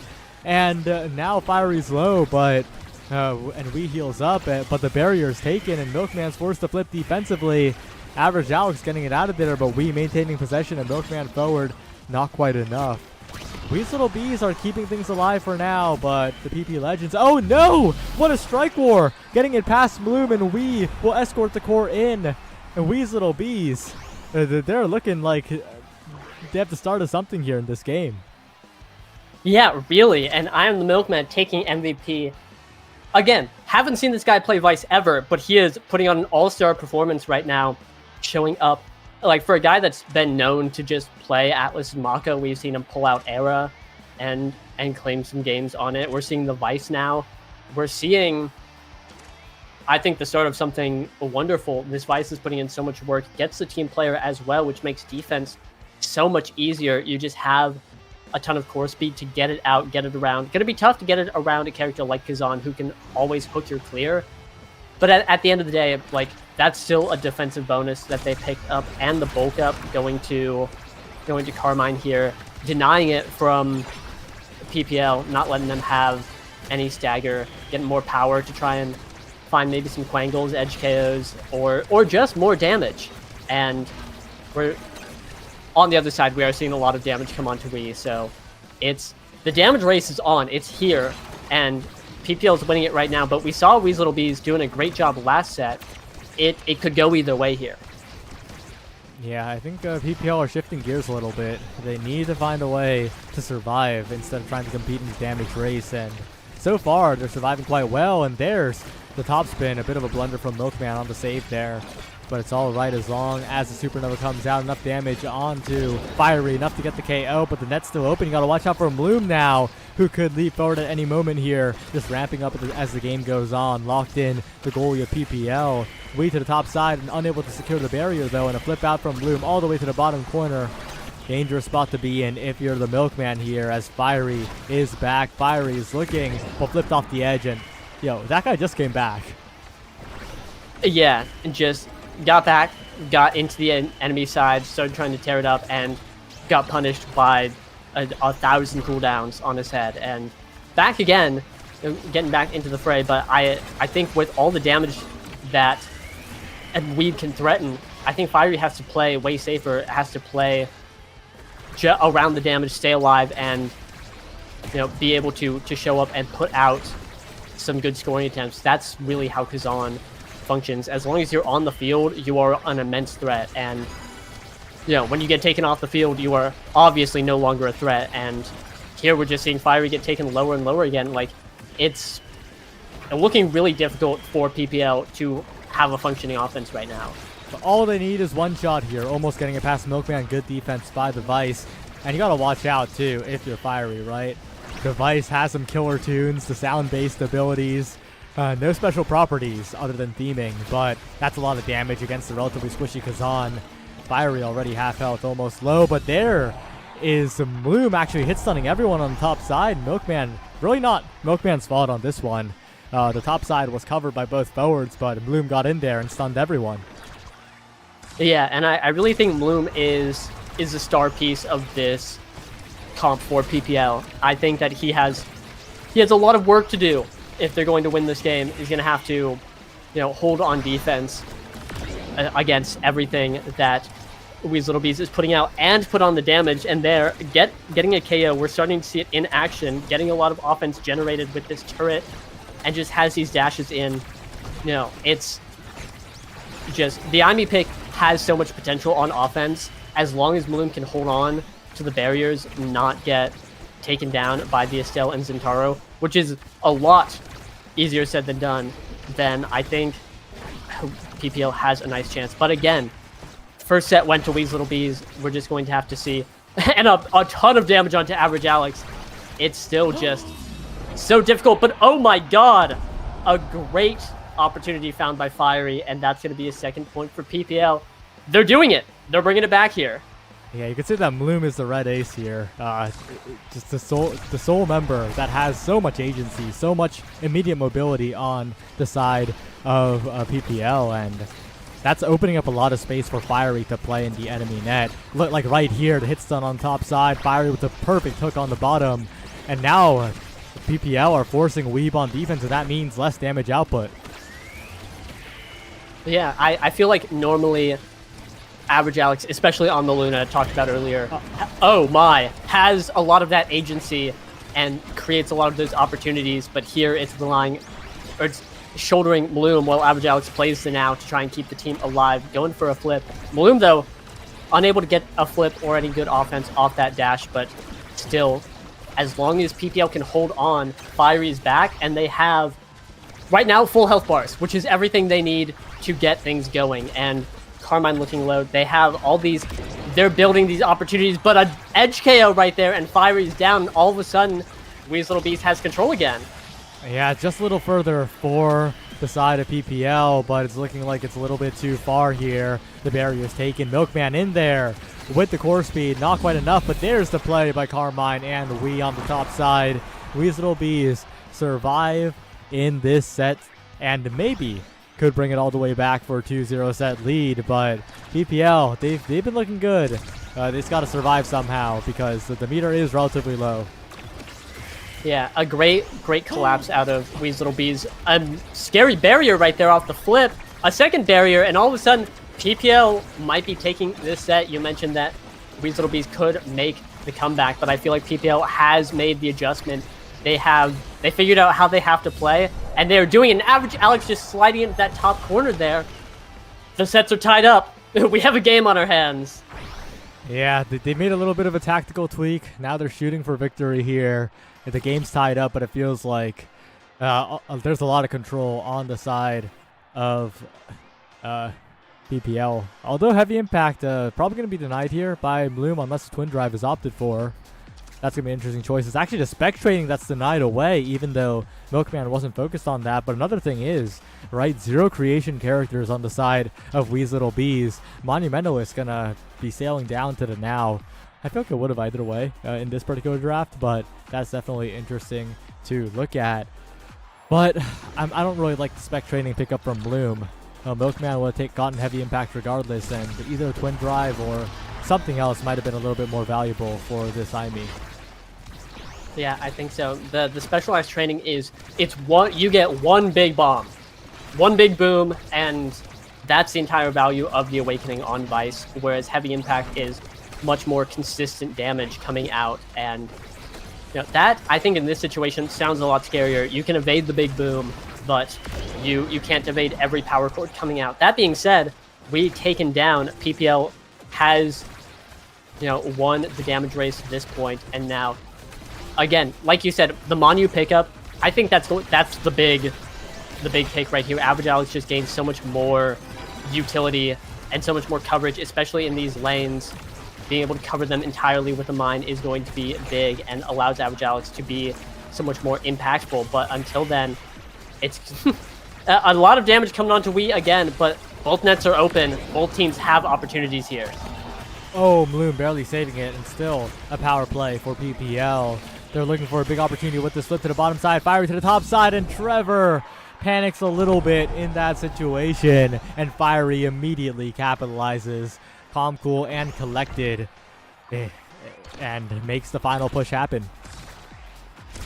Yeah, exactly what I would come to expect out of PPL. Fiery just able to capitalize so well. And again, when Fiery's alive on the board, they're just making magic happen, and that's what PPL needs here.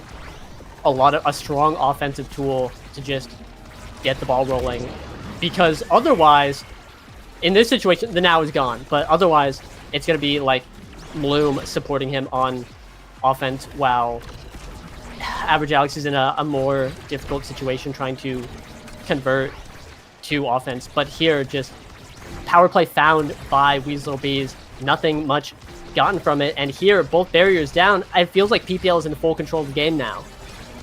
Yeah. And right now, Average Alex is going to need to be a bit of an escape artist to survive this one. Knocks Wii away from the orb, finds some healing, and manages to get it done. Fiery, a beeline burst towards the goal at the moment. Flip available. They're trying to replicate the success they had earlier, but not quite. The ping pong in the corner and flipped away is Wii, and no one's there to cover the top side after that KO. PPL looking very solid in this third set. Yeah, it's, I think, really interesting how this is going. Like I mentioned before, I feel like a lot of the game is going to fall to Bloom and Fiery here. And so Average Alex getting KO'd is bad. It's obviously bad, but hasn't been benefiting Weez Little Bees in the way that they want to. They get the power play, and here they get the goal. 1 point on the board, but I feel like as long as Bloom and especially Fiery are on board, full health or at least healthy enough to participate in the game, I don't know how much they're going to be getting off of the damage on Average Alex. I feel like PPL just still has so much control and potential when Fiery is on the board. Yeah, that was a huge barrier take with the flip forward to Wee Low, but look at the other side. Weez Little Bees creating some offense so quickly here. Carmine now to the top side, trying to replicate the previous point, not quite. But you got to be prepared for that pass, Milkman. Flip forced out, and now Average Alex has control. There's the Monu secondary, not quite going to reach the core. And Bloom now in also a difficult situation, but we stunned away Average Alex to the other side. Dangerous spot now for Bloom, but picks the right direction. And once again, PPL get out of danger, but they still need to find the goal. Milkman pushing forward, not quite enough, but there's Carmine on the follow-up.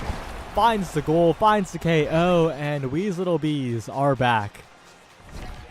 Yeah, all of a sudden, tie game, and there we're just seeing so much value out of Estelle. I feel like it's super easy to talk about, but Estelle just is such an easy bread and butter, fries on the bag character. You get your piercing shot, and you get a ton of value out of it every time. And here, I especially like it in this comp, in these damage comps, where you show up and you make up a lot of the core control for your team, because obviously Zen and Vice have a lot of mobility, have a lot of coverage on the map, but it's all tied together by this Estelle, who's able to make up all the deficits that these other two characters have. That being said, Carmine's very low. We taken down, and all of a sudden PPL here getting the ball rolling, not willing to give up this set, looking to get this barrier, but we back, and all of a sudden, again, Carmine low, but it's both teams are just fighting back and forth to get these last barriers. Yeah, it's looking very confident from PPL for the moment, but oh, what the hell? Carmine bounced twice off the bottom wall, not quite getting the KO, but they find it on the third try here. And now they need to actually secure this goal. Oh, Milkman, almost a perfect angle on that power chord, but not perfect enough. And there's Average Alex, there's Fiery, there's the set for PPL. They get it done. Yeah, really down to the wire there, but PPL able to clinch it in the end there. Bloom getting the well-deserved MVP in that set, and could be taking extra special for the turret. Dash Awakening, Explosive Entrance would be incredibly sexy here, just having so much more coverage, but going to be taking the extra special. It's just such a nice awakening on Imeagle. You get the turret for defense, you get the turret for offense. It's just really nice. But that's a second Stagger Awakening, the second Stagger Awakening going to Carmine, turning into a little bit of an unkillable god here, and Spark being denied by I Am the Milkman. And I think we saw Spark's leadership last draft. I don't know if it was picked up, but that's looking like all Sparks down. Pretty awkward spot. We having two Sparks, not going to be able to get any more, but with speed and strength, going to be a nice, still sitting pretty. That being said, I feel like we is taking a lot of damage, and PPL really just they still have so much control in this game. Yeah, I'm not quite sure why that draft went the way it did. I feel like trying to drop the final Spark to Lee would have been pretty valuable there. Instead, it's a single Spark on Milkman, and it's the defense not quite getting there. PPL, it feels like they have the scaling on their side. It feels like they know the game plan, and playtime's over, perhaps. Yep, they're just showing up. Go time. They want this win. They really want this win. I wouldn't say need this win. They can still win in Week 9, but if they want to maintain a comfortable spot in playoffs contention, they need this win. And obviously, Weez Little Bees absolutely needs this win here. They need to find an opportunity to fight back. They have these two flips. They can make something happen. They can get all. They have a lot of damage on Fiery too, which is what I'm looking at, and almost a KO onto Average Alex. All of a sudden, Weez Little Bees is fighting back. They have This is the perfect storm right now. All it takes is a trickle, and this is the trickle that I'm looking at right here. Oh, but Bloom finds the outplay. There's a good strike roll by Carmine on the other side, and Bloom forced to get it out of the corner. And right now, Wii is pushing forward, burning the flip so well. Fiery, the solo offense here, looking for an opportunity, not quite in this fast-paced point. Fiery's going to have to watch out, taking way too much damage at the moment. Yeah, but dashing in, gets the flip, shut out by I Am the Milkman, not letting that go, and now Fiery's looking incredibly low. Here, I feel like we're just seeing, it feels like this point has been entirely in Wee's Little Bee's control, and they just need to get that opportunity. And again, Estelle and Zentaro, those are two characters that can capitalize really well on just one opportunity. Here, we just need to see it, and that's almost it, but Bloom with a great save, and all of a sudden, PPL is just, they're still holding on. They are not relenting this point. Yeah, keeping the lead is difficult here for PPL, but they're getting it done. They find the barrier. Fiery with the hook. Fiery with the strike war. Not quite enough. But it's almost enough here for Fiery as Bloom keeps possession in the hands of PPL. Average Alex dropping back. Oh no! I'm the Milkman, not prepared for that pass as Carmine gets a goal for the wrong team. Yeah, unfortunate situation, but that's taken us to series point. PPL looking to put the final nail in the coffin. They just, like, if this point, or if this game goes any longer, I feel like that's just opportunities for Wee's Little Bees to show up, and with Wii getting taken down there, PPL starting strong, but they just need to finish it, and I'm the Milkman. We haven't been seeing a whole lot of offensive opportunities come out of him, but here, in the power play, pushing up, looking to get something done, stall out in the meantime, and is now becoming the target for the damage. All of a sudden, they have the net open, but Wee's Little Bees being forced to play back a little bit right there. Just kidding. Carmine shows up. He's able to get it through the corner. Some Crystal Thorns be upon ye, and I think Wee's Little Bees can come back here. Yeah, it's funny how they seem more calm and collected after the classic Carmine own goal. And maybe this is business as usual for them here. And we're really impressed with that kind of iron will. It's a breath of fresh air after watching some teams unable to keep their composure and shake things out. They're really staying level-headed at the moment. But we need to be careful. There's the hook. There's the KO. Fiery building up a ton of meter. And this is going to be a scary point for Wee's Little Bees to survive in. Yeah, definitely. But like you said, they've been playing this point with great confidence. And like right there, I Am the Milkman just unfazed by Fiery's flip. And it's really impressive. Wee's Little Bees, new team to nasl this season, showing up. Obviously, Carmine played last season, but we and I'm the Milkman, just complete rookies here and showing up right now. They have the net open. I'm the Milkman with a flip. They have, this is a repeat of last point. They have exactly what they want. They're in the position. They have them right where they want them. And as long as they hold on to this barrier, which I'm the Milkman has a flip to do, it's looking great for Wee's Little Bees. Oh, and Milkman almost an opportunity here. And Bloom keeping it away, but needs to keep it going. There's the KO onto Average Alex. Bloom looking lonely in the net, and a perfect shot by Wii to the top side. Wow. This is an impressive turnaround from Wee's Little Bees. And yeah, maybe they can turn everything around in this game. The entire atmosphere of this game has changed completely. I feel like PPL is nervous in an uncomfortable spot, and Wee's Little Bees, they are completely unfazed. They are here to play. Something clicked. Something changed. And they are so comfortable and just unfortunate. Unfortunate now primary there. Dorito sending it back into the net. But it's like, I feel like I'm watching a different team here. And they're here to play. They're not ready to give it up just yet. Yeah, they seem so calm in a crowd as well. Like, when there's a clump in a top corner, Wee's Little Bees thrive on the chaos. They get the hot shot, the core speed.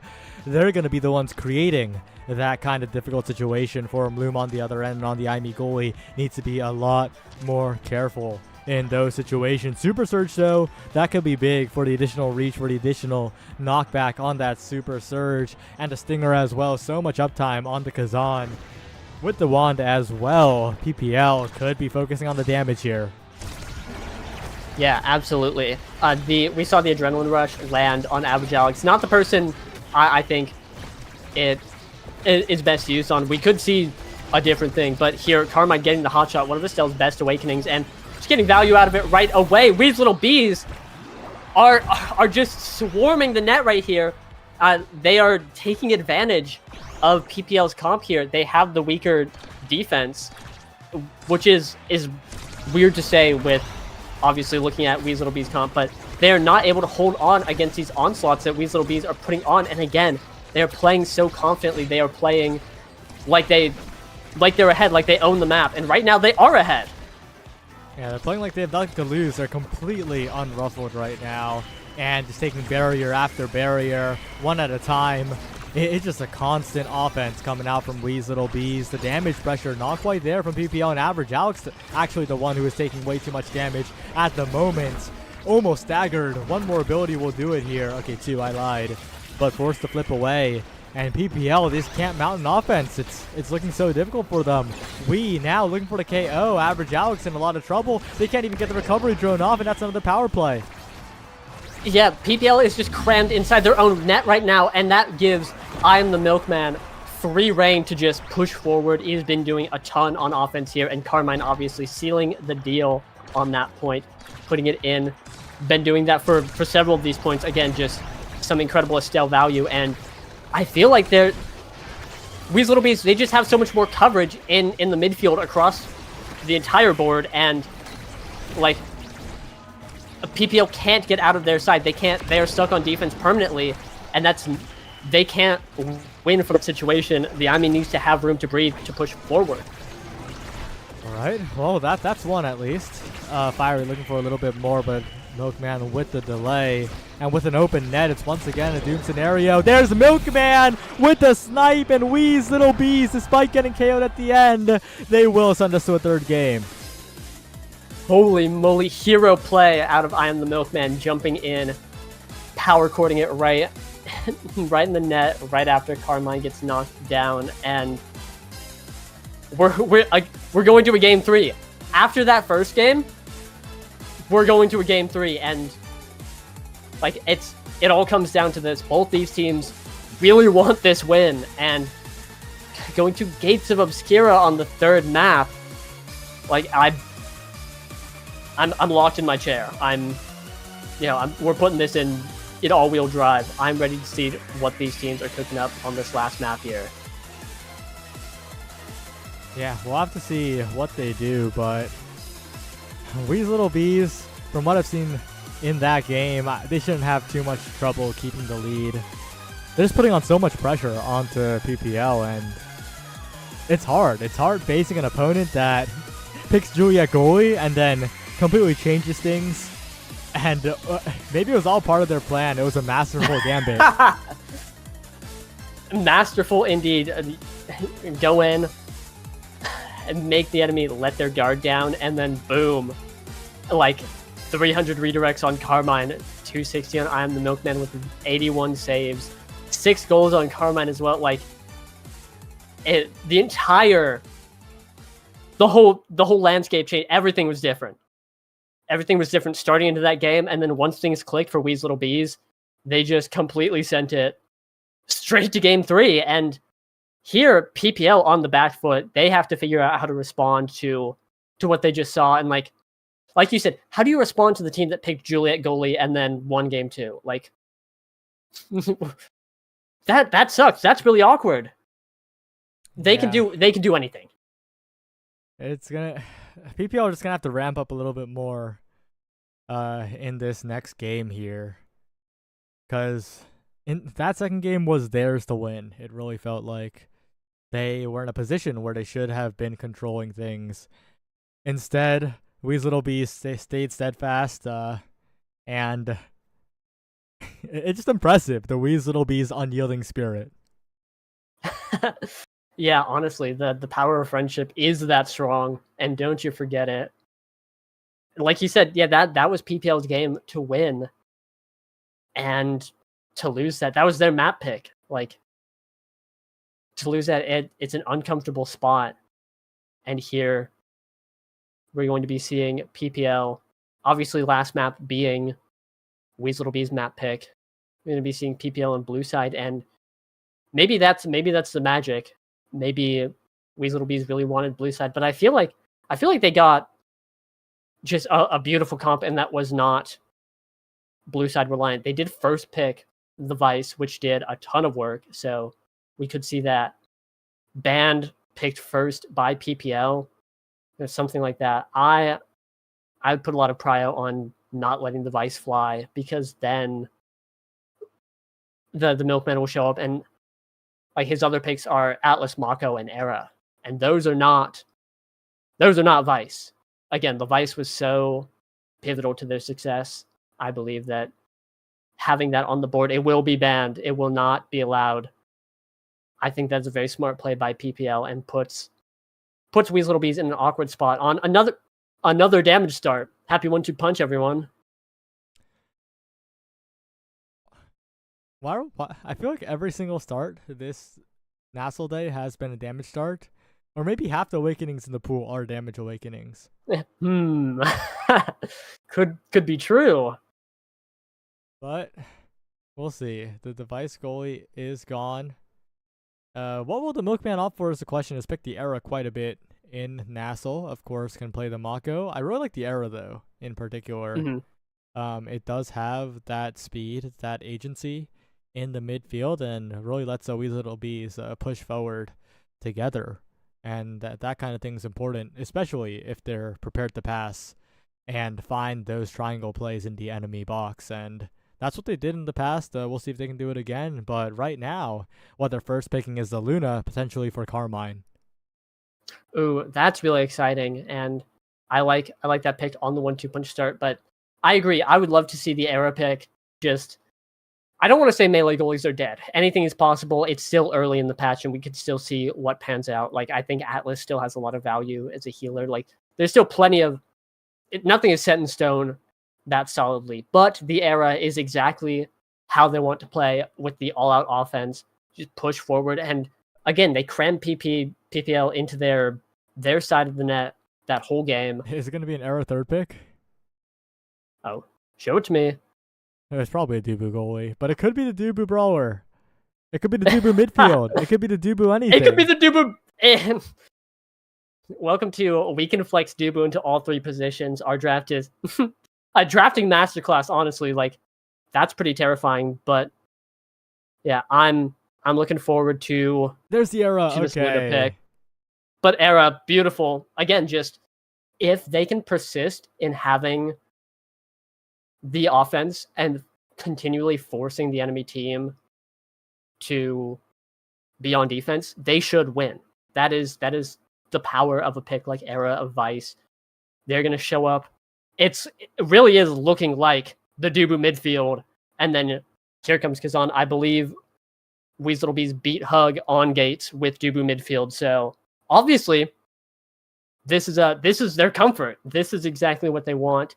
This is a nice place to be. And Kazan on 1-2 punch start. We see PPL just locking in the full damage. They've got the Luna. I like their odds here, but like, I feel like Weasel Bees knows what they're doing. And again, the wildcard team who's just kind of picking anything, I'd be scared if I feel like they know what they're doing here. Yeah, and especially if you're picking a comp like this, if you're picking a Luna, Finny, Zentaro, you gotta really watch out for the beeline burst coming out of Weeb, right? This Dubu in particular, when sped up by the Era, is gonna be such a threat in those Gates of Obscura corners, and that could be the top pick of this game. Yeah, I actually 100% agree. I think that's the secret sauce to this comp, is because we've heard some midfielders talk about Dubu midfield, and the consensus seems to be size and speed are your two big picks. So if you are able to enable your Dubu with some speed, and obviously we've got this size start going on, that it's go time. That's everything you need. And here, I do worry about the Dubu into this full damage comp. That's not exactly where I would want to be as a Dubu, but with enough speed and some survivability down the line, sorry, that's Dubu goalie. Hey, it's time to pivot. Era midfield, still really nice, still a lot of speed. What? And obviously, big Dubu in the box is going to be a nightmare to get through for both Zentaro and Luna. You know, one roll, one log kind of shuts everything that they can do out, and No, man. it's gonna be tough. This sucks. I thought it was going to be the Dubu midfield. I was so excited. But I like this comp from Weez Little Bees a lot less after that. It's just so much less decisive in terms of scoring potential. Wee's going to have to do a ton of work, but I think Bloom's going to be very comfortable in the matchup. Yeah. Yeah, it might be a repeat of game 1 where Wee is kind of forced to just get KO'd over and over again, but there goes Average Alex, and all of a sudden, Weez Little Bees has a power play. They have both barriers. They have Carmine with a flip. This is looking great. Yeah, maybe they can find something here. The passing play up to the top side. Wee in position to receive it. And an elusive as well as the perfect angle into the corner. It's an early lead for Weez Little Bees here. And maybe, just maybe, playtime's over. Yeah, it could be. We are seeing full size on Weez Little Bees and a Vambrace Kazan, which I think is the right play. You know, put on your Vambrace and you need to stay alive. Like they have so little if we ever gets knocked out, and so going Vambrace is very smart here. But obviously on the other side, double siphoning one, full 1-2 punch. The damage is coming out from PPL, and again, I'm worried that this is going to be a repeat of the first game. I feel like Weez Little Bees was so comfortable on the damage, and they could still play the damage with the Dubu goalie.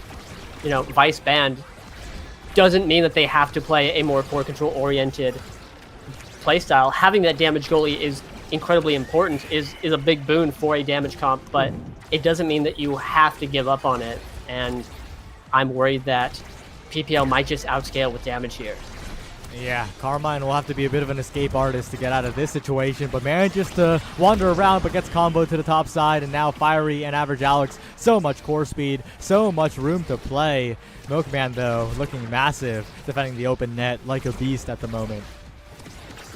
Yeah, definitely. Rich the flip, doesn't need it, though, able to save it right there, and I'm looking at this comp again, and it's a lot of melee characters. Carmine has the speed, make up the mobility, but again, like, there's so much coverage coming out from Luna, from Zentaro, and if Finny is able to get going, able to push forward, kind of can't really with these portals. You know, always has to be in a position to defend the barrier, but still just so much damage coming onto Carmine and so much mobility to capitalize on a power play. PPL has a lot of control of this game, and it's we got a little bit of a nice tech out of Milkman, but it's really going to take a lot from Weez Little Bees to win here, and that's the barrier. They just need the goal here. Yeah, PPL, they're going to have a focused mind on defense, because right now Wee is such a massive threat, doesn't quite get the core there, and Carmine sent away, but now Bloom in a horrible situation. The flip not burned, but one more pass to Wee could create the scoring opportunity here to the top side, right to Bloom, who reacts in time to strike more win, but Wee says no with the hook. And what a brilliant point from Weez Little Bees. They hold on for so long. Yeah, just the power of the Dubu. Dubu shows up, he says, I am bigger than you. I am stronger than you. I will not relent. And I think if Milkman gets any more size awakenings, obviously, like, Wee wants them, and that would be pretty big, but I think if this Dubu gets any bigger, that might be curtains. He's already holding on with just Pauldrons and a size awakening. And with this power play here, no Bloom means that it's going to be going straight in for Weez Little Bees. This is not how I expected this game. Been spending the whole time talking about, like, yeah, PPL's got the big damage comp. They can just kill them. It's going to be an uphill battle. But that's the first set won. Right then and there. Yeah, this Dubu just might be their winning ticket in this one. It really feels like they have a second win in this game with that defensive goalie. Trevor was more known for the defensive goalies anyway. So it's kind of fitting that is what shows up in a big way here. And with size on Wee, that's going to be a lot more reach. And it's going to be so difficult to get it done. A Super Surge deny. Okay, no way that was correct, bro. Like, well, hello? You just picked the spark of agility. Put the spark in the bag. put the spark in the bag. We didn't. Super Surge Dubu is definitely an unambitious choice, especially when heavy impact is on the board. Fiery is still going to walk away with something great. Definitely questionable, but I'm looking at size we here. Kazan, especially in this comp where you have the Era, you know, Era's game plan is always going to be Kit and the Brawler. Not a lot of offense on her own. Just show up and let your Brawler do all the work. Size Kazan is a guy that can do all the work. That is a one-man army, and the bigger he gets, the more threatening he is. And obviously, with PPL not taking any Demolitionists on the start, that's a massive size deficit. Wade just jumping in there, able to get the flip on the 1v1. These little bees are kind of running away with this game. PPL does have a damage comp, and it is going to take a few sets to get online. It is not going to just show up, and it can. Sometimes it does just show up and start killing people, but when you've got the Van Brace and the Pauldrons guy, it's going to take a little bit to get going. Once it does, if it does, we could see a big shift in PPL's favor. But until then, Weasel Little Bees are just running the game. Yeah, like you're mentioning, this early lead is so important for Weasel Little Bees. And even if PPL managed to scale, it's still going to be a difficult final push for them against the Milkman, who is holding. And of course, the Super Surge Dubu, it does do damage. So if you're up close, if you're fiery, you could get blown up. Yeah, and hey, is Zentaro taking a Super Surge Dubu dash? Super Surge Pauldron Dubu. You don't want to. That's like half your health bar. Just rip immediately. Being said, Wee has just been taking the brunt of this damage, has been having to play back, grab these orbs, and just in a really awkward spot. Just regenning on the portal here, but Milkman looking low, and that's going to be a flip for Average Alex, putting it in. I think first point on the board for PPL this game, that's going to be a little bit of a momentum shift in their favor, and they definitely want that. This game has not been going too well for them. If they're starting to get the damage rolling. We're seeing it here. As long as it continues, we could be seeing a swing in PPL's favor. Until then, though, again, I feel like Weasel Little Bees just has so much more control, and they're so much more comfortable and confident here.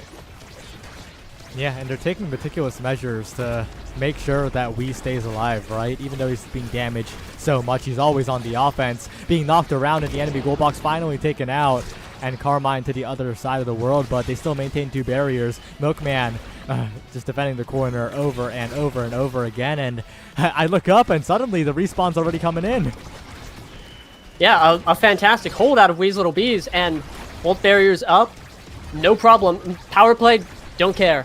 Dubu time, and that's all it takes. Meanwhile, they've got this corner offense rolling, and Carmine just keeping it in there. Milkman pushing up too, swapping into the other corner, not able to get the barrier, but again, Weasel Little Bees, they always have the core. It is not in the hands of PPL at all, and every time they get it, they have to get through the Milkman, and he's just going Dubu mode, and how do you beat it?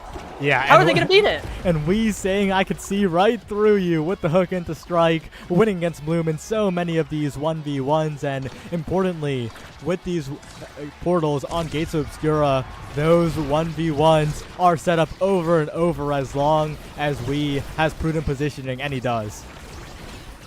Yeah, again, this was Wee's Little Bees map pick, and we are just seeing it in full force. They look so comfortable here, able to just keep funneling Wee, allow him to fully play his game. You know, 13 redirects, 13 goals, that's what it's all about. And, like, Carmine is, again, taking the damage. He is the best target, doesn't have any sort of damage reduction or healing to keep him alive, but he's still here, mostly full health, and PPL is just not able to get this damage rolling. They aren't able to get this last barrier, and they got the last barrier, but still, just Weasel Little Bees has so much control.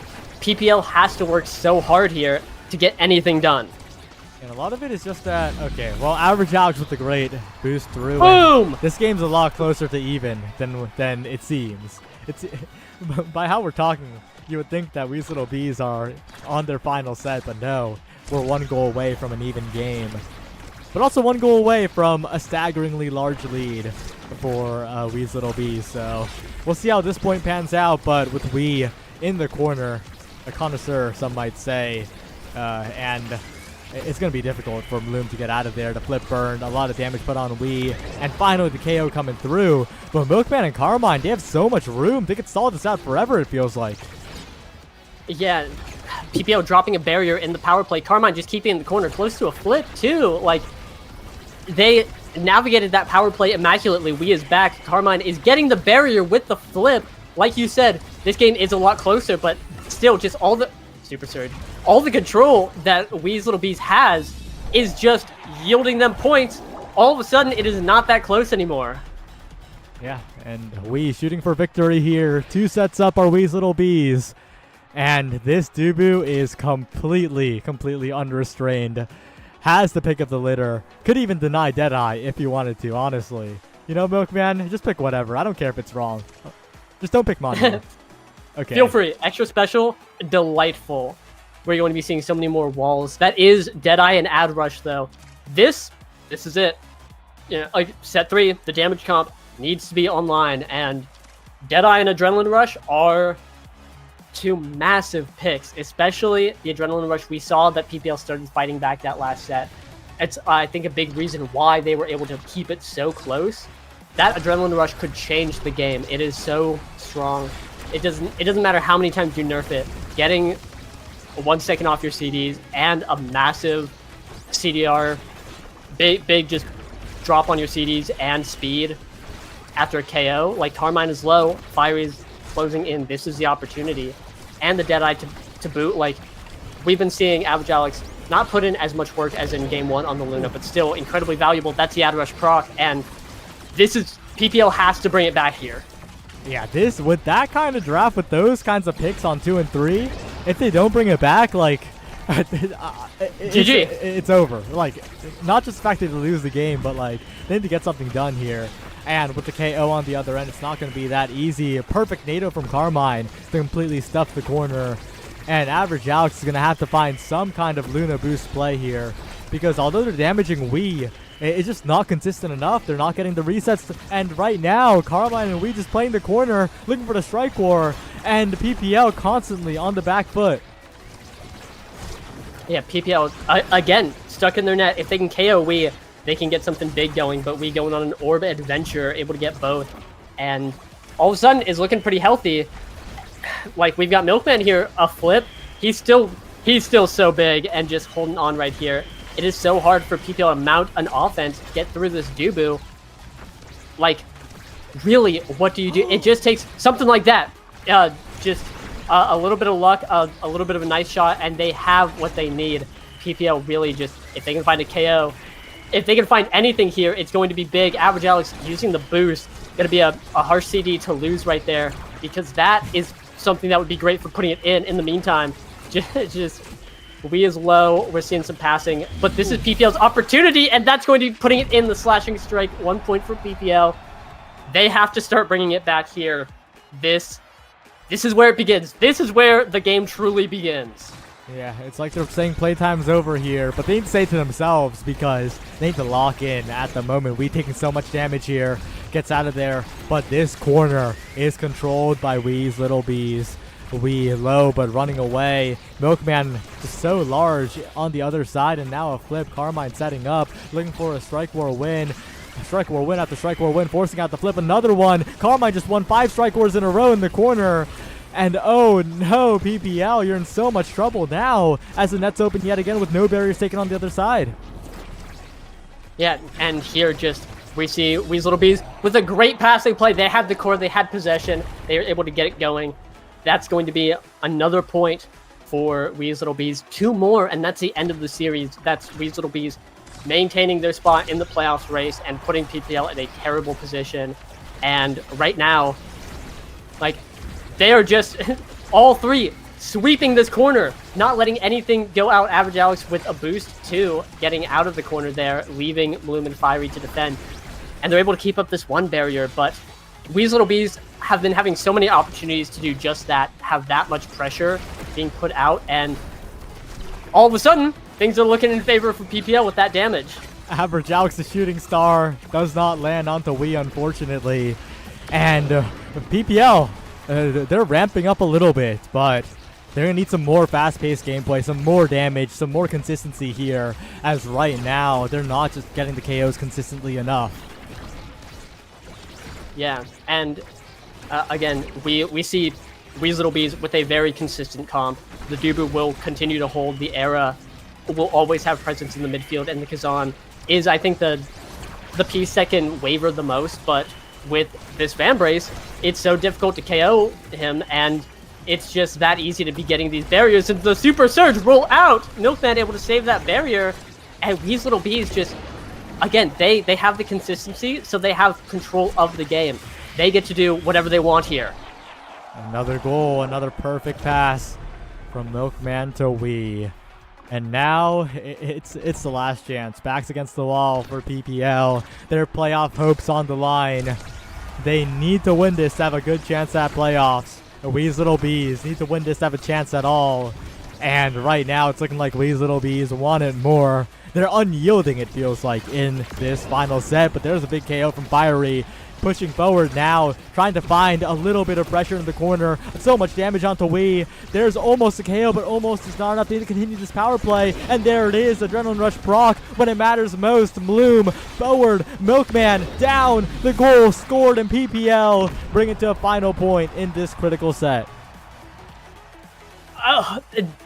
This is it. PPL needs a repeat of that point if they want to stay in the game, and we are just... I feel like every time PPL goes down to like the brink, they sit back and say, we have a lot of damage. This is how we win. But the NATO parting the PPL Cs. We're seeing a KO, Mloom down. Average Alex with the flip. Ton of damage onto Fiery. This is a phenomenal chance for Weaslebees to end it right here, but unable to so far. Yeah, but that NATO did so much damage as well, right? But there's a perfect big finish. Bloom, the professor of curvature, in the building. Gets it out of there, evens up the barriers, and it was a doomed point for PPL. But it's beautiful for them right now. Not quite, as Fiery goes down. Carmine low, but Bloom forced into a defensive situation once again. The wall, perfect. The barrier still maintained. The elusive against the NATO. They get it out, but there's still the barrier take. But it goes to the other side of the world, and Carmine will save it. The barrier still stands. The barrier up, Carmine a little low, but Wee has the core jumping in. The save is made by PPL, and massive core speed coming out from Average Alex. Massive damage coming out. Carmine able to stay alive, but if Fiery can get this KO, that's another ad rush proc, and that's how they won that last point. They really need this, but the hook! The Carmine, the everything! Weaslebees able to collapse in the corner and secure that point, secure the game, secure the series after playing Juliet goalie game 1. Yeah. We just gets in there, shoots for victory, finds it in a critical 5th point in this third set, finishes the 3-0 sweep of PPL in this one. And PPL, unfortunately, that is a tough loss. They are not out of it yet, but now PPL has to stare down EKC, claim a victory against them if they want to even have a chance, like make tiebreakers, have a chance at making playoffs. The playoffs race is so close here. And so every advantage that any team can take is going to be a massive boon. PPL not getting theirs here puts them in such a tough position. Because again, even if they beat EKC, they still, that's not guaranteed. We'll have to see what happens in week 9 to see if a win against EKC would even pan out to a glimpse at tiebreakers, a glimpse at playoffs, anything. Meanwhile, Weaslebees just never giving up, never surrendering. Like you said, they are just... They got that unyielding spirit on them, you know? They got that unyielding spirit on them, and it's keeping them afloat. What is that? That's 3-5 right now, which means they are not mathematically out yet. It is still such a big mountain to climb if they want to make it, but they're still in it. It is not over for Weaslebees yet. Yeah, and as the season draws to close, all they're doing is ramping up, it feels like. It's just looking better and better for them. But for now, there's only one match left in the day. It's going to be Bum Bum Bonanza versus Sundubu Strikers, another very, very important matchup to see who will make playoffs. No one is out just yet. Everyone can still make it, and only 2 teams are locked. Who will take the last miraculous step? Well, that question will be found next week and maybe a little bit in this next game. So don't go anywhere, and we'll see you soon.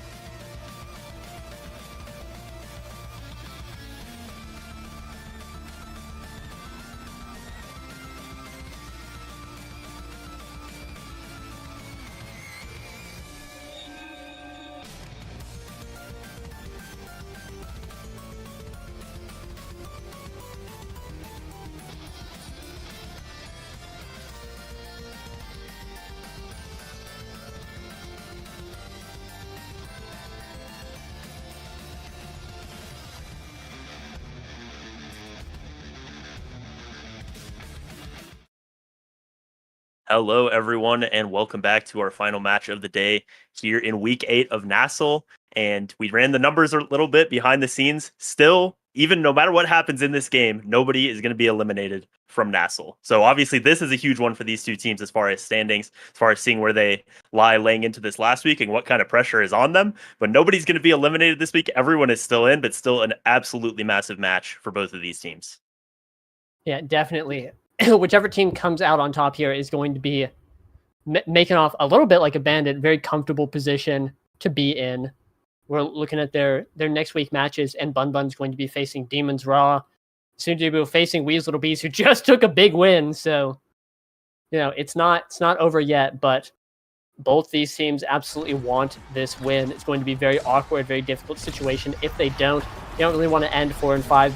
There are so many situations where many teams end 5-4, which means if you're not 5-4, you're cooked. And so, obviously, whoever wins this is going to be getting a major boon in the playoffs race. That being said, here, Sunjibu and Bun Bun are looking at this Spark of Strength extra special start, and honestly, I really like special and extra special, all the damage that Sunjibu has right here. Yeah, it was a huge lead very early in that point for Bun Bun Bonanza. They get both barriers early now, fighting, trying to get Scyther 12 out of the play so they can get this second barrier, but so far he's not quite going down. The secondary sends him the wrong way. Lilybun pushing in now with the Doogu Wall and passes it up to Liari, so the first point here goes to Bun Bun Bonanza, and just right from the start they got those two barriers, and it was all wraps after that. Yep, we're also very interestingly seeing 4 unique forward gears. This has been happening more often recently. Obviously, people figuring stuff out, but no Vambrace here, but all the other 4 forward gears showing up here, and the 2 Spark people, the Sparkers on deck, are going to be Liari and Breezy Breezy. They're going to be fighting for these Sparks here, and first point going. Both barriers fell for Sunjibu that last point immediately. Here, having a barrier now, they're looking like they're in a much more comfortable position. Breezy with the wand to heal, but taken down, staggered, and all of a sudden, like, Bun Bun, it seems like, has a lot of control in this early game. Yeah, trying to get that core up to 3Z to use this flip, hopefully on that barrier, maybe on a kill on Scyther here as they are going for it. Vice and Amy both, as we have an own barrier there and a KO, so things turning around. I think Vice and Amy are both high priority picks on this patch, and the fact Sunjibu was able to get both of them, I think will bear well for their chances here as they're setting up the offense, trying to get it, but Liari and Lilybun do a great job stalling that power play out. They get time for Scyther to come back in, who almost finds a KO. Lilybun still has the core flip as well. If things get dicey on defense, has to use it there. And Shapeshifting now trying to get the core up to 3Z. Uses the flip down to the bottom side, still not finding anything as Lilybun steps in. Liari covers the backside, but they're still not able to score either side, and Scyther might get KO'd again. Could be seeing another KO. Scyther forced back to Orb, helping out on defense too a little bit, but that's a great pass from Grimella straight to 3Z. Gonna be putting it in 1 point on the board for the Sunjibu Strikers, and honestly, I think this game is going to it's a classic. We've got a damage comp on the screen. They are just playing to scale, set 3 hits, and hopefully they're going to be coming out full force. In the meantime, Bun Bun has so much more control and presence on the map with characters like Juno and Drakkar. Scyther being taken down here, going to be tough, but as long as Bun Bun can stay alive in these early sets, they can get these early sets and then try and close out the game quickly, not let Sunjibu get that scaling. In the meantime, though, any sort of opportunity afforded to Sunjibu is going to be nice. That is going to be the point, though, for Bun Bun right there. Scyther 12 jumping in and putting it in. Yeah, a bit of a missed dribble there from Grimella, unfortunately, and Scyther just took it away, took it to the bottom side. So it is a 2-1 lead for Bun Bun Bonanza. And yeah, like you said, I think they are into this damage comp. Scyther does have the pumps, so when they go for those damage opportunities, he's really going to be trying to punish them. As Grimella, with a perfectly placed flip, gets both of them. They're going for the KO on Scyther again, and it just seems like the same story every single point. We're going to see if Scyther can do anything differently, get any awakenings to stay alive more, as Liari drops all the way back, is able to save that one, but Shape and Grimella, this is what we saw last week on this map too. With that Vice, Shape was able to put so much pressure on other teams, and 3Z just gets too many chances in the goal, eventually is going to win those, and we're all tied up, headed to a 5th point in this first set. Yeah, 3Z was just getting every read on the Bun Bun defense there, able to cover every clear. get the hook at the end to seal the deal. And I 100% agree. I think Vice, the character, is looking like the best goalie on the patch right now. You have so much agency. You're able to get these big stuns that really force players into these uncomfortable situations, and you put out so much damage. That's the name of the patch here. 2 KOs on the board, and Sundubu is doing a lot of damage here. Yeah, 2 KOs, and now just the final push needed for Sundubu to get this last one. 3Z goes in, doesn't quite find it that time, but the extra special turret, the KO found by 3Z, and that will be the first set going over to Sundubu Strikers. Early on, it did look like Bun Bun kind of had that advantage on the core control, but really those last few points, it was just all Sundubu. They're able to take that. They'll have the advantage in these sets, or in this draft, rather. Yeah, certainly, and that's really scary. You do not want to go down in the first 2 sets against a damage comp, or else you're going to be playing into Primetime Kazan, and we're looking at like Explosive or Super Surge Aimee. Going to be taking the Missile Prop from Jakar instead, going for a deny. You see Lilybun picking up size. That's really scary. The Kazan is always going to have a nice matchup into Dubu to just get around the Dubu, but big Dubu, that guy is still difficult to get through, and Scyther picking up Explosive Entrance, same damage as Heavy Impact without any of the CDR, but still 15% on impacts is super substantial. That could net some early KOs, some nice knockback KOs with the Pummelers, and that's really exactly what they want. That's a big reason to pick this Drakkar character, because otherwise he's a big target for damage. We're seeing a lot of it come out, and Scyther really has a tough game on his hands here. Hashtag Brawler patch. Yeah, looking like it's last season, and he's running all the way to the gold box, duking it out with 3Z. Still able to stay alive for now, but not putting that KO pressure, that knockback pressure that you do want on the pick. The ult, unfortunately, hits the core there instead of 3Z Breezy, so he's able to live. Once again, finds himself low on energy, low on stagger, and does go down. So it just seems like everything that Sundubu would have wanted out of this comp is working so far. They have a lead here. We'll see if they can get this power play. Shapeshifting does use the core flip. Somehow the core doesn't go in, but they do find another KO. They get it down to 3Z Breezy, and it's another point for the Sundubu Strikers. Yeah, taking this early lead here, which again is not what you want to play into. Not the damage comp here, not at all, but here they are, and they're starting to they're getting the KOs left and right. I mean, they've KO'd Lilybun a couple times, who has pauldrons, which is really just so difficult. It's like, I don't know, Sundubu is in such a comfortable spot on here to see a little bit of shenanigans on the Thunderstruck from Shapeshifting, but really, Bun Bun needs to find some way to stay alive right here. A little bit of focus, or a little bit of a nice barrier from Scyther, and suddenly Bun Bun has the advantage at this point. Yeah, they have the goal open, and this is what the Dubu needs. I think if you're able to keep your team alive, Dubu is so strong at holding down the goal like we saw in that last series, but if your teammates are dead all the time, eventually they'll just come for you. But right now, still staying alive, and Scyther wins that. Gramello with the dash is just a little bit too late, so maybe a second wind here for the Bun Bun Bonanza as they do find a point there. We'll see if they can keep staying alive, keep allowing Lilybun to push up and help on the offense, and we'll see what they can do. But still tied 1-1, and still all that damage pressure from Sundubu Strikers. Yeah, every KO that Sundubu gets is going to be super impactful. It's going to be really dangerous. It's forcing Bun Bun to play. They're getting space, is the other thing. Bun Bun's getting a lot of space, which is not allowing Sundubu to play the damage the way they want to. And with that KO, it's going to mean that barrier's open, but the Sundubu defense here holding on strong, and power play over. Scyther looking low. When there's a will, there's a way, and Sundubu did not get it there. And Bun Bun, hey, going 2-1 in this set here. They are starting to deny the damage comp here, and claiming this set would be very, very nice for them. Yeah, just a complete turnaround of what we saw right before that. And, you know, as soon as Scyther is able to find those knockback KOs, it all turns around, and it was great coverage on the goal there by Bun Bun, but it is Scyther going down like we've seen the entire game. Drakkar just so susceptible to that extended damage and does go down. Shape now going in, trying to help the offense, but Lilybun is able to win all those interactions, still keep both barriers up now. Core gets past Gramella, so they'll lose one, and Scyther's back in, has all the cooldowns, and that shotgun just so difficult to beat on the goal line like that. uses everything, does get the goal open, but now the core sent back to 3Z Breezy. We'll see if he can convert on this. Scyther not really taking too much damage, and it seems like Bun, what they want to do has been happening a lot more these last couple points. Yeah, absolutely. Scyther is still low, and flip burned by Liari means that the barriers are going to be saved.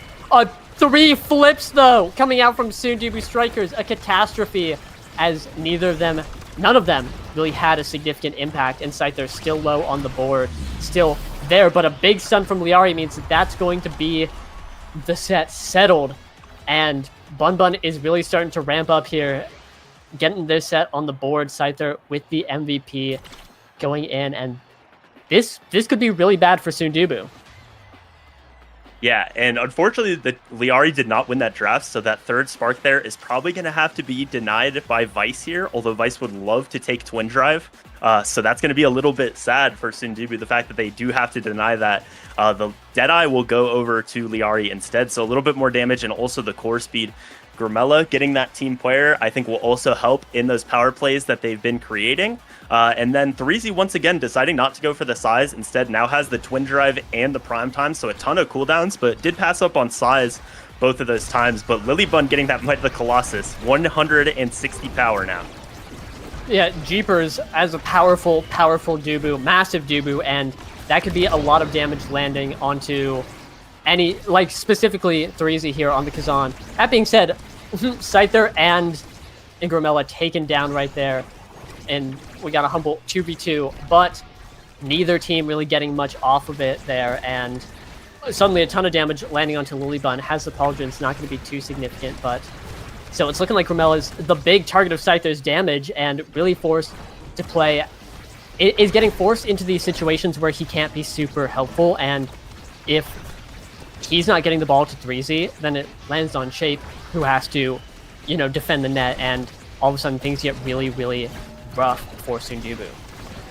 Yeah, the one spot where he can help while not necessarily being there is that extra special that he has, getting the Firewall sentries in there. They do find the KO here. Firewall sentry is in position, and then the KO found on Lilybun as well. As soon as it goes down, the Dubu is the next target. Now, Liari trying to stall this out, has a lot of cooldowns, a lot of core speed as well, although the KO found by shapeshifting. Scyther comes back, though, and gets a KO in the goal box, so somehow Bun Bonanza are able to keep that alive. We'll see if they can get this barrier down and potentially score, as Lilybun with the Tofu Fortress does get it to the other side. Nothing found quite yet. Good defense by shapeshifting, but this point shouldn't even still be going right now.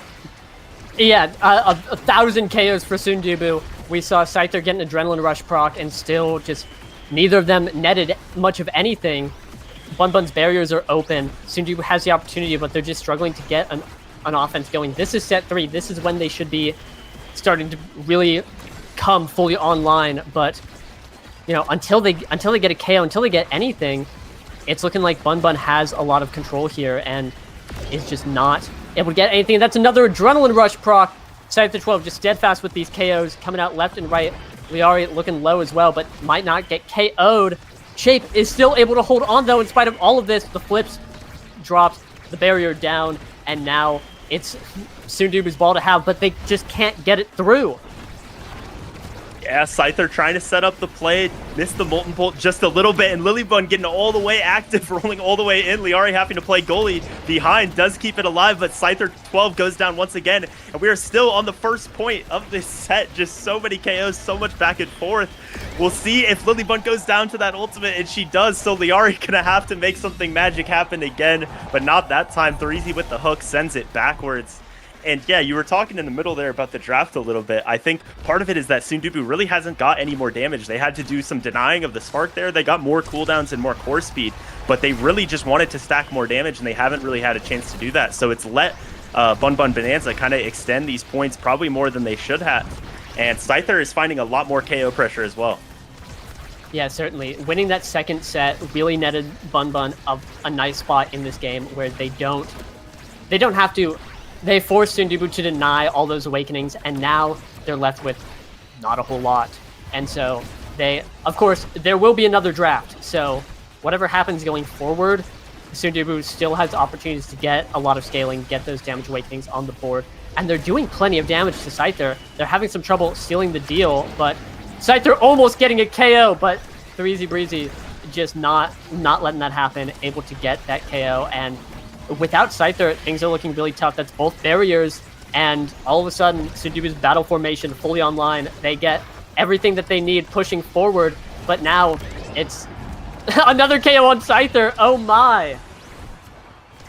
Yep, the core gets around them. They're able to stall it for just a little bit. Grimella sends it down, and 3Z hooks it back to the top. Great execution that time. It's been a little bit of a struggle to convert these goals at times for Sundubu, but they are still finding the KOs just as much as before, and they are able to convert eventually on these last 2 points. As difficult as it has been, you see that core speed when the Deadeye is procced from Liari, able to get that first barrier immediately, and somehow the turret was going backwards there. So the second barrier found as well, and Grimella at risk of getting KO'd by Scyther. It doesn't quite go, and that'll mean no ad rush proc, able to stay on the board. Gonna try to get this orb as well, but the core gets around to end everyone. Liari with the core speed is able to get it to the bottom side, shape-shifting. No cooldowns left, and that will be a point for Bun Bun Bonanza to extend this set. Yep, 1 point on the board, 2 more, and they can pull ahead in this game. And right now, they with how the set's been going, they would really like it. The KOs are being found on the Scyther. Sundubu has figured out exactly what they want. Just getting Scyther out of position, out of the game. And then they keep getting both barriers in these power plays. Now they've been really struggling to seal it out here, but this is exactly what Sundubu is looking for. They're able to get the power plays and then get the barriers. Just one more step and they can claim this next set and get first pick in the draft. Yeah, the Firewall Sentry sends it up to the top corner. 3Z not quite able to get there to convert it, but trying to find this KO on Scyther. It'll be Shape with the flip instead that does it. And we'll see if he has cooldowns to help the offense here. Liari, like she's done so many times this game, trying to stall this out in the midfield and is able to get it around Grimella for a moment, so they do stall it back. Scyther coming back onto the board now, but as the Tofu Fortress goes out, a well-placed strike to the bottom finds it. And that'll be Sundubu keeping the lead that they had in that first set and up 2-1 in this game. Just one more set to find and potentially more damage in this draft. Yeah, some meticulous measures coming out from Sundubu strikers there. And top pick going to shapeshifting. That's the guy that you want to be first pick in your draft. Getting the specialized vice, that's just such a strong pick. It's you either evade tax or you win the point. And so when you have an awakening that can just win points, that's a nice pick. That being said, we are seeing 1-2 punch go to Lilybun, denying 3Z here and just getting a lot of core speed from the net. It's going to be nice. 3Z getting a stagger awakening, another spark, third spark picked up for Liari. That's pretty scary, sharing the strength and speed with everyone else. And I'm still looking at the specialized. I think that can really change the game. I mean, look at that. Look at that. The game is completely different for Sundubu, I think, and so that is a third spark on Liari here, but really just every once in a while, Shape is going to show up and devastate nations. Like, this is so big for them. Yeah, and Liari with no evade at the moment, so as soon as that's up, gonna try to use it on Scyther there, will force out the flip, and the core gets past Liari and Lilybun, so the goal will get open as they continue to put the pressure on Scyther. These Firewall Sentries as well.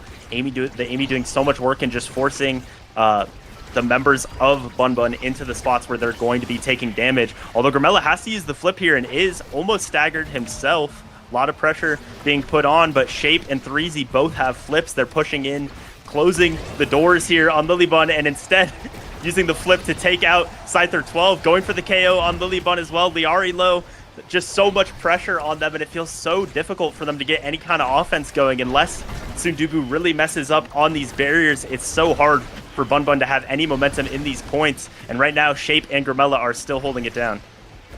Yeah, we saw Bun Bun with a really nice corner recovery there, able to keep it out, and doing it again right here, but Shape walking up, threatening to hit the core, but ejecting back. Grimella staggered, is in a difficult spot. 3Z in prime position right here, looking for an opportunity. That's going to be another big supernova out of shapeshifting. Not getting a whole ton of value, but still getting some evades, forcing some awkward positioning, and here another turret. This is the opportunity that Sundubu's been looking for.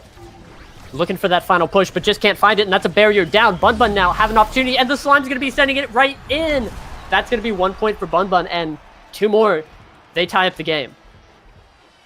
Yeah, and I mean, Spark of Leadership has definitely not been what it once was, but still 3 sparks, the 159 power now for Liari, and the Deadeye as well when the core is far away. It's a lot of pressure to put on shapeshifting, and Vice's abilities are notoriously pretty slow, so it's a lot of pressure being put on here, but it's hard to do it all yourself, and Scyther just so much pressure being put on that it usually is Liari all on herself on the offense, but she's doing it all right now. Dribble to herself, is able to get that second barrier. Lilybun in the midfield as well, getting some pressure put on her, staying alive for now, but has a flip. Grimella dribbles it, tries to get it to 3Z, but the interaction is 1, but both goals open. That is a spot that Bun Bonanza hasn't found themselves in a lot, but the specialized trading, so much core speed for shapeshifting, and it goes right in between the two members of Bun Bonanza. Yeah, just sending that thing fast and furious right through Bun, and like, again, specialized training is just so valuable on Vice, able to get so much work done. And here, another one coming. I mean, like, that did half of Liari's health, forced to get this orb. Scyther 12 down, and like, it keeps coming in. And Lilybun also taken low, and Sunjibu is just looking so comfortable here. This is exactly what they want. And if they can get another KO this point, which they might need when the second barrier goes down, that would be a huge, huge boon for them. Yeah, and this Firewall Sentry, Grimella coming in with the flip as well. Tail held high, but not quite finding it. The flip is answered, so the barrier will stay open for now. And Liari has found so many of these solo plays on the barriers.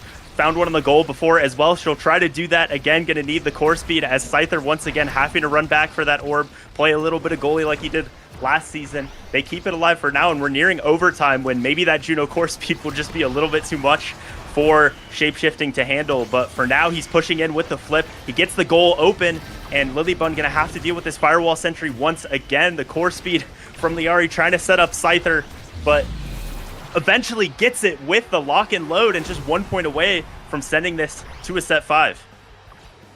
Yeah, just going twin turbo mode, kicking into maximum overdrive, big strike shotgun, but like 1 point away. They are making it happen. Both teams have the tools that they need to win this game. Both teams are accomplishing what they need, and they are going back and forth here. Sunjibu just needs to get these KOs, get this damage out, and Bun has enough core control. They have enough threat on the barriers to just show up, get the barriers, and mow down the defense that Sunjibu has. And so, as long as Scyther 12 is alive, Bun is in a super comfortable position. That being said, Scyther 12 looking a little worse for wear, struggling to get anything done. That's barriers down, but that's going to be Scyther down, and now Sunjibu has to capitalize on this power play if they want to keep this set going. Yeah, it's going to be a heavy task for Lilybun to hold us down, but the Tofu Fortress will do a great job at stalling that out, and Ricard is back on the field. We'll see what Scyther 12 can do as takes the speed gate, charging in, but not quite finding anything left. Liari with the dribbles, and we near overtime, and once again, the threat of that core speed is ever present from Liari with this 160 power. The core flip used by shapeshifting, but not finding much, as Scyther once again gonna have to push all the way back, and it seems like the pattern has been that when Lily is able to step up, never mind what I was saying, Liari once again with the core speed just finds it into the middle. These miraculous goals over and over again, and we are headed to a set 5. Yeah, just some prudent positioning on the slimes out of Liari, sending it right there to cut the pass, but able to catch shapeshifting's clear, send it into the slime, send it so fast, and getting rewarded with hot shot here too. Even more core speed, could also take bulk up, but just slamming the hot shot. That is heavy impact onto shapeshifting though. That's a huge swing. That is so much more damage.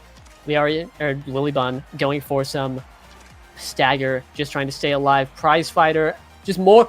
Sunjibu just got 3 damage awakenings here, and that's what they need to win this game. That's going to be massive. If Grimella can hold on to this prize fighter stack it up, then that could be it. If they get going, that could just be the end of the game. Scyther 12 realizing that, going for Grimella's life immediately, but now Scyther is looking low. He's getting hunted down by 3Z, and all of a sudden, yeah, we did see a lot of big pickups from Bun, but I don't... 3 damage awakenings on Sunjibu. That's what they need to win this game. That's exactly what they wanted. I can't believe that didn't get the barrier. Oh my god, great defense from Bun, and it's all down to this. This is it. And the core speed from Liari, it just beats the Vice abilities every single time because of how slow they are and how overwhelming it is. And the damage as well from Liari, not something we've exactly seen, but it sets Scyther 12 up for that point with the KO on 3Z. And yeah, we talked about in that second set, like, Bun Bun was able to win it, and it felt like because Sundubu didn't get any damage, that kind of let them back into the game. Well, all the damage showed up here, and Sundubu got all of it. But in the meantime, Liari has been able to create such a crazy build to defeat the weaker defense of the Vice that they've been able to steal so many of these points away, and they just need 2 more. As Scyther right now is staying alive, both barriers on each side are going to go down, so we're going to have an open goal, but the core speed of this Juno is going to be so much of a threat when that open goal scenario happens. Yeah, there we see in specialized training not get much value, getting some evades, but their Scyther 12 is down. The slime almost puts it in, sends it so fast, and we're not even in overtime yet. But Shape getting in there, forcing the flip out. 3Z trying to get something done, just not able to yet. And here, just trying to get the goal. They had a good offense, but defended away by Lilybun alone. And now Scyther 12 is back. And as long as he's on the field, things are just so dangerous for Sundubu. Like, one strike shotgun can get through most of what Vice's defensive tools are. They have the turret, they have this offensive push, but they're just not able to seal it out. And in the meantime, getting more damage onto Scyther, but he is so fast, having to play escape artist here, getting these orbs and just doing well. He is doing it. He is staying alive, and that is the lose condition for Sundubu strikers. Yeah, and Lilybun with 211 power and 1-2 punch. He's also red coring on every single strike here in overtime. So it's so much pressure on the defense if they're not able to score before overtime. And it's Liari winning a strike war right in front of the goal, sending it to a spot where no one could cover. And somehow, with all the KOs, with all the damage that Sundubu has found, it's just 1 point away from Bun Bun taking this first map. Yeah, we'll have to see how the rest of the set is going to shake out here as Bun Bun's just kind of shaking Sundubu down. That's going to be a prize fighter dropped from Grimella, another Adrenaline Rush proc, and this is a big opportunity for Bun Bun. Every single KO that they find is so valuable. I feel like all 3 members of Sundubu need to be on the field to get anything done, and when they're not, it's just so difficult. That's both barriers. Bun Bun has the opportunity to seal out this game here. Sundubu needs a little bit of a miracle if they want to stay alive here. Yeah, we'll see what they can do with the corner. The core speed trying to set it up to Scyther, who has his abilities, the lock and load, not quite finding it, but the wall will keep it on this side. Now trying to get it to Scyther, who's taking a lot of damage. Lilybun using the flip, trying to make the goal happen herself.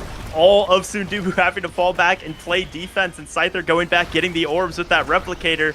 But Liari is just able to hover around Shape and make every clear. So scary for him here. Nothing found yet, but Liari does have that flip. Has to use it on defense in the corner here and doesn't quite get it out. But it's Scyther dribbling to himself, finding it past the Vice secondary. And what seemed like a certain victory for Sundubu with the Awakenings, with the scaling they had, ends up turning into a Bun Bun Bonanza win. Yeah, Sundubu had all the tools that they needed to get the job done, but I think Liari's build just spiraled out of control so quickly. 3 sparks, hot shot, so much power, and just completely devastated Sundubu's defense. They were just not able to hold on there against the core speed, and sometimes that just happens. That's just how it goes. One player is able to get a build strong enough to just counterplay everything that the enemy team's putting up. There we saw it, and that's going to be game 1 going to Bun Bun Bonanza. I'm desperately looking to see what the next map is going to be, and I'm just not finding it, but I believe Night Market was Sundubu's map pick. Unclear, but that's what I'm locking in. Yeah. So, I mean, we saw there, Lilybun was able to hold it on in those sets when they were really getting KO'd, but eventually Scyther had 2 Dash Awakenings there and Orb Replicator, and in those last, I mean, he found a lot of the goals, but in those last couple sets, a lot of his job was just hitting that secondary button, running around, finding the orbs, and then coming back for a lock and load once his cooldowns were back up, and that was enough with what Liari and Lilybun were able to do on defense with all the core speed they had, with the cooldowns that they had. Yeah, that was just, a tale of 2 comps as we saw going into the game. But just a crazy way for that to turn out, and the builds that ended up happening. But our second map here, we did get word from Prod. It will be at Lab, and then if we go to a third, it'll be Demon Deus. But yeah, at Lab going to be another map where KOs and damage are very heavily prevalent. We'll see what happens. Yeah, gonna have to see how it goes down. Looking back on that last game again. I was expecting that I'm a big believer in damage this patch. Big shocker. A lot of people are. It's looking good, but we saw there that the damage was just not enough to overcome what Bun Bun was putting up. Again, super core speed midfielder and Scyther on the Drakkar. You have a very simple job. You kill people. You strike shotgun into the net, and like you said, that's what he was doing. He showed up. He did it. All he needed to do, did it phenomenally, and that won them the game right there. As long as he was alive, even for a little bit, just able to rush in there, send it into the net, boom, another point on the board. And so I wonder how Sundubu is going to respond to that, because it would feel terrible to sit here and say we need to ban Drakkar. I don't know if maybe that's the answer, but it's hard for me to say banning Drakkar is how we win this game. Yeah, because in that draft, you were able to get Vice and Amy, which I think is exactly what you want, especially on an extra special start. But yeah, where there's a will, there's a way, and Scyther 12 was able to make it happen on the Drakkar despite getting KO'd the entire game. So yeah, as we get into this next map in the draft pretty soon here, I'm interested in if we see Bun Bun continue to go for more of a core speed, core control kind of a plan, or if they ramp back up into doing damage like we've seen, especially last week. Yeah, certainly. I am super duper stoked for this next match. It could go either way. Again, I was pretty on the Sundubu train looking at their damage, but Bun Bun was just able to hold on. They were ready, did not let it go through, and boom, that's a game win. So we're gonna have to see if they can seal it out in 2, or on paper, I think Demon Deus is a weird map for them. And I think that it kind of depends on if Scyther 12 just goes Drakkar and blasts them 5 million KOs, that kind of thing, or if they're just gonna it's hard to know their game plan, because Demon Deus is the damage map, the quintessential damage map. That is where you do all the damage, and Bun Bun is just not much of a damage team. They are, again, they just locked Dubu, Juno, Drakkar. Drakkar is the closest thing to damage on that team, and he had pummelers. It was just knockback KOing people. So they could be able to shake it out here, stick to the core control and win. Or maybe it's a Sundubu sweep and they show up and just 5 million K. We'll have to see. I would love to see a game 3.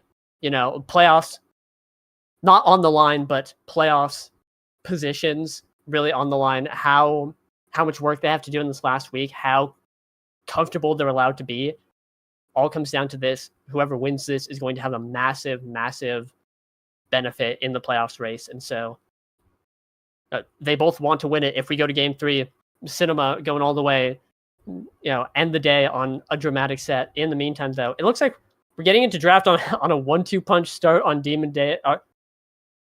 I have a tiny brain. We're going to AtLab. Similar thing. Very similar thing. Sorry.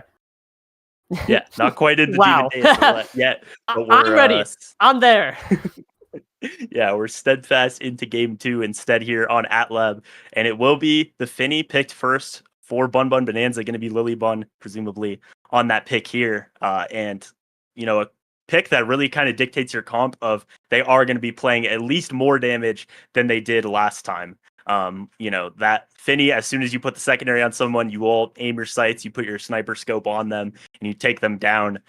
So that will be interesting as far as they're going to be playing a very different play style than last game, presumably. But it is Kazan and it is Amy going to Sundubu again. 2 picks that they had in the last game and looked very strong at times. They had a lead in that game. But we'll see how this continues to go and what Bun Bun does go for to round out this comp. It could really be anything. It could be more damage. It could be more core control, but that Juno is gone. Yep. Just 1-2 punch start. We're not doing more core speed. Get that out of this game right here. That does mean that the Finny will go through. Lilybun getting the Finny, and I feel like she just always performs phenomenally on the character. So I don't remember if it was banned last game, but I want to say that it was. I'll just pretend. I'll just lie, and things will be great. But Sundubu just running back the same comp. They got the Vice, Aimee, Kazan, letting it rip. Scyther 12 getting the Rasmus though, and Luna midfield to round off the Bun comp. Like you said, very different thing that they were doing compared to last game, shifting into new gear, but definitely looking good. I always love Luna on 1-2 punch start, and I think they have a lot of the tools that they need to keep up in damage, which they didn't really need to do last game, but we're still pretty comfortable in that damage race. Now they can contest it, and they still have all this core control. It's looking great for Bun here. Again though, Atlab a little bit more conducive to damage than Night Market, which is definitely like a get those knockback KOs. The Drakkar City, but we'll have to see how it goes.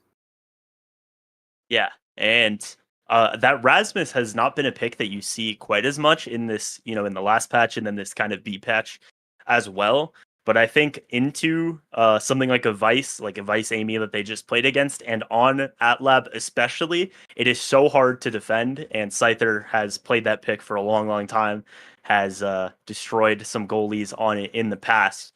And if he's able to stay alive enough this game, I think it'll be so difficult for Sundubu to defend against that Rasmus with the 1-2 punch here, presumably. But it will be, once again, I think all sights kind of aimed on him. And we'll see if he can stay alive enough to have that kind of offensive impact. But I am, interested in that pick, in what he's able to do. And like you pointed out in the last game, we had 4 different forward gears, rather, represented from the 4 forwards. I'm interested in what we see this time as well, because just a lot of decisions always to be made. I think the Lunas have mostly been playing Pums, but the way that Liari plays, I could definitely also see Slick Kicks or even Mags, which he went last game as well. But yeah, I'm interested. It'll definitely be a different game, but there's a lot of decisions to be made still as we almost load in here on all of the gears as well, and the Awakenings, of course, too. Yeah, just with how uncertain this new patch is and how many things that you can do, even down to gear choice is just so, everything has to be so perfect. You have to understand what you're doing, and I feel like you can make so many decisions. You can show up and, like Bun again last game said, I'm going to play core control. And then they showed up and did. And that's not a decision a lot of people are making. They were able to win through there. But looking at this game, we see 2 Slick Kicks, Liari on the Mags also, full speed gears coming out from Bun. Breezy on the Wand Kazan once again. And, when you have 4 abilities, it's going to be looking great. It's showing up here. I think if Sundubu, again, can get the damage going, not have to deny a ton of Awakenings early on, then they should be advantaged here. But in the meantime, Bun should have a pretty comfortable control throughout the whole game and just, look good. They have the barrier open, like they have the tools to win early. So that's what should be happening here. Yeah, and even though it's a very different pick for Lilybun, still kind of doing the same thing as last game, as Scyther just gets shot in the head over and over in the backline, but Lilybun moving all the way up with the momentum boots this time instead of the pauldrons and trying to make it happen. They do get the goal open, but now open on both sides, and it does get hit away from the big finish there. Still staying alive for now, and Scyther is almost back to put some pressure onto Shapeshifting, but he does have the core flip, going to try to make it happen offensively. A good clear from Lilybun, but Scyther dribbles it a little bit too close to Threezy. That prime time just always a hook up, and is able to send it to the top side right there. Yeah, like, would you rather have 1 hook or 2 hooks? 2 hooks is so strong. Primetime Kazan such a threat on the net, and really, well, we're seeing it here. That's his main scoring tool. Today I'm going to hook, and then I'm going to strike. Maybe I will strike before the hook, but there will be a strike coming after anyway, and that's such a nice thing to have, having 2 hooks. We're seeing though a lot of damage just in general, but Lilybun staggered, KO'd, the net open, and Breezy's life being threatened right here by Liari's positioning, but still alive, still going strong, is able to unstagger, get both barriers. Lilybun's not back yet, and here comes the flip. Grimella prepared for a pass, but just not. 3Z not able to secure it right there. Lilybun back, and now we've got Bun on the offense, and that's pretty scary. Yeah, heroic play by Liari keeps the point alive, although she's finding herself damaged, pushed into the corner here, but Grimella not quite finding it. Doesn't have the 1-2 punch, doesn't have the wand either, and off of Shapeshifting's ultimate there, it just goes right to Scyther, who puts it into the bottom side. So kind of the same story as last time, you know, Liari and Scyther getting damaged the whole time. A lot of power plays found for Sundubu, but somehow they're able to keep it alive for long enough, and they find a point there to tie it up here. Yeah, Scyther just in that corner, able to strike it and secure it with the pendulum swing, but it was swinging Maelstrom on this character, and this slam dunk, that's another 2 barriers. Bun is really just surging here. They've got, again, they have everything that they need to win early, kind of secure the game. It's all about if Sundubu can come back and just explode with the damage that they want to play to. Yeah, Scyther sending it to the top. 3Z as well, looking for those hooks, looking for a score, but not quite finding it now. The middle popped, trying to get it to Scyther, who has that goal, and it's going to be, who has that flip rather, and it's going to be difficult for Shape to defend it, and it is Scyther who just dribbles it right to the front, is able to punish the weak defense of that Vice, and kind of the same story as last game so far. It's Scyther and Liari just making a lot of heroic plays happen as they survive the damage or don't survive, but are able to still keep the point going long enough for those opportunities to happen. And a lot of pressure here early, the first barrier found by Sundubu, but it is 3Z having to use his flip, although finding Lilybun's right back, so both of them going to be with no energy. Yeah, no energy, and Lilybun really, in this situation, definitely for the worse, getting staggered. 3Z looking to secure the KO, getting orbs, all orbs denied for Lilybun, and that's going to be Lilybun still in the field, still alive, looking to fight back. Scyther also coming to assist, but not able to get it just yet. And in the meantime, Liari making a huge play, getting that second barrier. Lilybun taken down, but now they need to capitalize on this power play, because otherwise it might just be incredibly difficult, and that's another KO for Bun. That is not where Sundubu wants to be, as they need to put it in right here, or else things are going to be very, very tough. Yeah, it was another power play, but that's been the preferred position for Bun here, as they've found so many of the anti-power play barriers and goals. 3Z just missing into the corner there, so it'll stay alive. Scyther not looking long for this world, but Lily with the forward card is able to keep it alive, but Grimella finds the right spot in the bottom of the goal. So we will be headed, just like last game in our first set, to a 0.5 here. Yeah, Grimella able to receive the core, put it in very carefully, and we need to see more of those out of Sundubu, these passing plays to synergize offense, or else things are going to be really tough. I feel like they've been kind of scattered around trying to get a lot of damage on and trying to hold, and it's just not working out super well. Their synergy is just kind of exploding in both nets. Whoa, the net open! And it's just so scary for Sundubu here. Bun just has again, they have so many tools to just put it in right there, and Bun sweeping that first, not sweeping, but securing that first set very, very carefully. That's going to be Scyther 12 on the MVP. Yeah, Scyther dodging dangers that entire set, but is able to find himself an MVP because of some of those plays he made to find the goals, to find a few return KOs at times. Going to be taking the aerials here, interestingly. There's not a lot that's great, I think, for Rasmus here, but you could have gone for Might of the Colossus with a lot of size in future drafts, but instead going for the speed on aerials to try to stay alive a little bit more. Timeless Creator going over to Grimella will try to set up more of those kind of checkmate scenarios. But not a lot found otherwise. The hot shot for Vice is going to be a lot as well. And then 3Z for the second game in a row, having Primetime and Stinger is going to be a lot of damage output. Yeah, these top spins and maddening descents, remember the term, are going to be devastating as Scyther 12 taken down immediately. I also really like this hot shot pick for shapeshifting. That's a ton of more CDs means more damage. You know, use the power chord on the core, get your CDs back, chain lightning everyone else. Like, it's such a great awakening on the character, and already just Sundubu cleaning up that first point, kind of catching a second wind here as They are not looking to give up another set right now.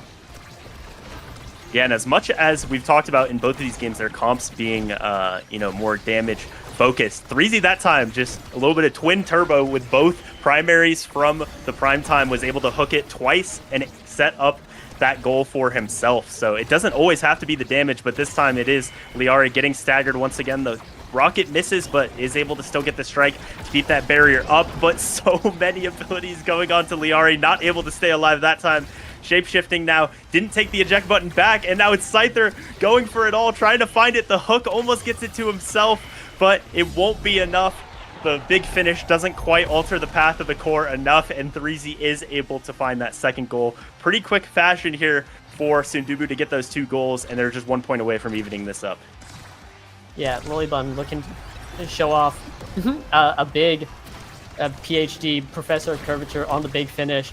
It's such a weird ability with how it spins, and just not able to find it right there. Barely 3Z able to outplay it and get the core in. And now Lilybun down, Degree dead in the water, and this is Sundubu only got 1 damage awakening, but they're getting these KOs. They're getting a ton of value out of every single power play. All of a sudden, they figured out exactly what they need, and I think the stinger on 3Z is really making all the difference. As different situation, Grimella taken down, and 3Z really low, Scyther also really low, but Sundubu still have this barrier, and they still have opportunities to maintain this lead.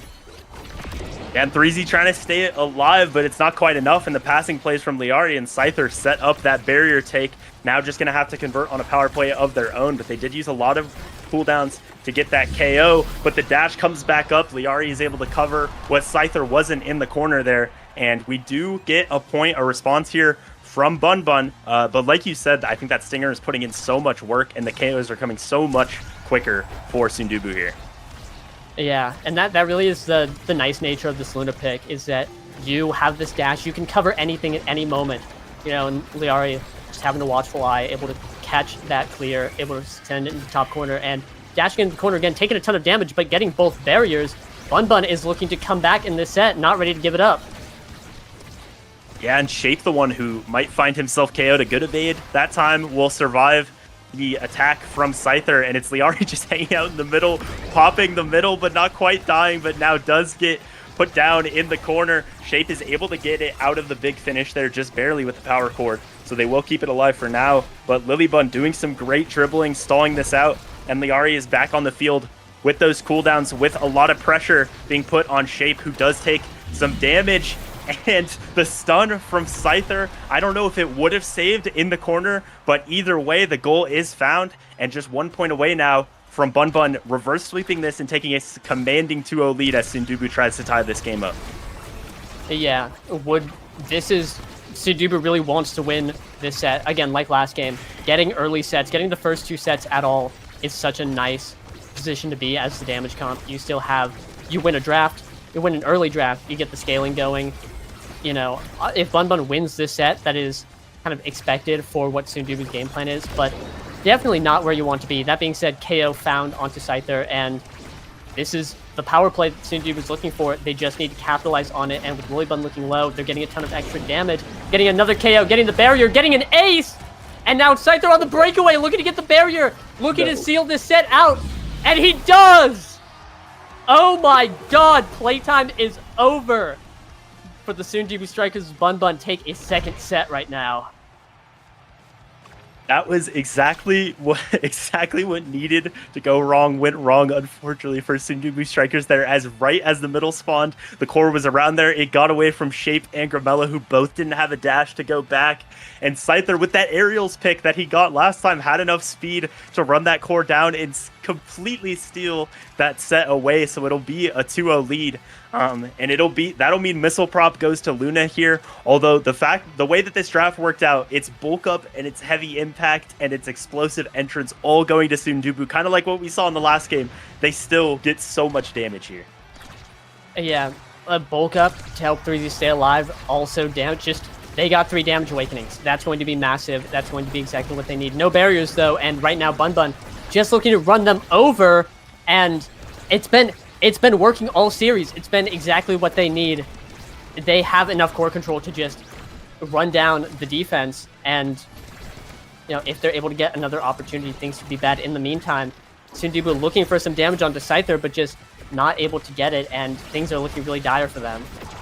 Yeah, the whole series, just meticulous measures from Scyther to stay alive, but the strike from Shapeshifting, I think he thought that was going to be hooked by Scyther, but Scyther just barely missed it. I think not intentionally, but he missed the hook, so it kind of mixed up Shapeshifting there, and it's the first point going over to Bun Bun here. Just so much momentum for them here, and we'll see what Sundubu can do to try to get it back, to try to, have that damage win condition be there. And they did, like we said, they did still find a lot of awakenings to make that happen in this last draft. Yeah, it all comes down to if it's enough, and right now Grimella taking a ton of damage, almost getting knocked out. Scyther getting dumped right now, is sitting in the corner, and gets KO'd, but now this is Sundubu's chance. They were capitalizing on the power plays in the set that they won, and they're doing it right here. They just need to get it in, but 3Z is taken down.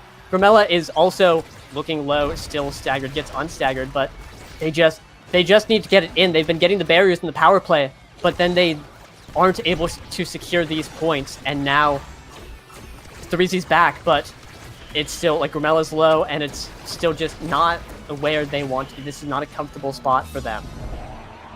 Through all of though, somehow Grimella was able to stay alive and ends up setting up the goal. Shapeshifting sets him up, rather, for the goal, and it gets down to him, so they're able to tie that. If they can get this set, it'll be a lot of momentum, and there's a lot more damage to be found in those drafts, and I think they could find more scaling, maybe, than there might still be on the board for Bun Bun, but just 2 points away from them taking this 3-0, so it's a lot of pressure on both teams to find the game in this set, or find this set, rather, and potentially the game for Bun Bun.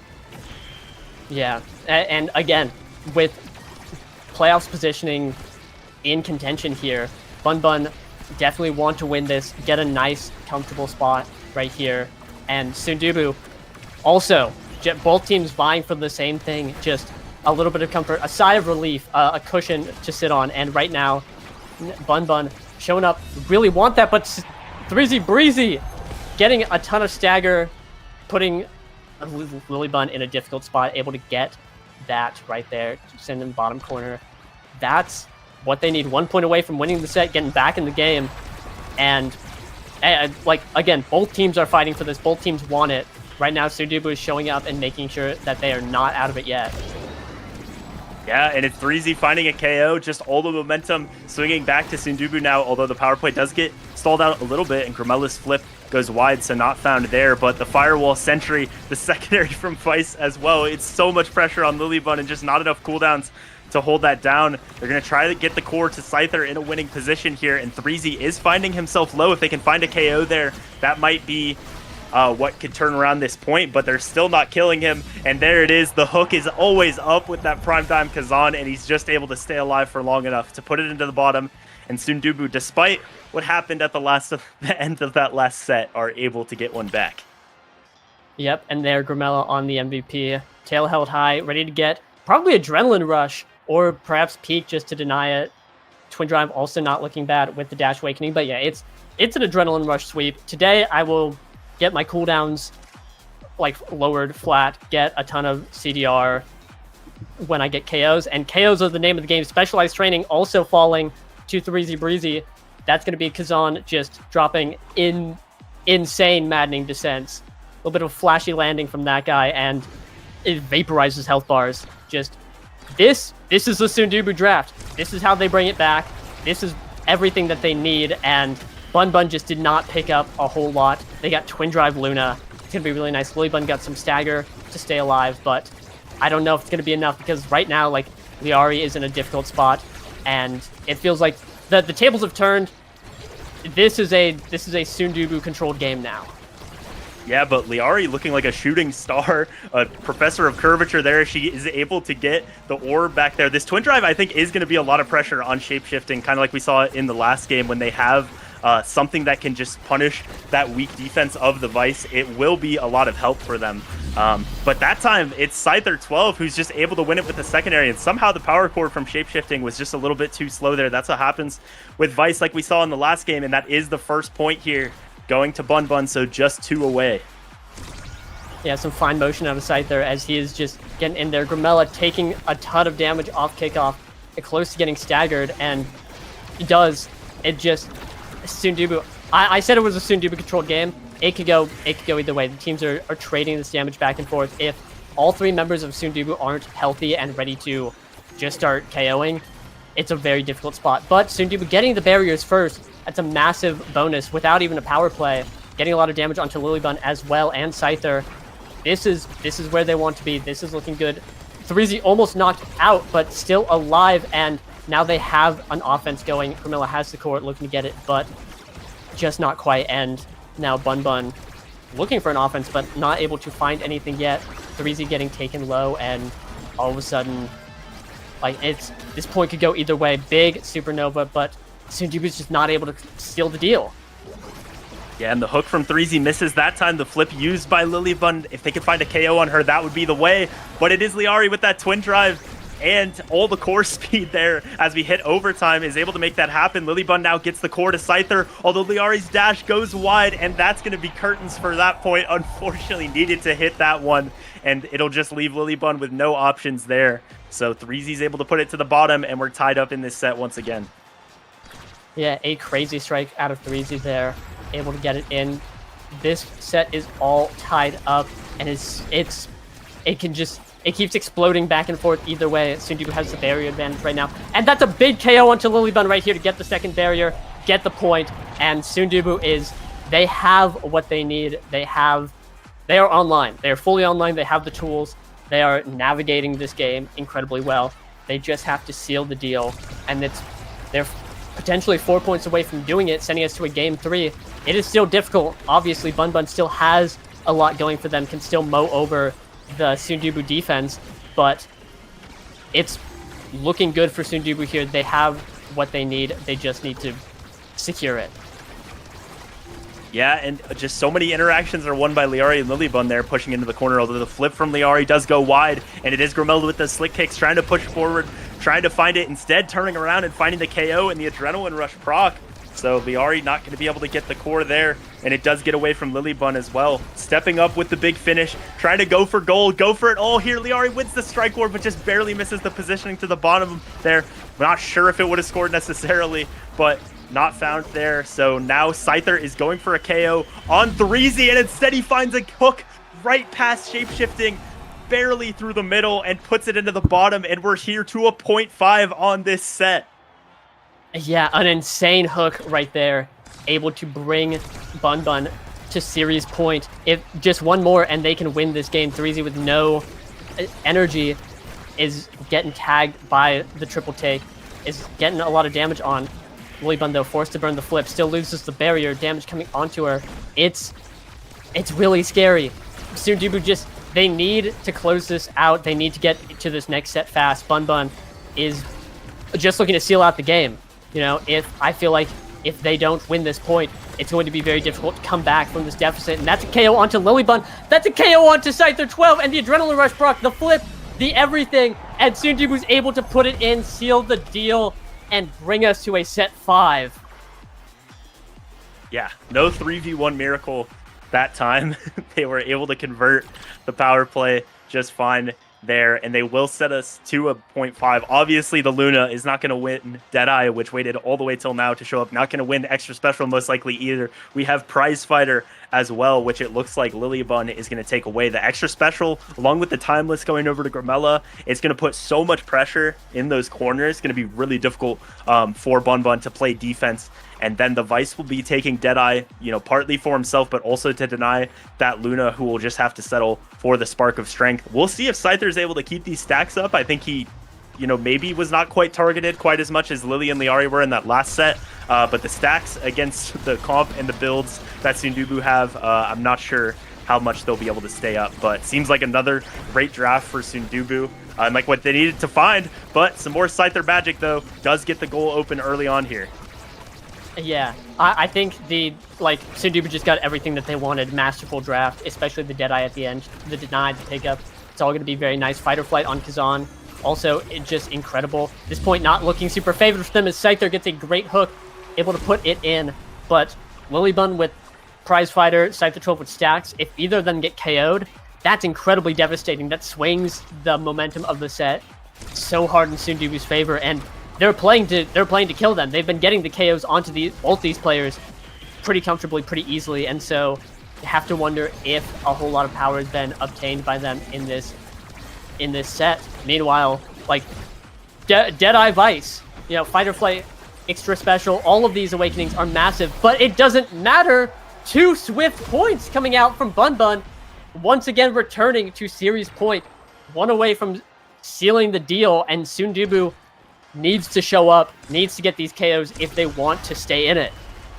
Yeah, it's the second game in a row we've said Sundubu got exactly what they want in the draft. This looks great for them, and somehow Bun Bun is able to find 2 quick points in this set 5 on the homestead stretch here. Almost KO'd is shapeshifting, but there it goes, the first Adrenaline Rush proc of the set for Grimella, and that'll mean no stacks are going away, but it does mean a power play. It does mean the cooldowns and the speed for Grimella, and Scyther just looking to replicate those orbs, get Lilybun some energy, but they weren't able to get that last barrier, and now Lilybun pushing in is almost able to return it, but not quite, but pushing in all herself. Scyther having to come back once again like he has the whole series, but it's Liari dashing ahead, finding the barrier, just 1 point away for Bun Bun, although a lot of damage is being found, a lot of pressure into this corner, and it is Grimella now having the flip, gonna maybe have to use it on this barrier, or maybe try to find a KO. A perfect angle from Grimella, finds it there, although he does get KO'd mid-dash, so we'll see if Scyther and Liari can find it. Shape goes down, the pass up to Scyther, the rocket, Threezy keeps it alive for now, playing some Kazan goalie, although the angle is perfect from Lilybun,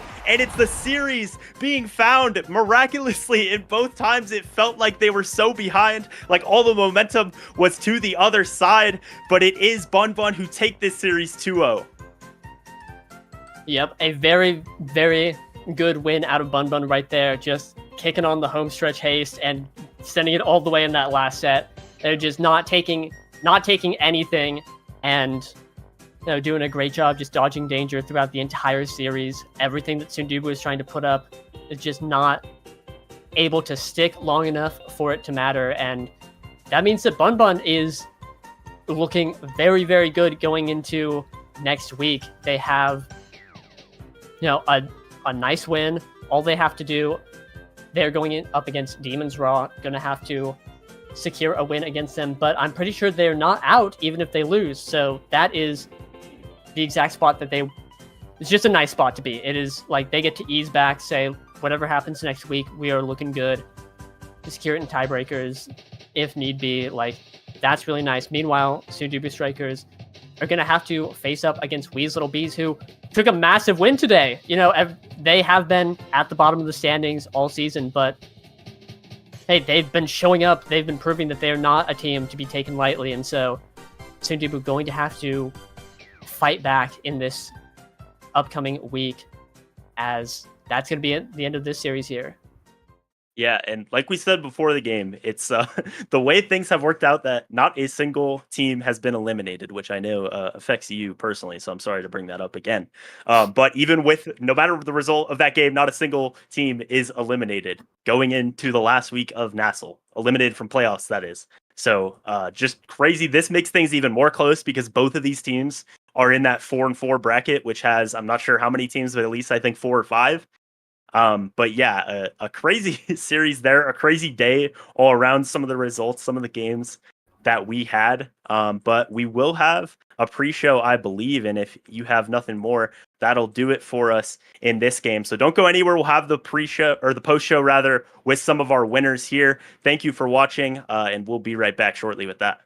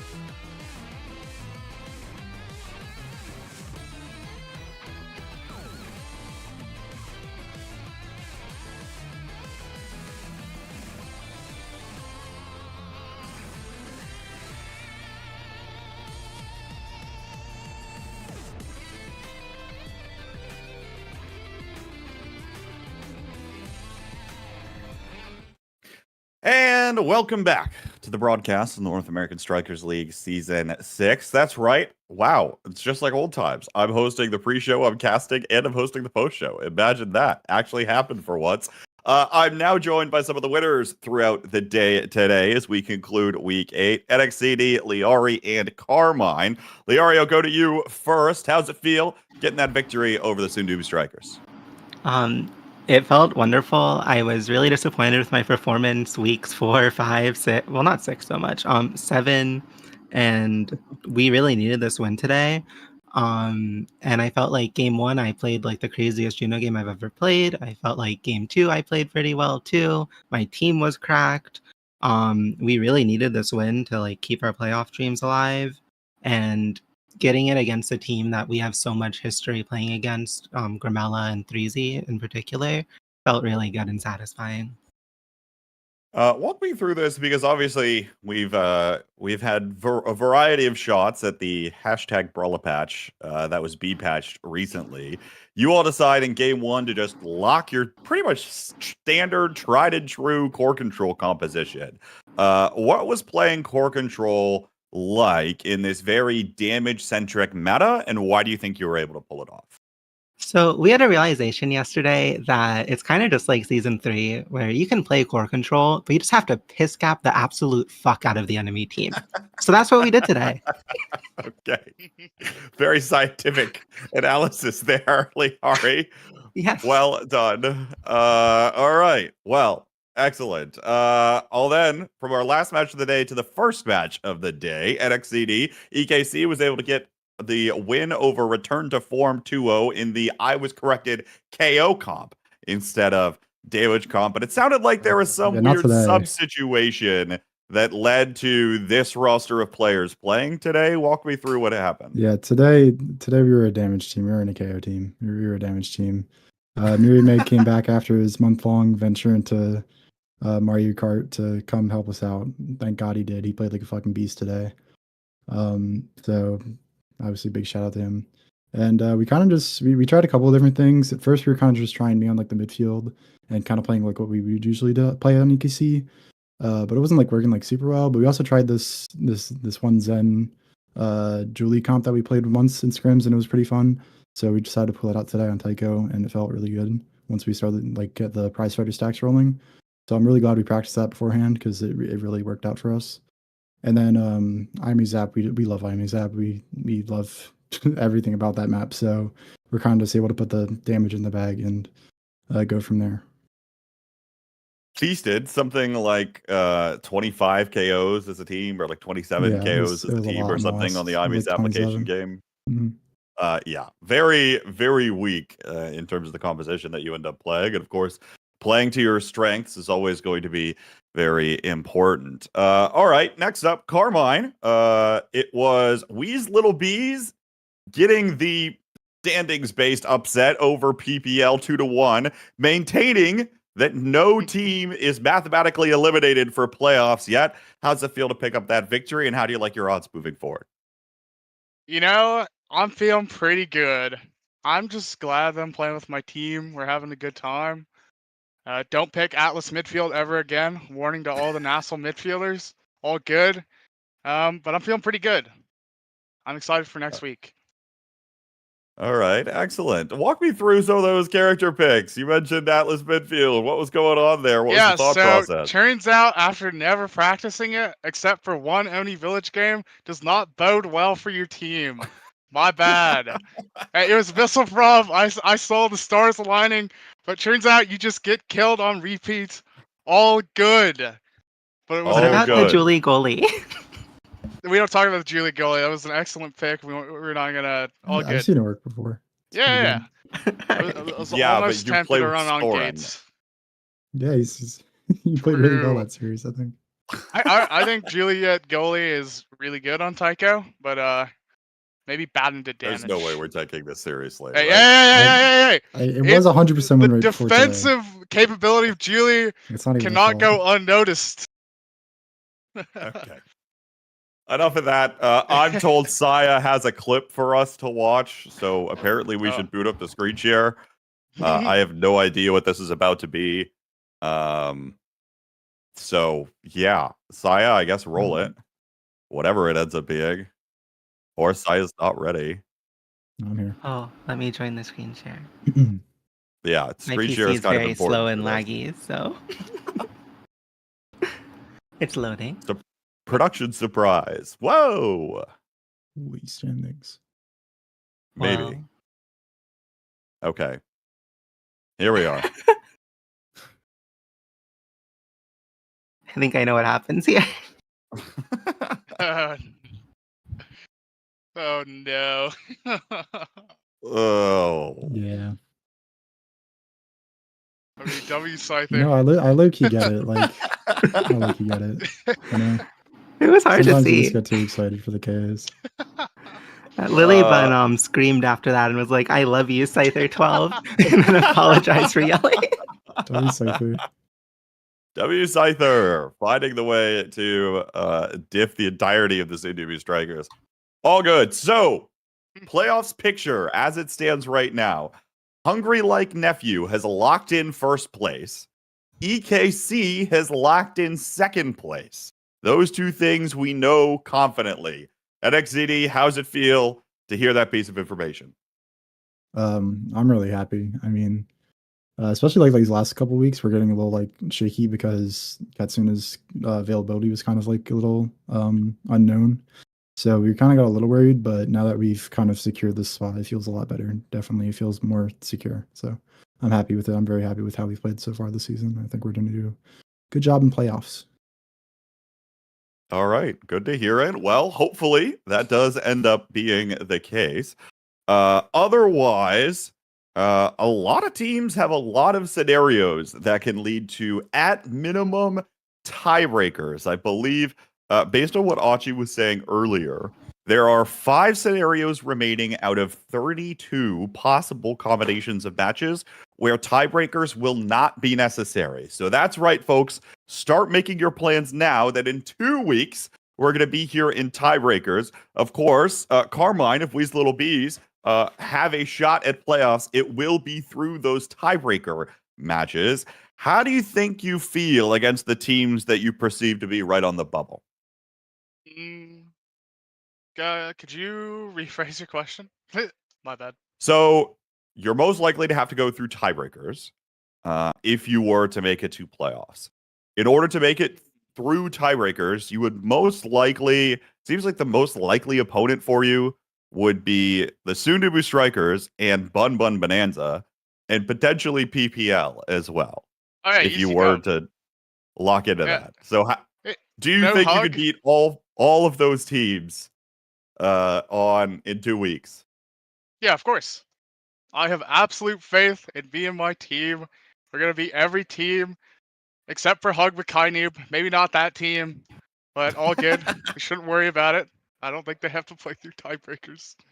They do not. No, they're already locked. They're all set. All right. Well, Lily Bun, the Bun or Lily Bun. Yeah. Wow. You know, I'm off my game. I haven't done this in so long. I'm washed. Liari, the Bun Bun Bonanza, is in control of their own destiny with a win in the first series of the day over Demon's Raw. You would not only knock Demon's Raw out of playoffs, but secure your spot in winners as 3rd seed or 4th seed overall. How do you like crazy. your odds heading into next week's match? So I talk so much. I already cursed once, so I won't say it again, but it starts with an S, about Demon's Raw at the beginning of this season. So I think it's a cinematic end. And honestly, like they've gotten better in the past few weeks. I think with Freshen, they looked pretty solid, but I think Fudgy like beat me once in nasl on like the worst day of my life. So I think we gap them. I feel really good going in as 3rd or 4th seed into playoffs. I think, like honestly, even if Hug had Kai Noob, if we play like we did today, we could beat them. And yeah, I'm really excited. I just want to play next week and get it over with, and then start prepping for playoffs. All right. Well, hopefully you'll be able to make it into playoffs because there are some scenarios where if you lose to Demon's Raw, You will be knocked out completely. No chance of tiebreakers. No chance of anything. There's also a Crazy.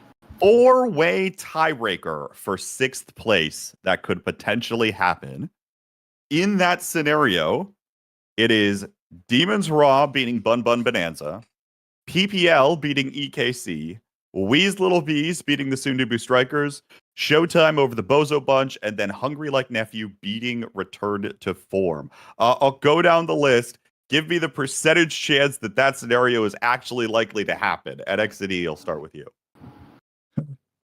I mean, yeah, these standings are just so like volatile. I feel like a lot of these teams can just kind of randomly win a series over the others. But I'm not really sure. I think it's a toss up. I'm just gonna go. Hey, it happens or it doesn't. It's a 50% chance. You know. Well, not quite, because it's like 50% chance for happens or it doesn't. 32 you know? scenarios. W brawler math. I respect it. I get what NX is saying. You know what I mean, right? Brawler math. Yeah. Okay. All right. Liare, thoughts? That was the situation where we're not in playoffs. Right? No, you are in tiebreak. Oh, in that situation we're in tiebreak. Okay. Yeah. I mean, I think some of those matchups seem really difficult to me. I feel like PPL beating EKC is a big question mark. Even like EKC today, even if they have a sub next week, they played really well with their sub. Mary Meg popped off. So like I'll give it like a 3% because stuff happens, but it's really unlikely. All right. Carmine, this is one of the very few scenarios where Weez Little Bees can make it happen. How do you like this one? Rooting for Demons Raw, if you know what I mean. That team has this in the bag. I'm so down to play tiebreakers. I'm praying for Frightfully Fresh, my goat. There is a scenario still where if Demons Raw win, you all can still make it into a tiebreak. So you all can play with the folding sheet as much as you want between now and next week. Of course, folks, we will be back here next week for the North American Strikers League. But the other upcoming Omega Strikers event that you should be aware of is, of course, the next LAN. It is September 20th and 21st at local host in Denver. It is Reach the Summit. Official announcement and details all coming soon. But of course, you can check out the announcements channel on the Best in Slot Discord server for the Start GG page and secure your registration now. Remember, you can save money by registering early. So folks, with that'll do it from us here at Bestie in Slot. Thank you all so much for watching. We will see you here next week to finally decide who's going to make playoffs. So we think. Take care.